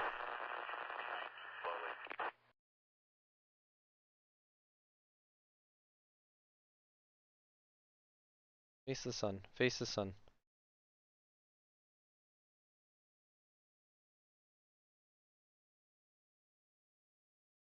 Okay.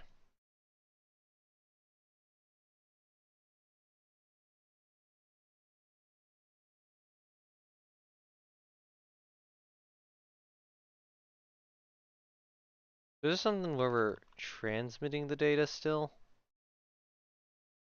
I think so. Okay.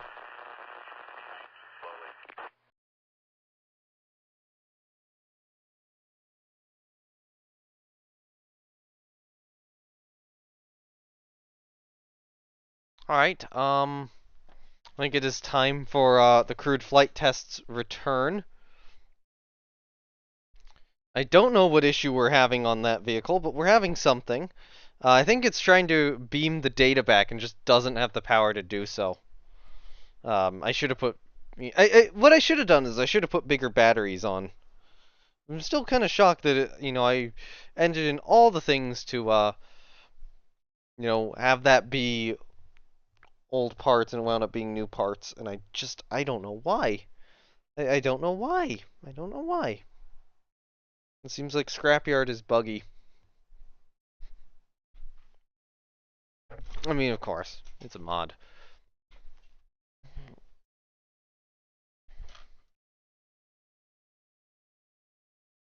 So, this capsule has now been up in space for a week. We are going to bring it back down.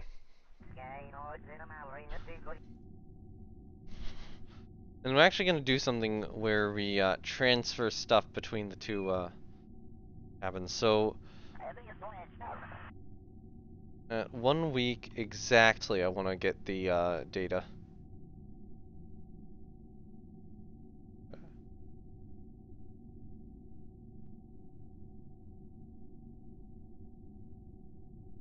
Boom. Alright. That's what we're at. Okay, so, what I'm gonna do is I'm going to... oh, no, no, no, no, no, no, no, do not throttle up. I'm trying to remember how to transfer stuff. Hold click? There we go.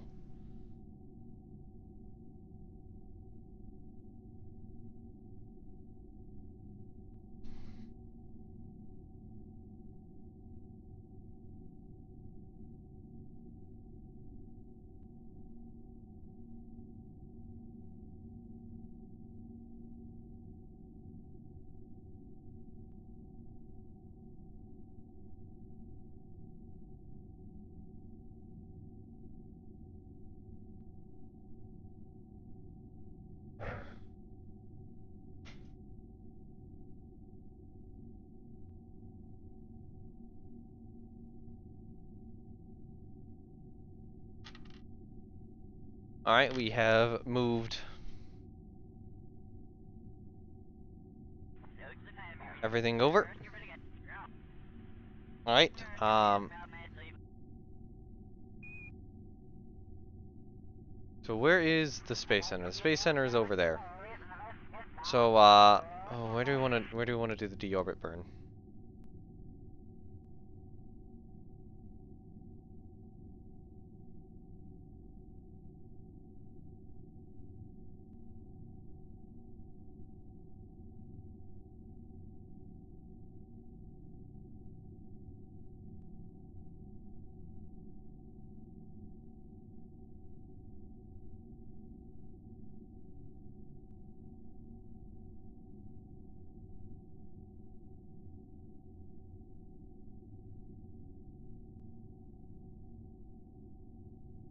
What I'm gonna do is I'm gonna do it now. Fuck it.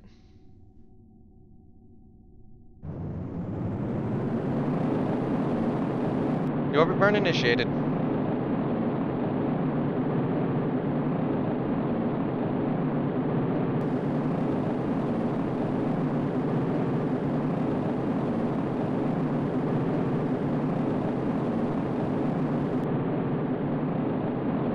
This engine's actually pretty weak. Good to know. Good to actually get that test with it.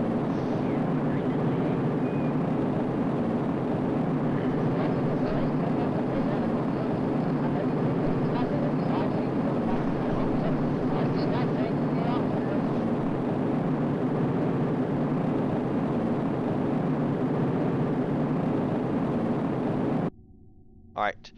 So what... I'm gonna bring that a little closer.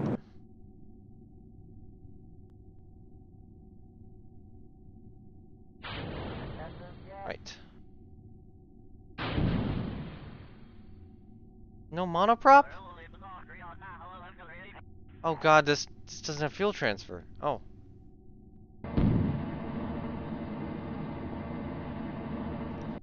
Confirmed test successful.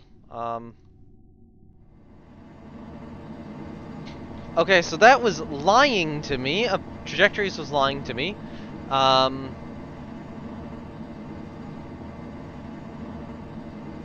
Alright then, continue the deorbit burn.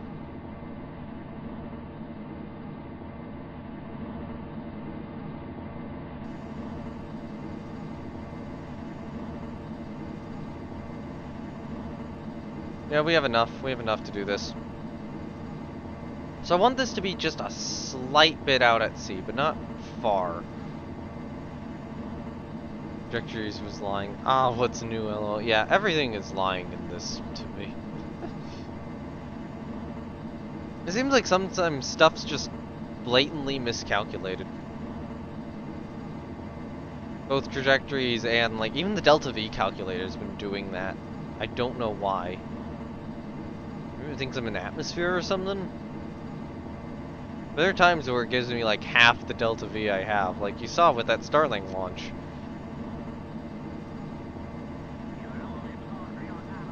Right. We need this to be as far back as possible. On. Oh, this is gonna be close.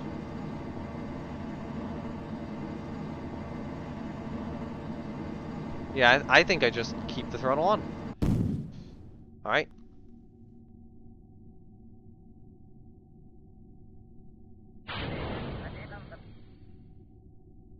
Good separation. Hold prograde.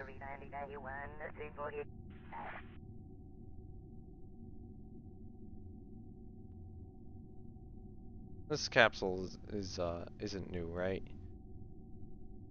Yeah.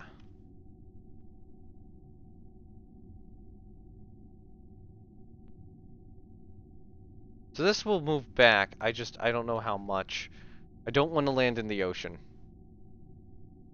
Because for whatever reason the oceans in this mod pack seem kind of busted. How much electric charge do we have?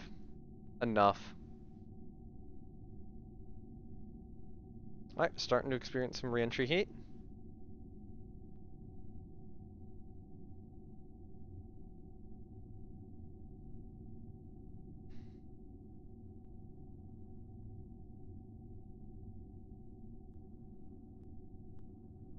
I like how you can see the re-entry You could briefly, yeah, you can see the re-entry heat on the other module too. Although we're more aerodynamic than it, so let's do that. We're doing this. For whatever reason, it doesn't seem like the modules for craft you're, not on. It seems like they don't break, or they don't overheat. I don't know what's doing that.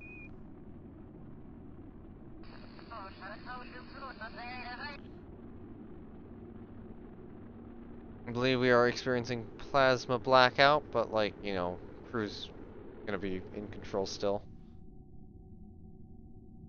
Looks like we are gonna be on shore.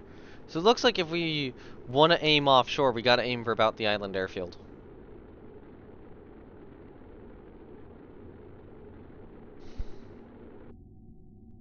Yeah, we're gonna be on shore at this point.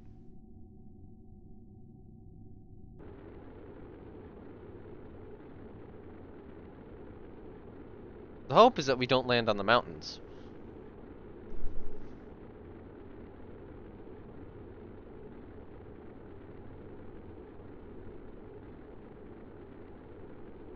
Oh, do we have a crew report from here?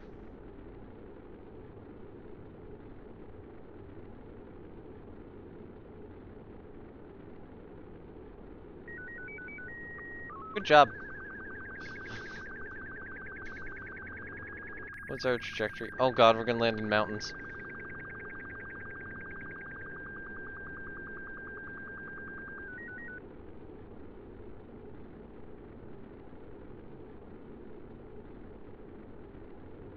I guess this is a good test of all the systems on the rocket. Just kind of see what works, what doesn't, what I got to be aware of. So I got to be aware that the third stage engine is a bit underpowered. I got to be aware that the crew module itself doesn't have that much delta V in its service stage. All right, through reentry.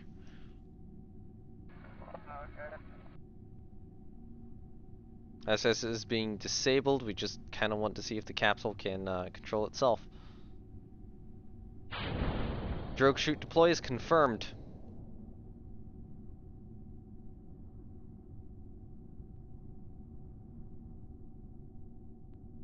We'll be staying under the drogues for a bit.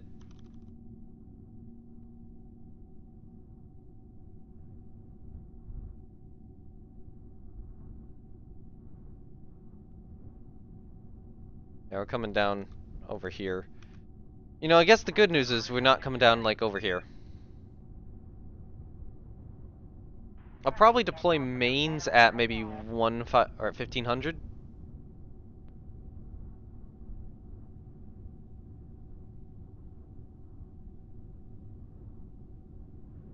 I'll do it at 2000. Alright, full deploy on the drogues. Landing here would be rough, but survivable, probably. Mains out. Well, there's no real incentive to undeploy the drogues, I'll be honest. I kind of wish there was.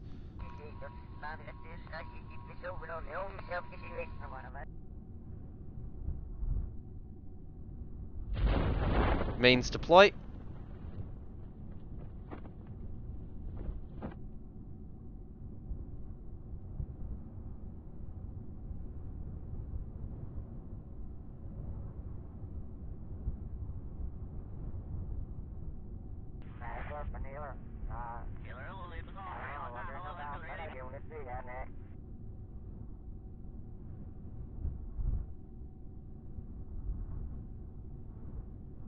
And we're coming down.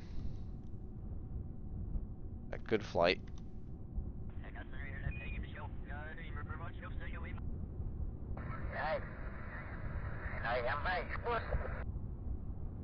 We suffered a carbon dioxide leak.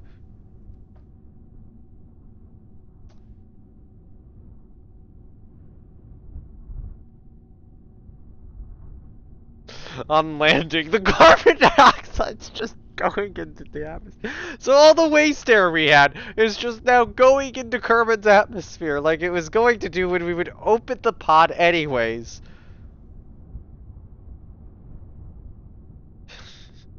As we touch down. The carbon dioxide's just leaking out. Oh, yeah, like, is that bad? Fuck it, if I had that in orbit and didn't have, like, anything to preserve it, I think I'd want that to happen. Just like, yeah, that's a storage space I have back. So, yeah, good confirmation. I forgot to grab a crew report from the upper atmosphere, but we can grab one right there real quickly.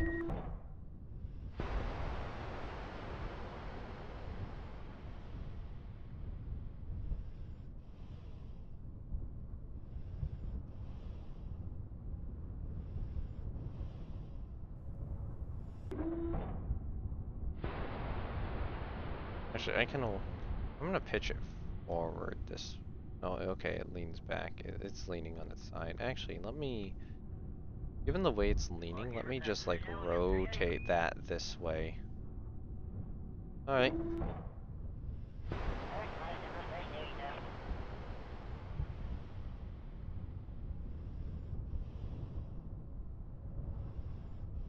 Yeah, no, that doesn't allow for anything extra. Okay, cool. Well, actually, I think you can. I was hearing that you could get an EVA report by jumping. I think that's wrong, but you know, we'll try it.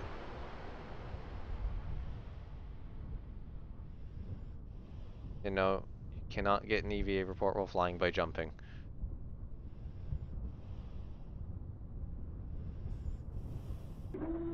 We jumped a couple times in celebration. We got it. We're back.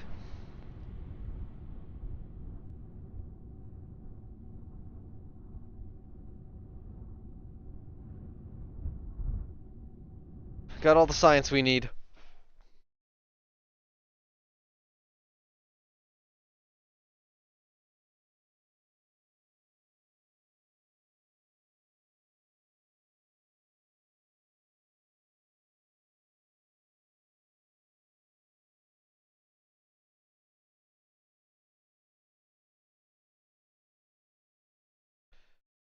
Um,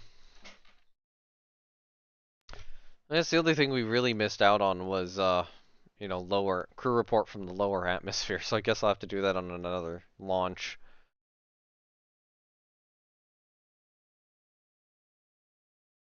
But you know, we have more crow flights coming up. I'm gonna say that mission was like full on successful.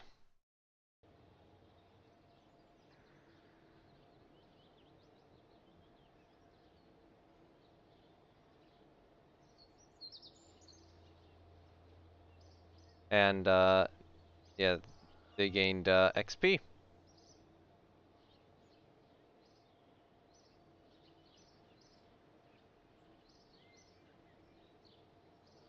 No, a little bit of extra science always helps. We could get another like 160 level tech. Like supersonic flight might be good. More efficient flight systems. I think supersonic flight's probably better. The two, even if, you know, heavy landing would be nice to save up for. Yeah, I think I'll go supersonic flight. Heat management's kind of shit. It only gives you like two things. Like, yeah, that looks pretty good. That'll get you, you know, that'll get high altitude flight eventually. And heavy aerodynamics. I should do some Kerballoon stuff at some point. I got Kerballoons for a reason. Ooh, we got grid fins. And aero brakes.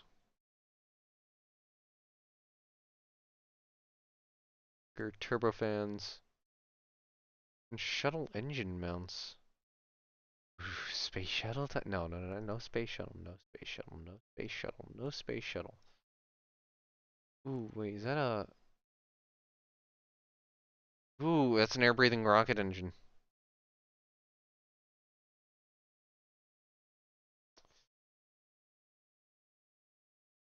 Air-breathing rocket engine is... that could allow for, like, proper space planes. So yeah, high altitude flight. That'll be good. So yeah, I need to go back to the other vehicle to get its science done and hope that it actually transmits the thing it needs to transmit. I need to get the science above the grasslands, but you know I wanted to try to transmit that other data. And it appears it is running out of power, and you know every time it recharges, it only gains a little bit. So then it has to do multiple orbits around just to get the power it needs. And I might have to swing it into a high trajectory as well.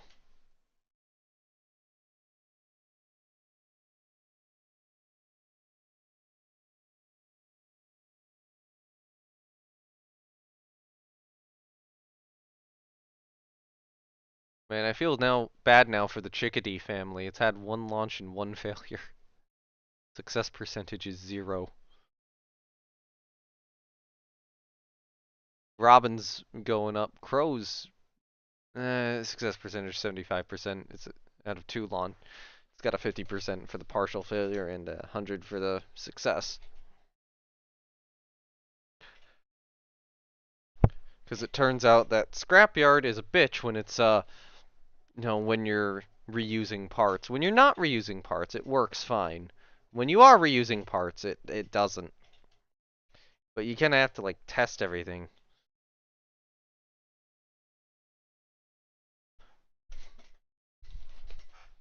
Or at least test everything important.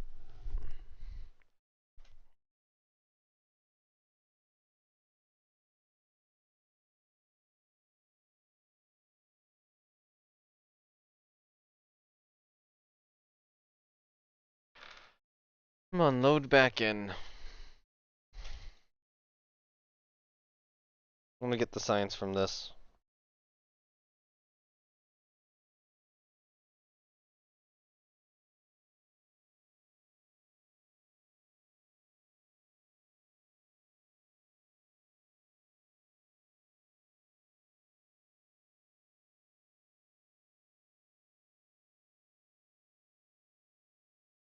Come on, Carble.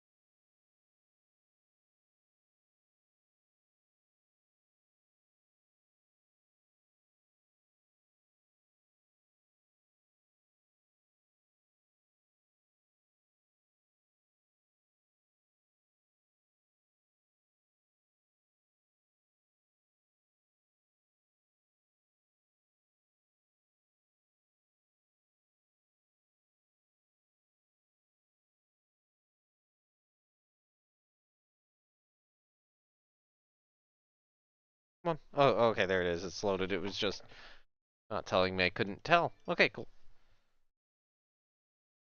God.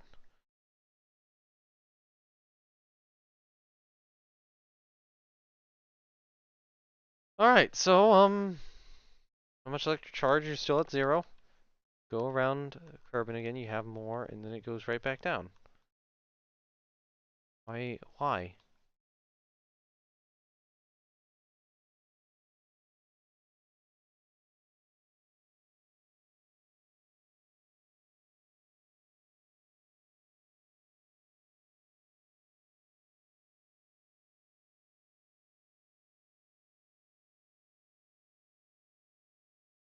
Why?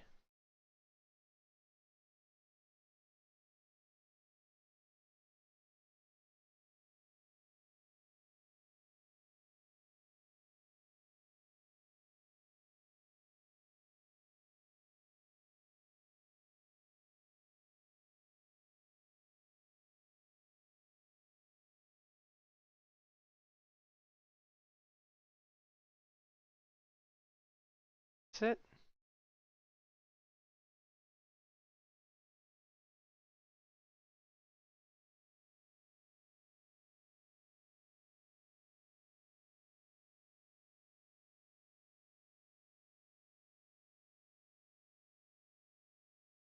Electric charge just kind of keeps going up and back down. Oh, that's why. We're scanning.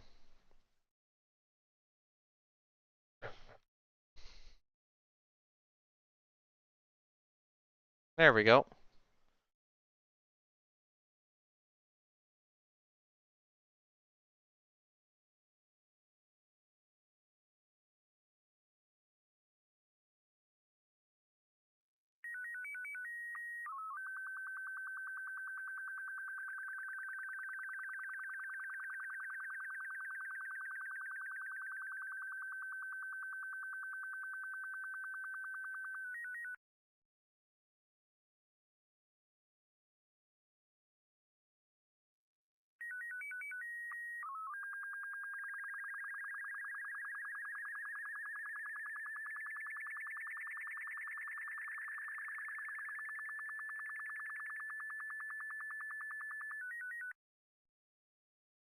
Okay, so what was it? Biome City of Kerbin's Grasslands. Collect landed, telemetry, flying low, collect true report in space, and then over the water, low in space, and then high in space. Okay.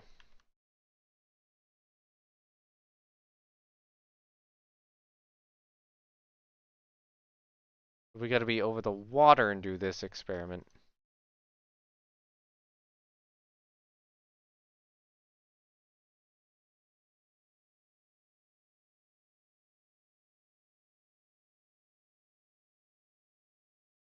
Now.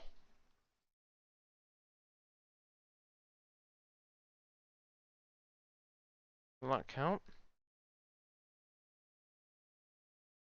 Not it. What is the experiment you want then? It's not that. Okay, so I had the wrong experiment, so we're gonna have to launch another satellite. In the meantime, aim prograde.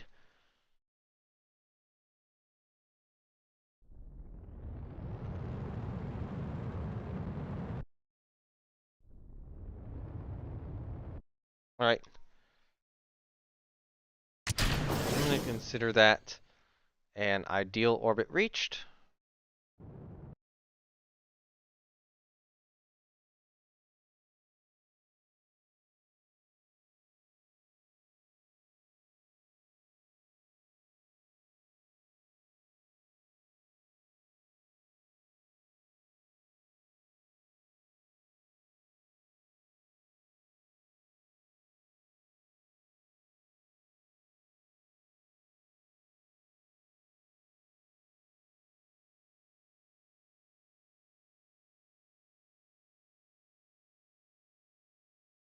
Transmit that.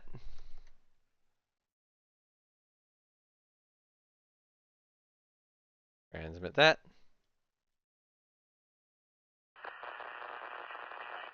Keep that. Wait till it charges back up.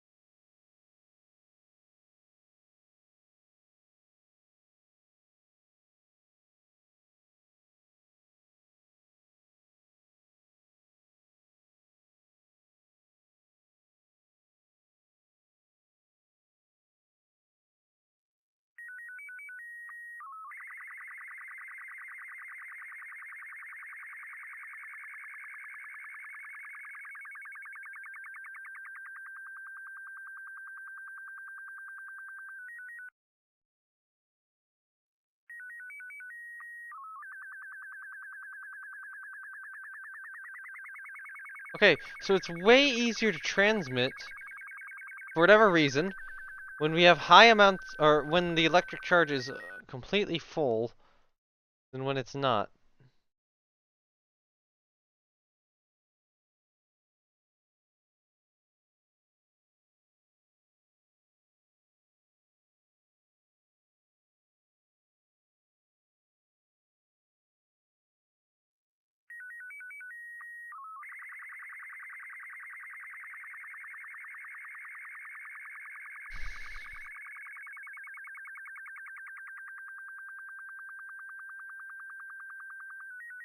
So we got one contract or contract parameter complete, and I have the wrong experiment.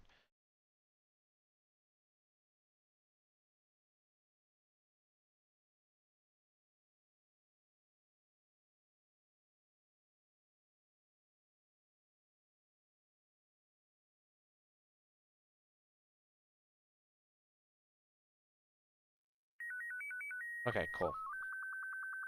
For now, I'll just consider that to be that satellite.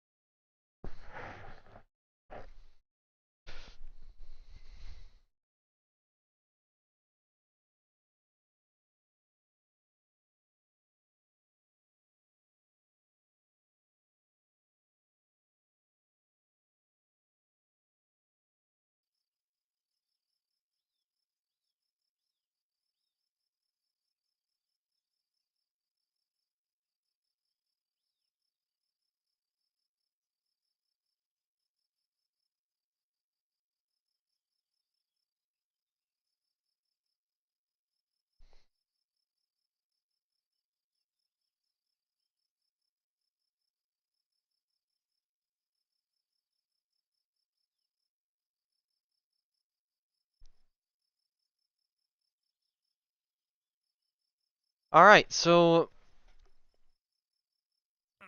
do I have anything else in here? I hate these relay satellite ones. Rendezvous with vessel engine new. Rendezvous with any vessel. That will be one I take at some point. Before I do the station. Um,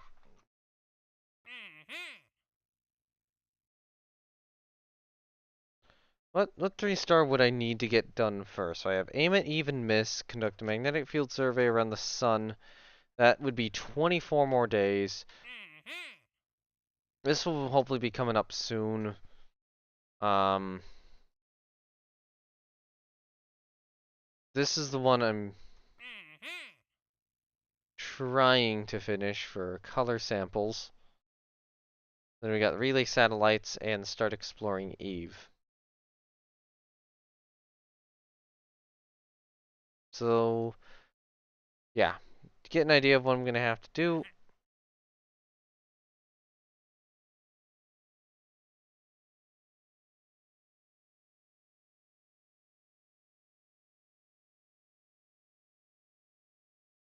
Bring Bill Kerman to Settler 4. Oh God.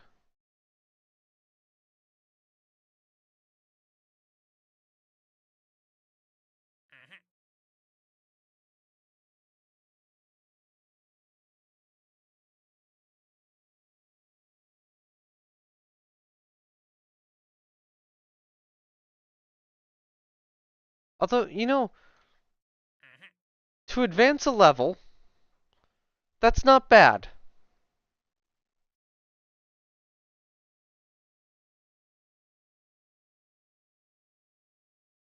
That's probably far better than like going to Duna or something.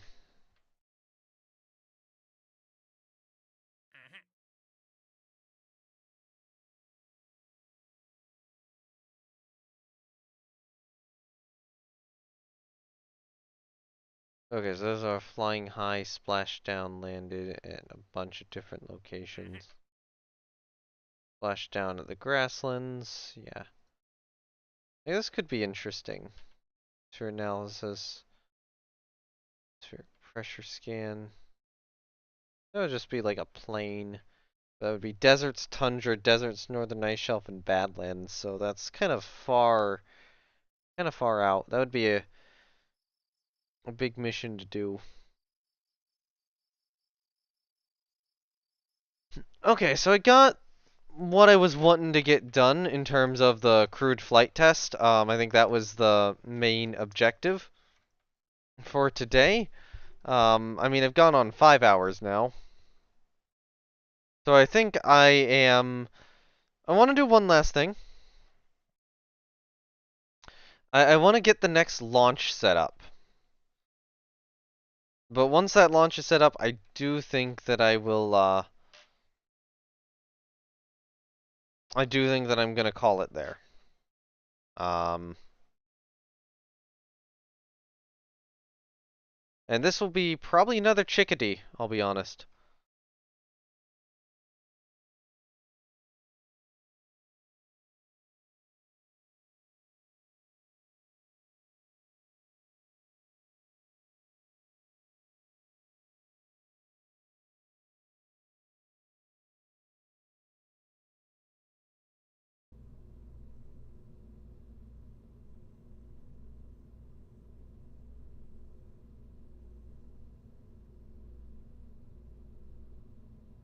And I will be trying to figure out whatever that other experiment I need is, because it's apparently not that one. Once I call the stream, I'm gonna quickly like get everything in the thing organized. Probably put a something to do with a crew mission on there.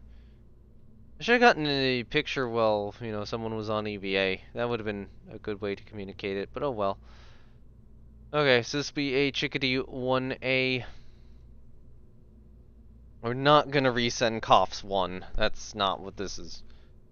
Maybe this will be a completely different probe. Although I do think that I am gonna do the same thing with its engines.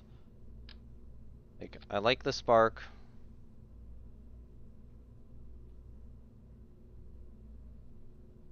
Maybe I do a boat tail. I'm gonna do a boat tail spark for the fun of it. I like the spark, and I like the fuel tank on it.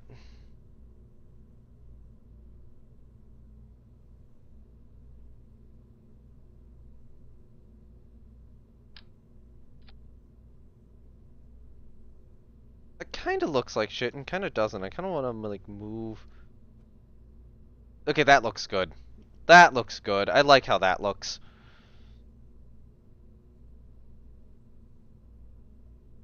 So then, in terms of pods, I'm just gonna have to use a fairly standard, something already tested. Is a Rorat tested?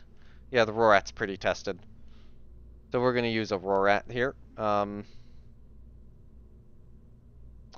will apply an old one just to make building this easier. You need a communication antenna. We have a couple of tested ones. Like, my standard one has been this, the Lepus.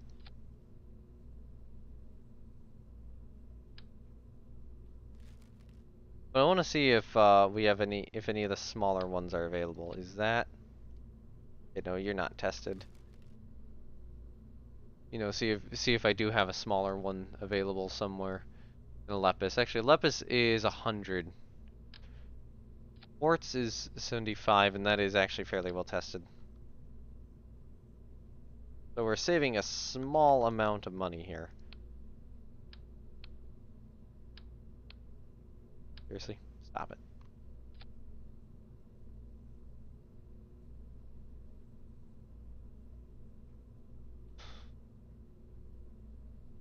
Like, Lepus is better, but, you know, this is going to low Kerbin orbit, who cares?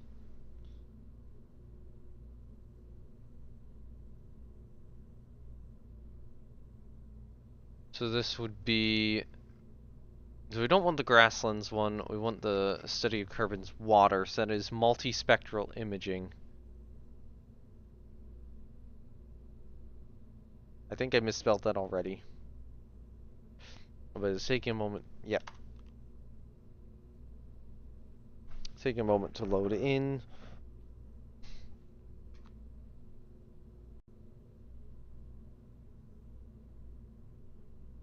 Might be this. Take multispectral line scan images.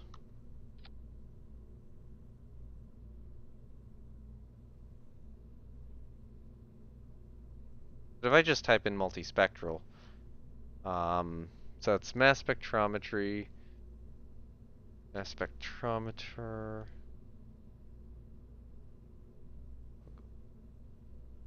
spectral camera, red and ultraviolet light data. So that's a ScanSat, that's a ScanSat, and that's just a bunch of other stuff.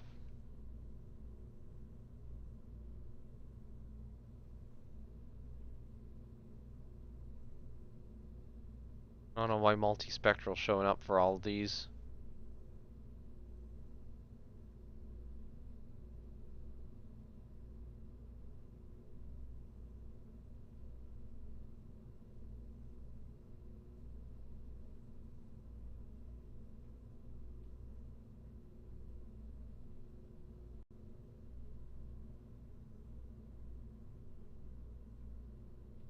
So it's probably this then.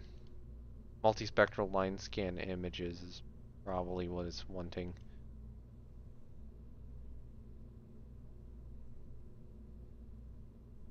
Although I will just like briefly just kind of check in here.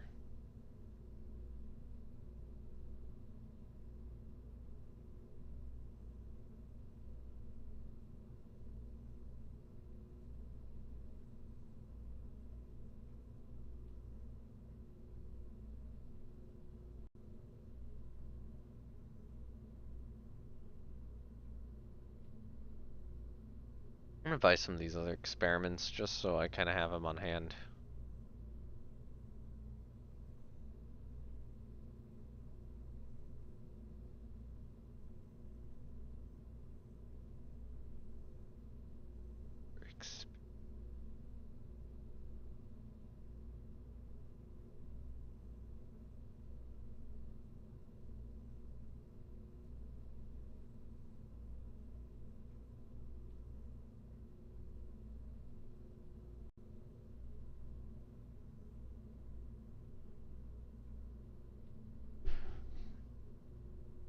I'm gonna get that just because that is something we can use in the Kerbin.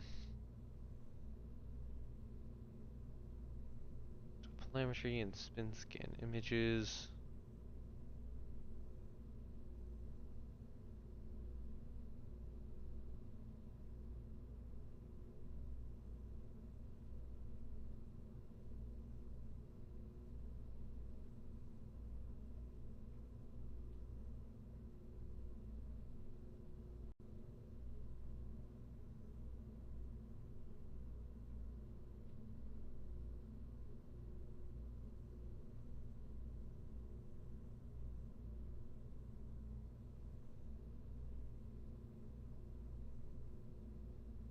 I'm not really seeing another experiment that could be.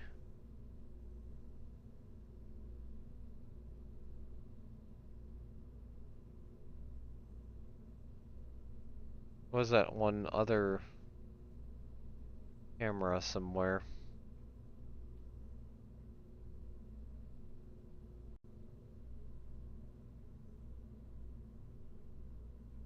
Like a cruise or something?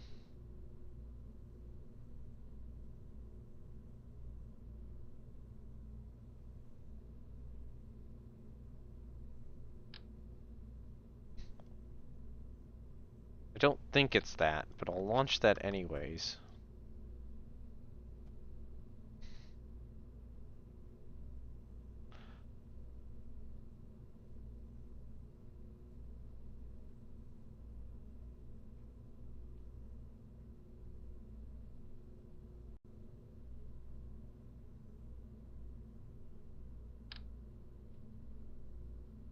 What does this? What does this do?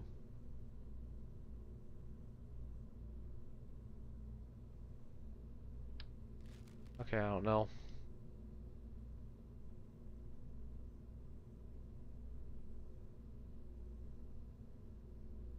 I'm not really seeing anything. There's also something I'm kind of also looking for.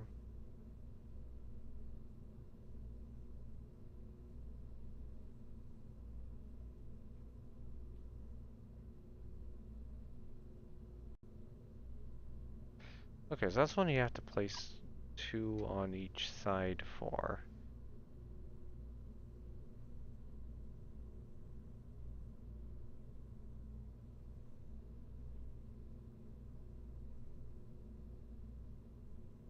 Actually, that's something I'm kind of curious about. It was like a lab sort of thing, and I'm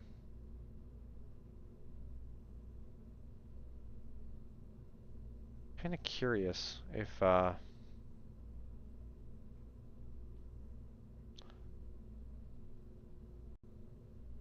it is like magic orbital science related or not.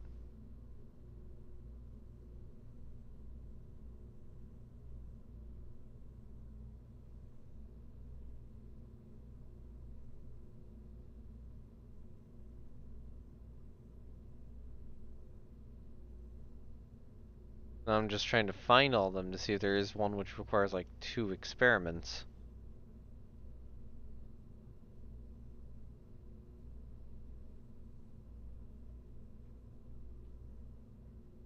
Of the seismic impact hammer, but that doesn't sound like the right experiment for that other mission. Um,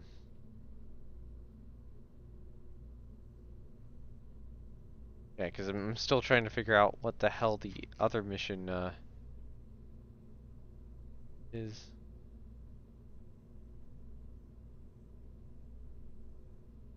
These don't have anything. Laboratories, unfortunately. Because there's that other mission I'm still trying to find. Yeah, the science rack bio. If I type in bio, what do I get? Yeah, what do I get if I type in bio?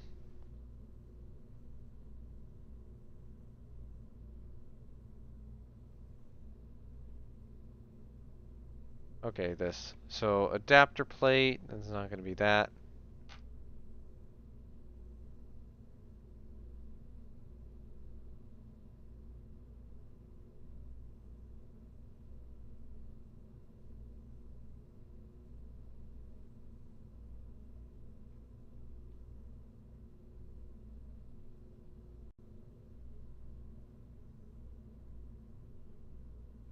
These are both perform biological experiments.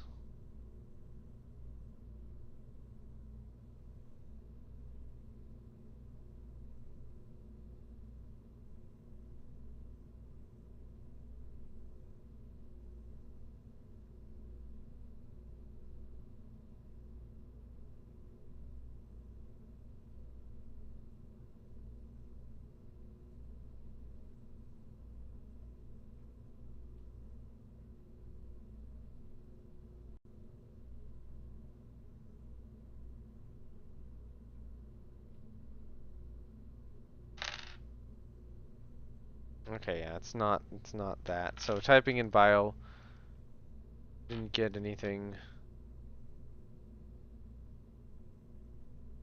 Not that. Yeah, I have no idea what it is. Actually, could it be that? I don't think it's gonna be a core sample, but maybe I do get that. Just unlock it. Alright. Okay, so with the 2 experiments on board, I want to do one last thing in command and control, not utility.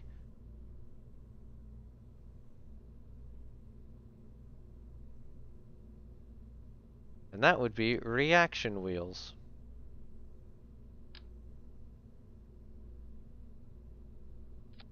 There's actually, no, we need another thing, and that would be solar panels. So what I'm going to do is I'm going to place one reaction wheel there.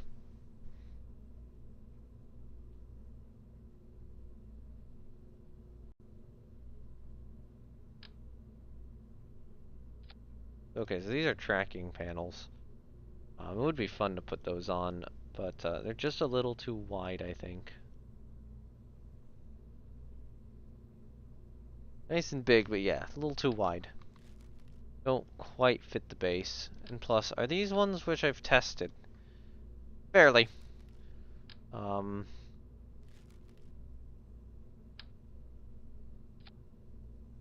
these would be fun solar panels to bring.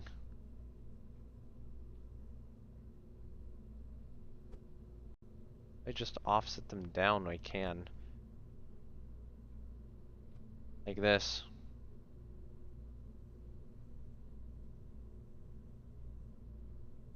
There's a lot of panel though. Probably too much panel. I should just bring the normal.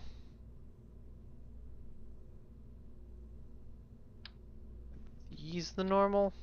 Yeah, these are the normal.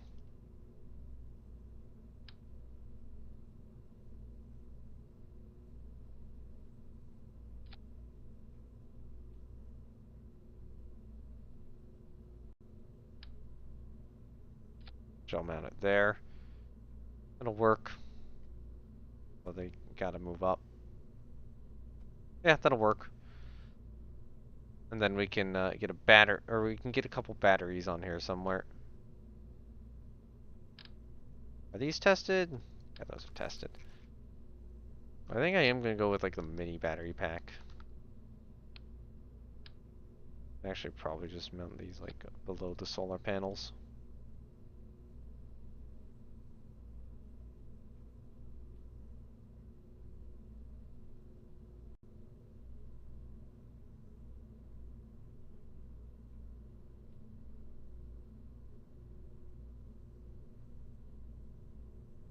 All right, there we go. That's the new rocket. It'll take 5 days to build.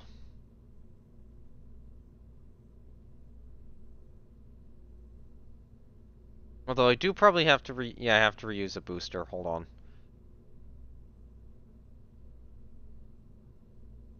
Because Chickadee is under-tested.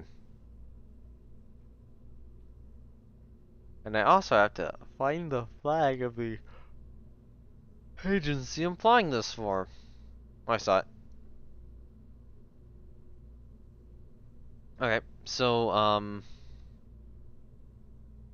yeah, you get a new booster. Actually, if I use a new part, it's fine.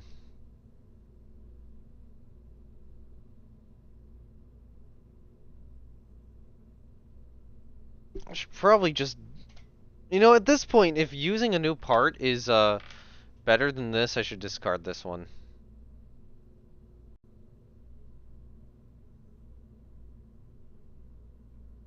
Yeah, there we go. That'll work better. And then we can do that. Although, you know, make sure that that's good.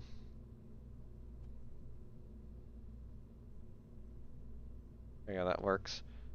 Then use an older part on that. It's a dumb idea to try to update those, so I won't do it. Okay, so what payload is this? Let's actually take a flag like this and copy it onto here.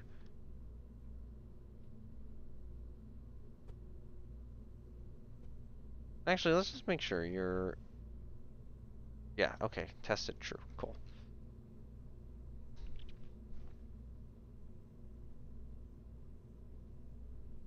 Coughs, okay, so that's coughs 2.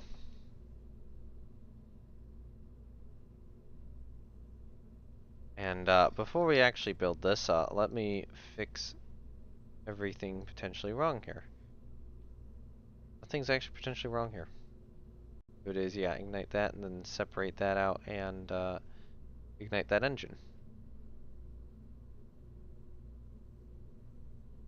Okay. I guess it'll work. Offs 2, we can save it and we can order it. And hopefully this one will work better than the original. This gives Chickadee another chance. But it lost its first payload to Starling after it kind of exploded.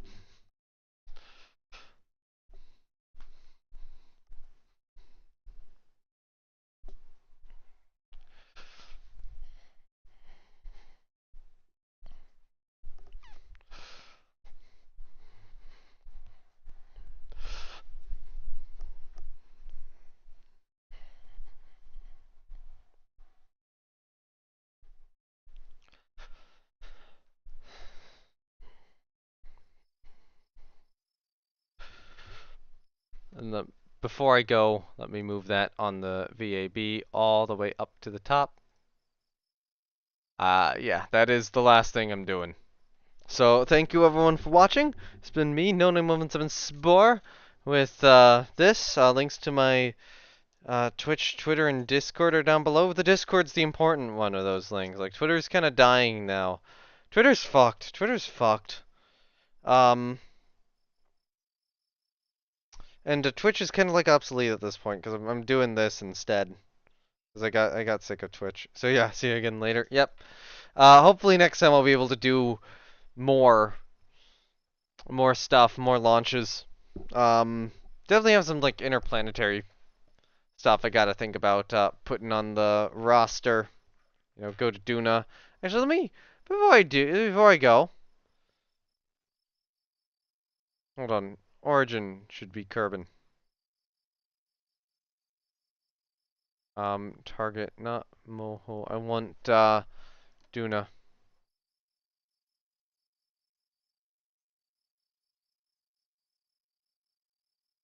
So the alarm, I want the hour to be, or the margin to be, maybe like 6 hours. No.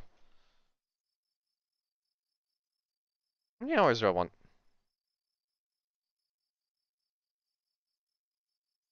Like, I would want to be able to prepare launches. So 12, 18, probably want a week. More than a week. Like 8 days. Oh, I'll do 10 days, so that would be 60 hours.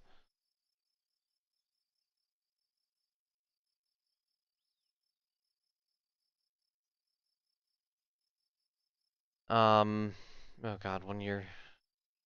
Yeah, that's bad. Urban to, Eve.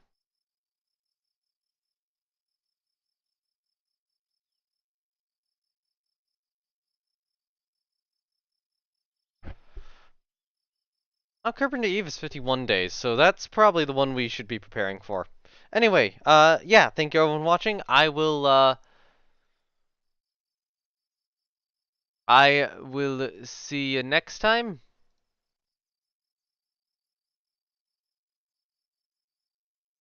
And, I think Gaido's either the Comet or it's something good, but if we look at time to transfer, Moho's isn't bad.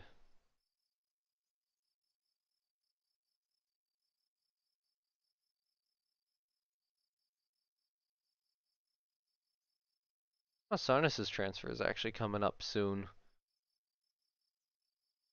Sarnas. And part of me is like, maybe I should send a mission. Nah, I'm not gonna send this mission to Sarnas. Anyway, yeah. Thank you everyone for watching. Me, No917 Spore. I will see you later. I don't know when I'm gonna do the next Kerbal stream. There's another stream idea I want to do, which is like in late in development now, but maybe not late in development, like early in development. It won't be game. It won't be a game like the normal ones.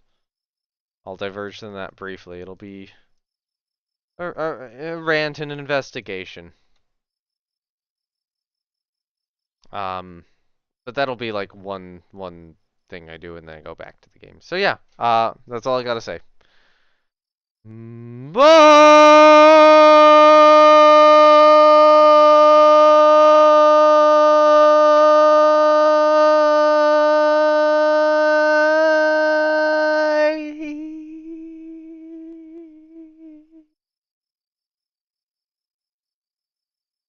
I'm actually still gonna like quickly go through and update everything in the Kerbal campaign, which is gonna require me swapping to all the various satellites too. So yeah, bye. So I guess the campaign will advance slightly off stream, but like I'm